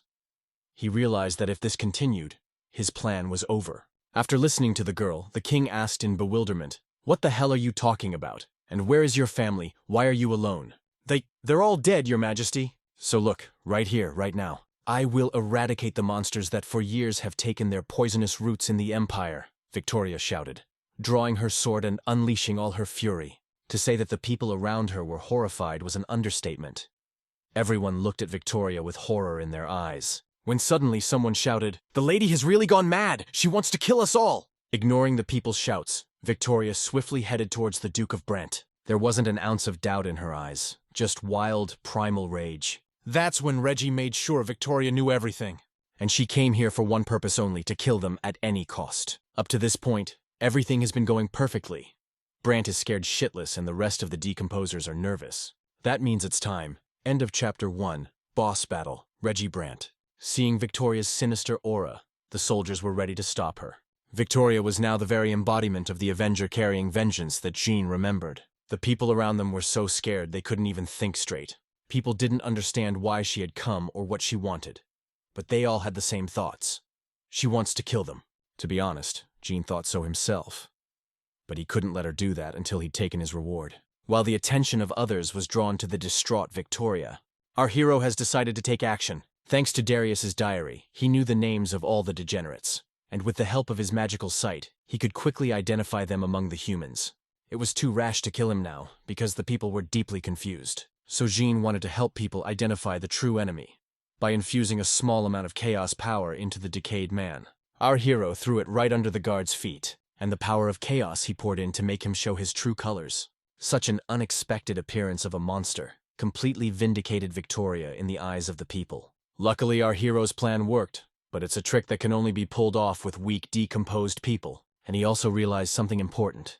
The magic inside the monsters wasn't just contaminated, it was mixed with chaos energy. That's why the inferior decayers can't control it. Realizing it was working, Jean decided to expose everyone he could. Just a drop of chaos power was enough to make the decomposed look like monsters. But it won't work with someone like Reggie. He'll probably only get stronger. Turning a few traitors, Jean shouted, "Protect the king! Soldiers, fight the monsters!" Fortunately, Jackson was in charge of the king's safety today. So with the regular soldiers, the problem was solved. The king's death would mean the beginning of a terrible war that would wipe out the entire continent, and would have put Reggie Brant in power. That could not be allowed to happen. Monsters, which manifested our hero, turned out to be quite impressive in size. But as they say, the bigger the closet, the louder it falls. In fact, these monsters are many times greater than any of the monsters currently running the streets. They spent years worshipping the goddess of the void, and were able to gain terrible demonic power that they never learned to control. But Victoria, too, was not without God's help. Goddess of Vengeance gave the girl incredible power, thanks to which she one stroke of the sword cut the decomposers in half. And Jean, meanwhile, was looking for traitors and tracking them down. There weren't many monsters among the city guards, but there were nonetheless. Ordinary guards pissed their pants in fear at the sight of the Mutanauts' huge fangs. But you couldn't blame them for that. They were ordinary people who were just doing their compulsory military service. The reason our hero ceded the lead in this fight to Victoria wasn't just because it was easier. In addition to the employer-employee relationship, the girl was the most responsible and kind person he'd met in all his time in Aquilonia. So he just didn't want to see. Didn't want to see her humiliated, such pathetic degradations after she'd done her duty. Better to let her show everyone her suppressed inner strength, like now. Maybe Jean chose to do that because of all the injustice that overflows in this world. Anyway, thanks to the goddess of vengeance, Victoria single-handedly killed all the degenerates hiding in the palace. All but one. For whoever she came here for. The whole time, the Duke just sat on his throne and watched his subordinate die by the knight's blade. Left alone, Reggie said, I thought I could easily read your actions. How did you get so unpredictable? It would be so if I were alone, Victoria replied menacingly. In planning all this madness, the Duke missed one important point. And that moment was Jean. Well, so you're the one behind all this. The Holy Knight who organized the rebellion in Orendel. I thought it was just a rumor, Reggie shouted excitedly. I've thoroughly cleansed the city and there are still traitors? I'm surprised. You're like cockroaches, Jean said with a sneer. The Duke admitted his mistake in not considering our hero a serious threat, and promised he'd take it all into account next time. You still don't get it, do you? There will be no next time for you, Victoria shouted furiously, swinging her sword. For a moment, it looked like this attack was going to come to fruition. But Duke Brant was not one to give up so easily. Seconds before he died, he activated a powerful defense barrier, and it was only now that our heroes realized the power this monster possessed. He was the only one among all the decomposers who had ideally mastered the power of chaos. With his awakening, Reggie summoned all the monsters in the neighborhood to the castle. It was one of his unique abilities. At this moment, in Agellan territory, he was no different from a god. Duke Brant has finally revealed his true colors to the common people. But it still didn't make any difference to him because he was going to kill everyone who knew about it. And to make sure no one else knew about it, he sealed all the entrances and exits to the royal palace. To our hero, Reggie Brant was just a regular piece of shit who once managed to fool him, given his unique abilities and power level. The Duke was the perfect candidate for the first chapter's boss title. His arsenal of skills was greater than any decomposer they had ever met. And to kill him, you're gonna have to give it your best shot, and that's no guarantee of victory. But to get to him, he had to deal with his hound dogs. Activating his sixth sense and enhanced concentration, Jean prepared for battle. By themselves, these monsters were quite weak and didn't have any abilities. But because of the Duke's reinforcement, their power had increased many times over. However, they were still no threat to Jean. The lightning-fast combination of holy sword attacks ending in rotating barricade left the monster no chance for me. Even though Reggie was the strongest of the bunch, he was still tied to the cannons of Aquilonia. It was a surprise to the Duke that the swordsman could use magic. It's not the first time our hero's unconventional approach to the game has confused his opponents. As suddenly, Duke attacked Zhang with a death ray, just like the dark mage in the Grave Forest. However, the speed and destructive power was much higher. It was only through intense concentration that our hero was able to dodge. Even though Reggie's skills were the same as in the game, there was one major difference. In the game, he was a mortally wounded vigilante who spilled blood. He revealed his true form at the beginning of the battle, but now he is in human form. You have to be especially careful at this stage if you don't know the patterns. When suddenly our hero screamed, "That's it? I expected something more from you." The Duke replied, "Don't be conceited. You're just a fly to me, which I'll swat." Having provoked the Duke into action, Jean went on the attack. The sooner he takes out his stupid puppets, the easier it will be to kill the Duke himself. Meanwhile, the soldiers were trying to do something about the decomposers, but they were too scared to even move. Luckily for them, Victoria was there to save them from death all the time. In that moment, they were incredibly ashamed of accusing her of betrayal, but it didn't matter to the girl. She didn't care at all about the opinion of others. At one point, the Duke removed the barrier from the passages to the castle, so Victoria ordered the soldiers to block them again. The royal palace, created by reconstructing ancient ruins, so you can block the entrances with metal bars. Realizing that the soldiers were of no use, Victoria asked them to close all entrances and report to the king what was happening. Seeing this, the Duke laughingly said, "Silly girl, it's pointless. My hound dogs have already infiltrated the palace grounds. They will kill anyone and everyone, and your orders will only increase the number of victims." Also laughing Duke. Meanwhile, our hero took advantage of Reggie being distracted and was able to get close enough to him to cut off his head. Unfortunately, the Duke spotted the trap in time and was able to activate the protective barrier, and not even a sword filled with divine power could destroy it. Jean, I knew this would happen, so I saved a little surprise. Having absorbed the power of the magic artifact, our hero shouted, "You're not the only one who wants to take out all the witnesses." Pushing off the protective barrier like a trampoline, Jean flew upwards and activated the phoenix wings. Here comes another surprise for the Duke, a mid-level red magic. This technique, with all of its amplifications, is quite capable of breaking down the chaos defense barrier. At the moment, this is our hero's strongest magical attack, and if it doesn't work, it's going to be very bad. Phoenix Wings was able to break the Duke's defense barrier, but it didn't have any significant result. When all of a sudden Reggie said, "Well, I see now you're a magician. Now my doubts are dispelled. "You are the Red Wizard who killed our brothers. You achieved all this by deception," the Duke added angrily, releasing the power of chaos. Whereupon the bastard finally showed his true colors. He was now the ancient priest of chaos, the one Jean knew, the boss of the first chapter. Thanks to his high control of chaos power, Reggie has retained his human form more than most, which made his appearance even more repulsive. But the Duke himself was sure that God had created him in his own likeness. While in his true form, Reggie Brant uses a completely different skill set, with strength and speed beyond human capabilities. But for our hero, it was a huge plus, because that's where the pattern began, which he learned perfectly, thanks to months of training. But his basic monster summoning skill is still there, but with a big difference. Now instead of regular monsters, he summons Hounds of the Void. They are on a completely different level than regular mutants. But to Jean, it meant absolutely nothing. To him, they were still the same pieces of shit as before. Although they were demonic dogs, they had one funny weakness: they burned like dry wood. With the Void Hounds, Jean was quickly dealt with. However, his fire magic was unable to break the Duke's barrier. Well, it was only a matter of time. Using the magic artifact, John strengthened his techniques, then unleashed an incredibly powerful fire stream on Reggie Brant, capable of burning down an entire city in the blink of an eye. Even the protective barrier of chaos could not withstand such power and collapsed, leaving the Duke defenseless. The biggest difference with the game is the presence of the Sword of Judgment. Thanks to it, the safety of combat increases many times over. So much so that our hero was about to finish the Duke off with his next attack. A sword filled with divine power, the perfect weapon to slay the degenerates. For a moment, it seemed as if the Duke had already resigned himself to his fate and prepared for death. But it was a trap. Reggie wanted to lure our hero. He was just waiting for the perfect moment to attack. Until then, there have been many changes in this world compared to the game.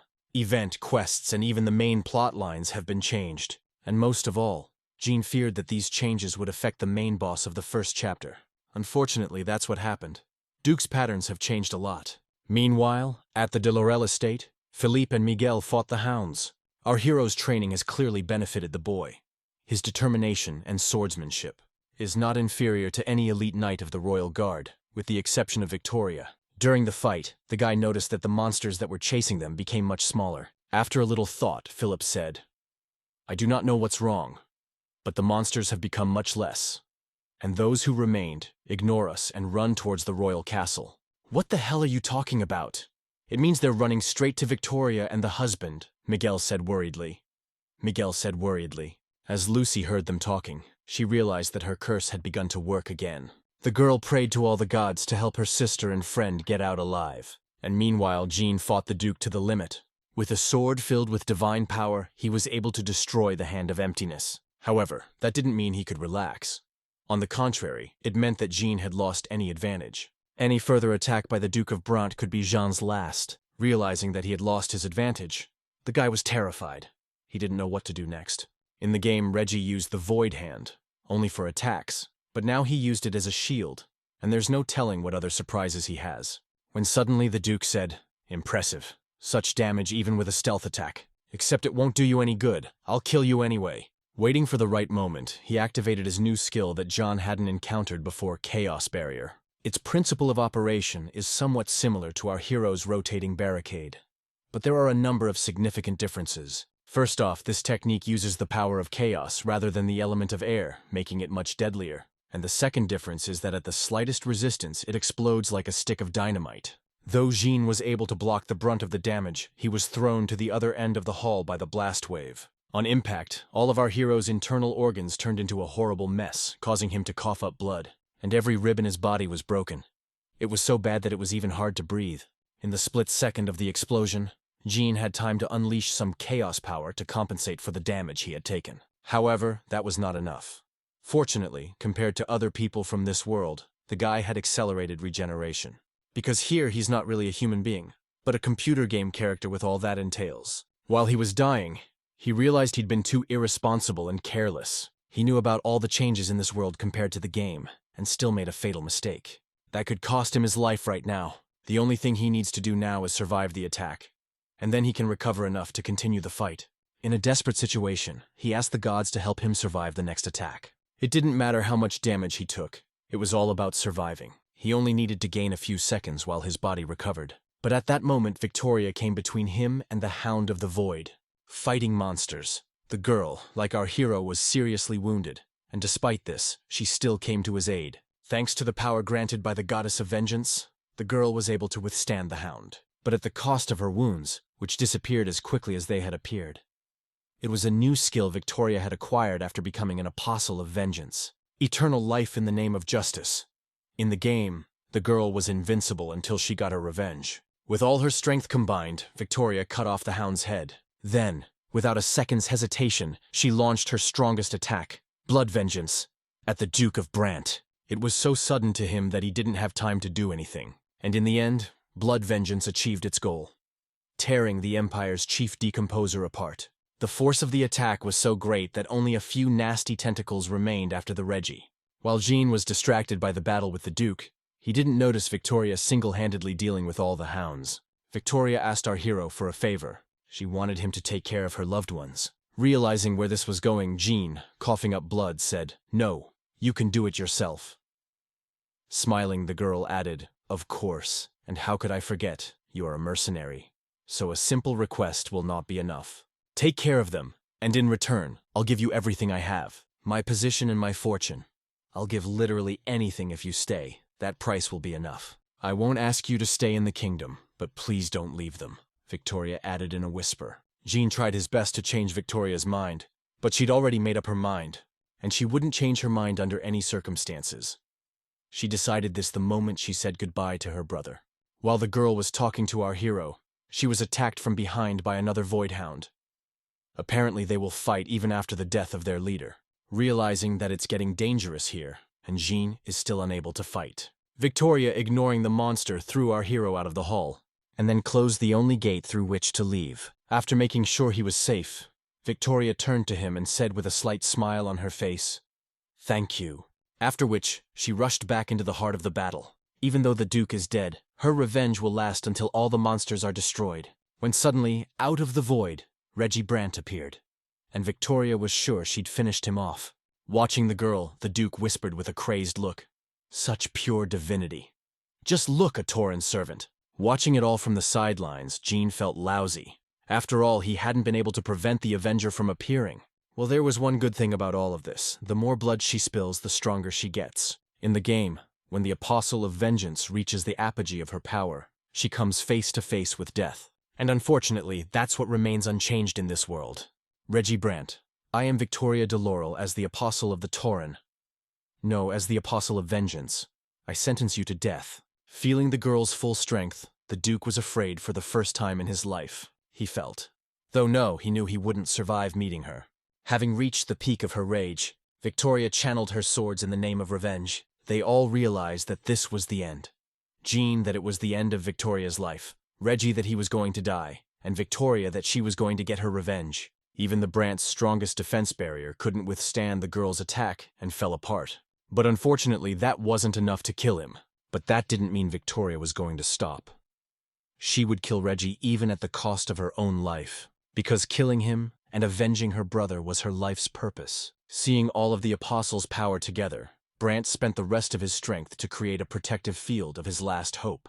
The moment of impact, they both felt the full force of each other. Now it's more like a tug of war. Whoever can overwhelm the opponent comes out the winner. Level of their strength was about equal, but at one point Victoria outnumbered the Duke, and at the moment when everything should have been over, the Hound of the Void intervened and bit the girl through with its fangs. Seeing this, Reggie Brand, laughing, shouted, "She let her guard down and fell. It's the end of you!" But like I said, the girl didn't care about her life.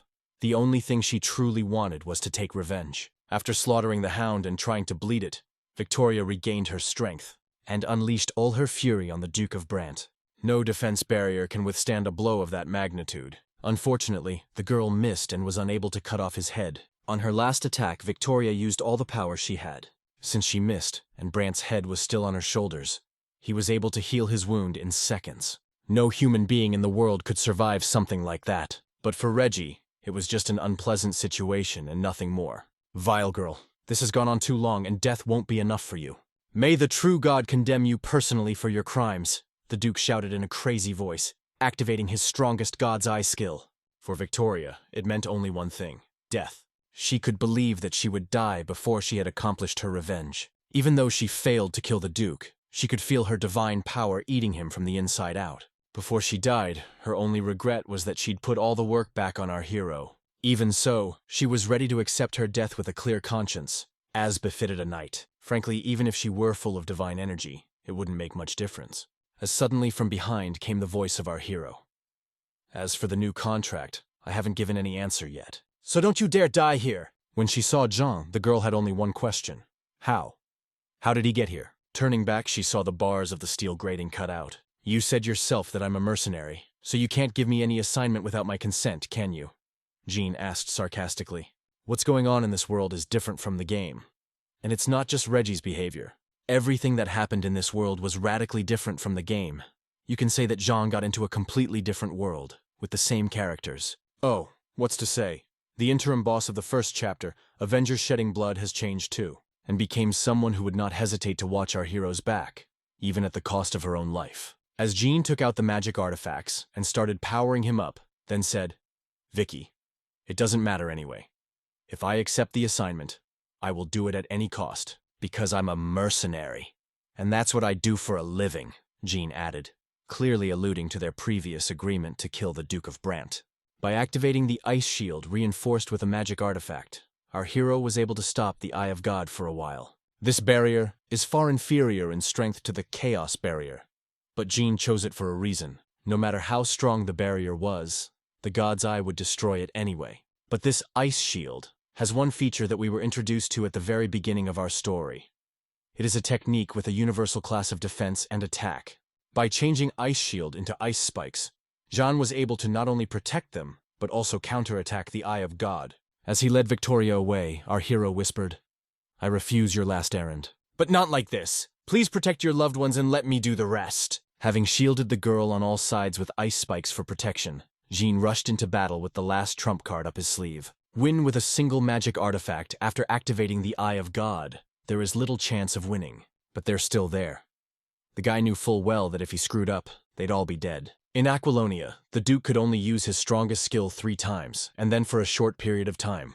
Knowing this, Jean decided to take a chance and use the full power of his magic artifact on the Phoenix Wings fire attack. And luckily for him, it worked. Duke had been using the Eye of God for too long, so the skill had seriously weakened, and the guy was able to destroy it, and he didn't have the strength to activate it again. And for that, Victoria should be thanked. After all, it was thanks to her that he had spent most of his remaining strength healing. After absorbing the full power of the magic artifact, Jean completely incinerated the God's Eye, because of which he completely disappeared. Knowing the peculiarities of this world, there was nothing to be surprised about. But it was a mystery to Reggie Brant. Being completely exhausted, he thought that the god of emptiness had left him. Realizing he didn't understand, Jean decided to play along, and he said, Your apostle almost died. Even at a time like this, will you just stand there and watch? Is actually a common basic setting for all RPGs. The moment when the life bar is at a critically low value, there's a stupid cutscene, where the villain loses all faith in his cause. Although all this game atmosphere, our hero is already bored. But to kill the Duke was a real pleasure. Jean was in no hurry to send him to the next world. He wanted to savor the moment by chopping off his arms and legs, when suddenly our hero said, I have long wanted to say that in fact you worshipped not the ancient god, but his puppet. What are you talking about? The god of the void is the one and only true god, the Duke replied desperately. And now that the enemy had been defeated, Jean wanted Victoria to personally finish him off. In spite of her extremely poor condition, the girl gladly agreed to do it. Finally, the Apostle of Vengeance can avenge all those killed by the degenerates. And most importantly, the saddened sister was finally able to avenge her little brother's death by chopping off the Duke of Brant's head. When the power of the magic artifact stopped working, Jean fell to the floor and started coughing up blood. Even though he regenerated quickly, his wounds were too serious. Victoria, being completely exhausted, sat down next to our hero and leaned against him back to back. I'm sorry, and I'll sit here next to you, she whispered. Of course you can sit here as long as you need to, Jean said with a smile on his face. And at that moment, a system window appeared in front of our hero, which informed about the successful completion of the quest Night of Madness. After closing that window, Jean said, holding back a laugh, to give away everything you have? Quite a lovely will. But in response to this, the girl said nothing. only mumbled something inarticulately. Is she really dead? Those were the only thoughts that crossed our hero's mind. After a closer look, he realized she'd just fallen asleep. It was amazing how you could fall asleep in just a few seconds. At that moment, the picture became blurry and my head began to spin. System notification. You have received too many wounds. Due to blood loss, you are losing consciousness. Well, what the hell, it's all over now anyway, we can rest. A couple minutes later, Jackson ran into the royal hall with a detachment of regular troops. But the only thing they saw were mountains of severed monster limbs and rivers of blood. And in the midst of all this horror, Victoria and Jean sleeping. The next day, the kingdom came alive again, people shrugging off the effects of that terrible night. In total, the soldiers counted more than 3,000 dead people, and about 1,000 turned into monsters. All the remains were cremated to avoid the plague, and over every wall in the fortress were displayed the remains of the Raja Brant, as a reminder of what happens to people who betray the kingdom and the gods, and that he can't rest even in death. Many people who lost loved ones that night came to the Duke's remains and threw stones. A conversation between two random passers-by. I thought I knew everything, but I don't. So many monsters disappeared without a trace. There was great chaos in the city, and casualties were uncounted. It's nothing short of a miracle. Didn't you hear it wasn't a miracle that Mrs. Victoria de Laurel, the guardian of Agellan, finished him and all his puppets? Yeah, it's definitely her, but I heard there was someone else with her. There's talk that this someone is a common mercenary, but I don't believe it. No mercenary would take such a job for anything in life. I'm more than sure he's a swordsman as good as Mrs. de Laurel. Lucy became an unwilling listener to the conversation of the local men. She was somewhat offended that people knew nothing about John and considered him a mercenary. Though he was indeed a mercenary, he was one of a kind. He knew the loyalty and devotion of his friends, and even at the cost of his own life, he was ready to save them. Days after the battle, Jean finally woke up. You could tell he'd been in a coma for 3 days. Despite the long rest, he felt quite lousy. His whole body ached, and he was dizzy from magical exhaustion. And the power stored in the Chaos Shard has been reduced by more than half. See Jean awake, Miguel frozen like a statue, and then shouted at the top of his voice, "Sir, I was so afraid for you. You haven't woken up for 3 days. I thought you had fallen asleep forever." At Miguel's shouting, Philip came running in, who also started shouting something loudly. Time goes by, and the guy's a different guy, but he still screams like a little schoolgirl. To be honest, though, those screams no longer annoyed Jean. There was something familiar about them. As Lucy passed by, she heard loud screams coming from our hero's room. When she realized he was awake, the girl ran into his room and hugged him with all her might. Holding back tears, Lucy whispered, "Thank you, mercenary." This girl's behavior seemed strange to the guy. Even in spite of his rejection of children, he gently stroked her on the head and replied, "We made a contract, after all. How could he do otherwise?" After which the girl pushed our hero away and added, "That doesn't mean I like you." And then she ran away quickly. Apparently, she still thinks the curse is working and doesn't want to get attached to people. Time goes by and nothing changes. People are still superstitious. Watching from the sidelines, Philip and Miguel froze with horror on their faces.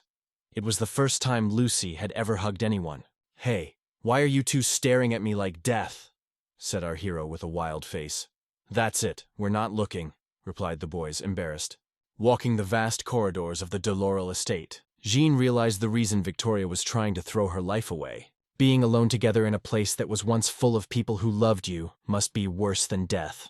After everything that happened, our hero wanted to talk to Victoria. But when he got to her room, he saw that no one was there, and it looked like no one had been there for too long. When Jean met the maid, he asked where Victoria was. "I don't know, sir. Probably at the training ground near the manor. She spends most of her time there," replied the girl. It's generally surprising that the girl was able to regain consciousness before our hero, given his accelerated regeneration. And on the training field, the girl was just walking around and looking at an old sword trainer. Her parents' house and the training ground brought back memories for the girl of old times with her brother. How they've been together since they were kids, training together and supporting each other through the tough times. Completely absorbed in her memories, the girl didn't notice that Jean had arrived. Suddenly he whispered, "Have you decided to start training? I heard you're not allowed to pick up a sword yet." The girl was as worried as anyone that our hero would never wake up again, but when they finally met, her worries were gone. Looking at Jean's tortured body, Victoria held back tears and whispered, "I was only waiting for you."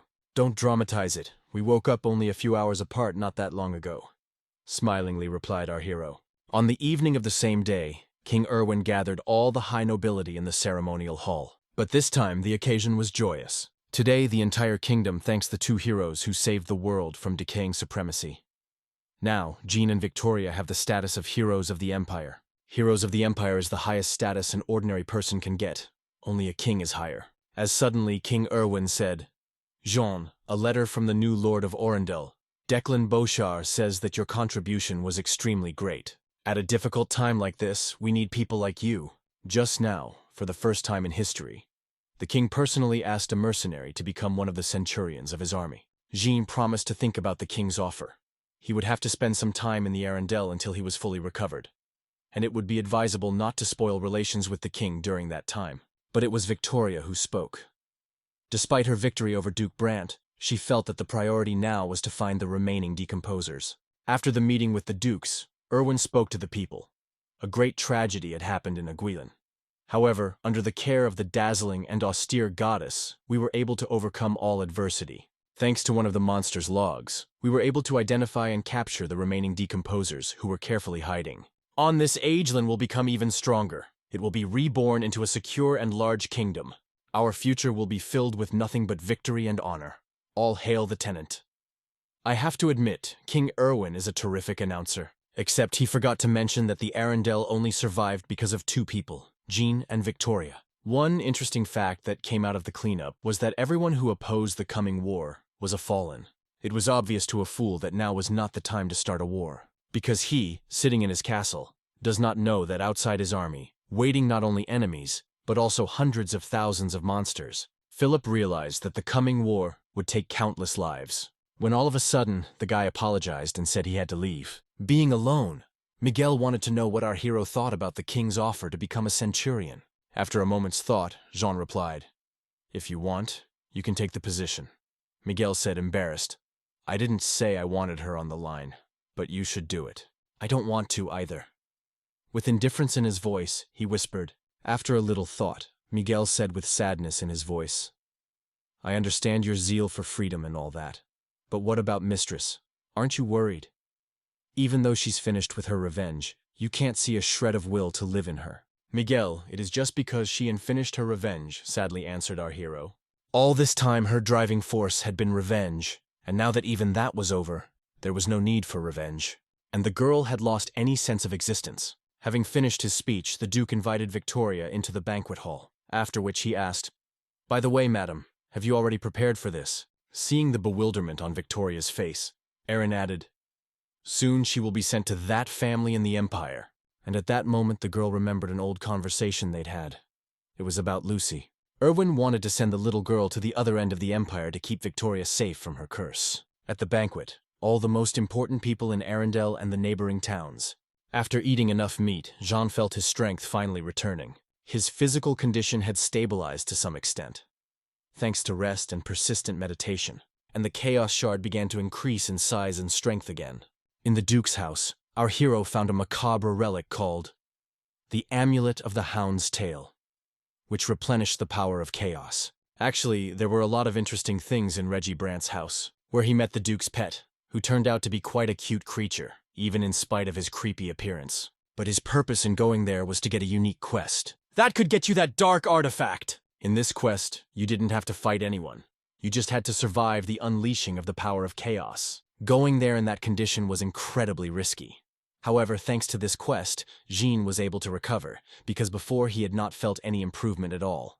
After a couple minutes of thought, our hero's loneliness was interrupted by Victoria. When Jean saw the girl, he asked, "Is something wrong?" "You don't look well for the main party, hostess." "I'm sorry, but I have no one else to share it with, Lucy. Victoria whispered, holding back tears. "What's wrong with her?" our hero asked excitedly. "No, she's fine, but they want to send her to the Empire," answered the girl. At first glance, it may seem like Lucy is up for adoption, but she's actually acting as Danny and the hostage. To our hero, it seemed very strange. After all, the Empire should not be interested in a small state on the outskirts. Even at the beginning of the Aquilonia game, the Empire only showed interest in the Black Wall, or rather, what lies beyond it. However, there are too many differences from the game in this world, so everything could change. Plus, the continent is on the brink of a world war. That's why King Erwin decided to pay tribute to the imperial family, so he wanted to secure the strongest ally on the continent. If you look at it that way, it makes sense. Except for one thing. Why did he choose Lucy? It's really quite simple. The thing is, this little girl has royal blood in her. Her dead mother was the king's younger sister. A banal arranged marriage. In fact, if that was all it was, it could have been abandoned. But it was Lucy that the imperial family wanted, which means it's not about her pedigree, it's about her. The thing is, at birth, Lucy was blessed by the god Ru-Enter. Those born with the ability to control magic began to mimic the powers of the gods. It was believed that those born with special abilities received divine blessings. Ru-Enter, god was bones and madness. To receive his blessing meant to be born with red magic. When Lucy was in the neighborhood of 2 years old, she lit fire in the air, even though no one had taught her magic. When John heard about it, he was amazed at how unique Victoria's family was. She produces everyone from paladins to mages. But despite all of the above, Lucy did not receive favor from the current king. So the fact of her power was kept secret. When suddenly our hero remembered that at the very end of the first chapter, the age of magic had begun. The decline of magic, this time marked the end of magic in this world. After the appearance of the Black Wall, magic began to fade away. The number of people born with magical abilities must be decreasing. But it's the mages who take the biggest hit. Now they are no longer allowed to abuse their powers as before. Naturally, their disposition has also decreased. Probably that is why there are especially many degenerates among mages in this world. Having told our hero the whole truth, Victoria had one request that only Jean can fulfill. When suddenly, our hero shouted at the top of his voice, "Is that all the thanks he got?" There seems to have been some kind of quarrel between them, and a very serious one which everyone knew about. I was ready to sacrifice my life to fulfill the terms of the agreement, and this is how you repay me. I was ready to sacrifice my life to fulfill the terms of the agreement, and then he demonstratively walked away with an angry face. At this point, those present began to speculate as to what had happened. Walking up to the Miguel, Jean stared at him with a crazed look, leaned over and said, "I'm sorry, but I don't think I can fulfill your wish for a quiet life." Not realizing what was happening, the man froze in horror. Leaning even closer, our hero whispered, "Forget about a quiet life, because now we're going to kidnap Lucy." The next morning, at first light, a luxurious carriage was approaching the main gate of the Arundel, which really surprised the watchman, but not as much as who was in that carriage. "Mrs. Victoria, we apologize, but where are you going at this hour? Due to recent incidents, entry and exit at unauthorized times is prohibited. You're violating a royal decree," said the watchman politely. "Hey, can't you see who that is?" "Exceptions are made for such people," Philip replied indignantly. "The mistress is not feeling very well today. So shut your mouths. Open the gate," added the boy. "Don't get angry, Philip, they're just doing their job. On the contrary, unworthy of praise. Guys, I understand the king's order, but I'm not feeling well, so I want to get some fresh air," Victoria said with a slight smile. Melted by the girl's beauty, the boys made an exception and let her out of town. After driving a few kilometers from the Arundel, Philippe stopped the carriage. "Sir, we're here. You can come out now." Cautiously and in a half-whisper, the boy paramoaned, at which point Jean and Miguel emerged from their coats. And the strategy of good knight and bad chaperone, our hero worked perfectly. And the guard had no questions. But in addition to our heroes, Lucy also made it out of town. Before leaving, Jane put Stricky and changed her dirty clothes to make her look like a wandering boy. Unfortunately, it was a forced measure, because with that appearance, she attracted unnecessary attention. Now that they're out of town, Jean and Lucy will get into another carriage to get away from Arundel. Last night on the balcony, Victoria asked Jean to take her cousin to the Temple of Hearth. Is the only temple in the entire empire that is far to the north where people worship the Ru-Enter. In the Temple of the Hearth reside faithful priests and mad blacksmiths. Our hero has been there before, when he was looking for a suitable sword to fulfill a quest. Jean was initially reluctant to take the case, and there were many personal reasons for that. But he quickly changed his mind when he found out the family that wants Lucy is named Larmouth. It's all about the fact that in Chapter 2 of Aquilonia, the Larmouth family is doomed to become demons called the Nightmare of the Mages. The Larmouth family gathered all the children who possessed magic and turned them into their puppets. It was for that reason that Jean changed his mind. He couldn't let Lucy become one of their victims, and the theatrical scene with the quarrel, our hero played on purpose, so that Victor would not be blamed for the little girl's disappearance. From the outside, it looks like just a disgruntled mercenary stealing a little girl to get a decent paycheck for a job well done. That's it. That's the end of our wonderful story. Unfortunately, that was all the available chapters. Thank you for watching. Share your opinion about this story in the comments. See you soon.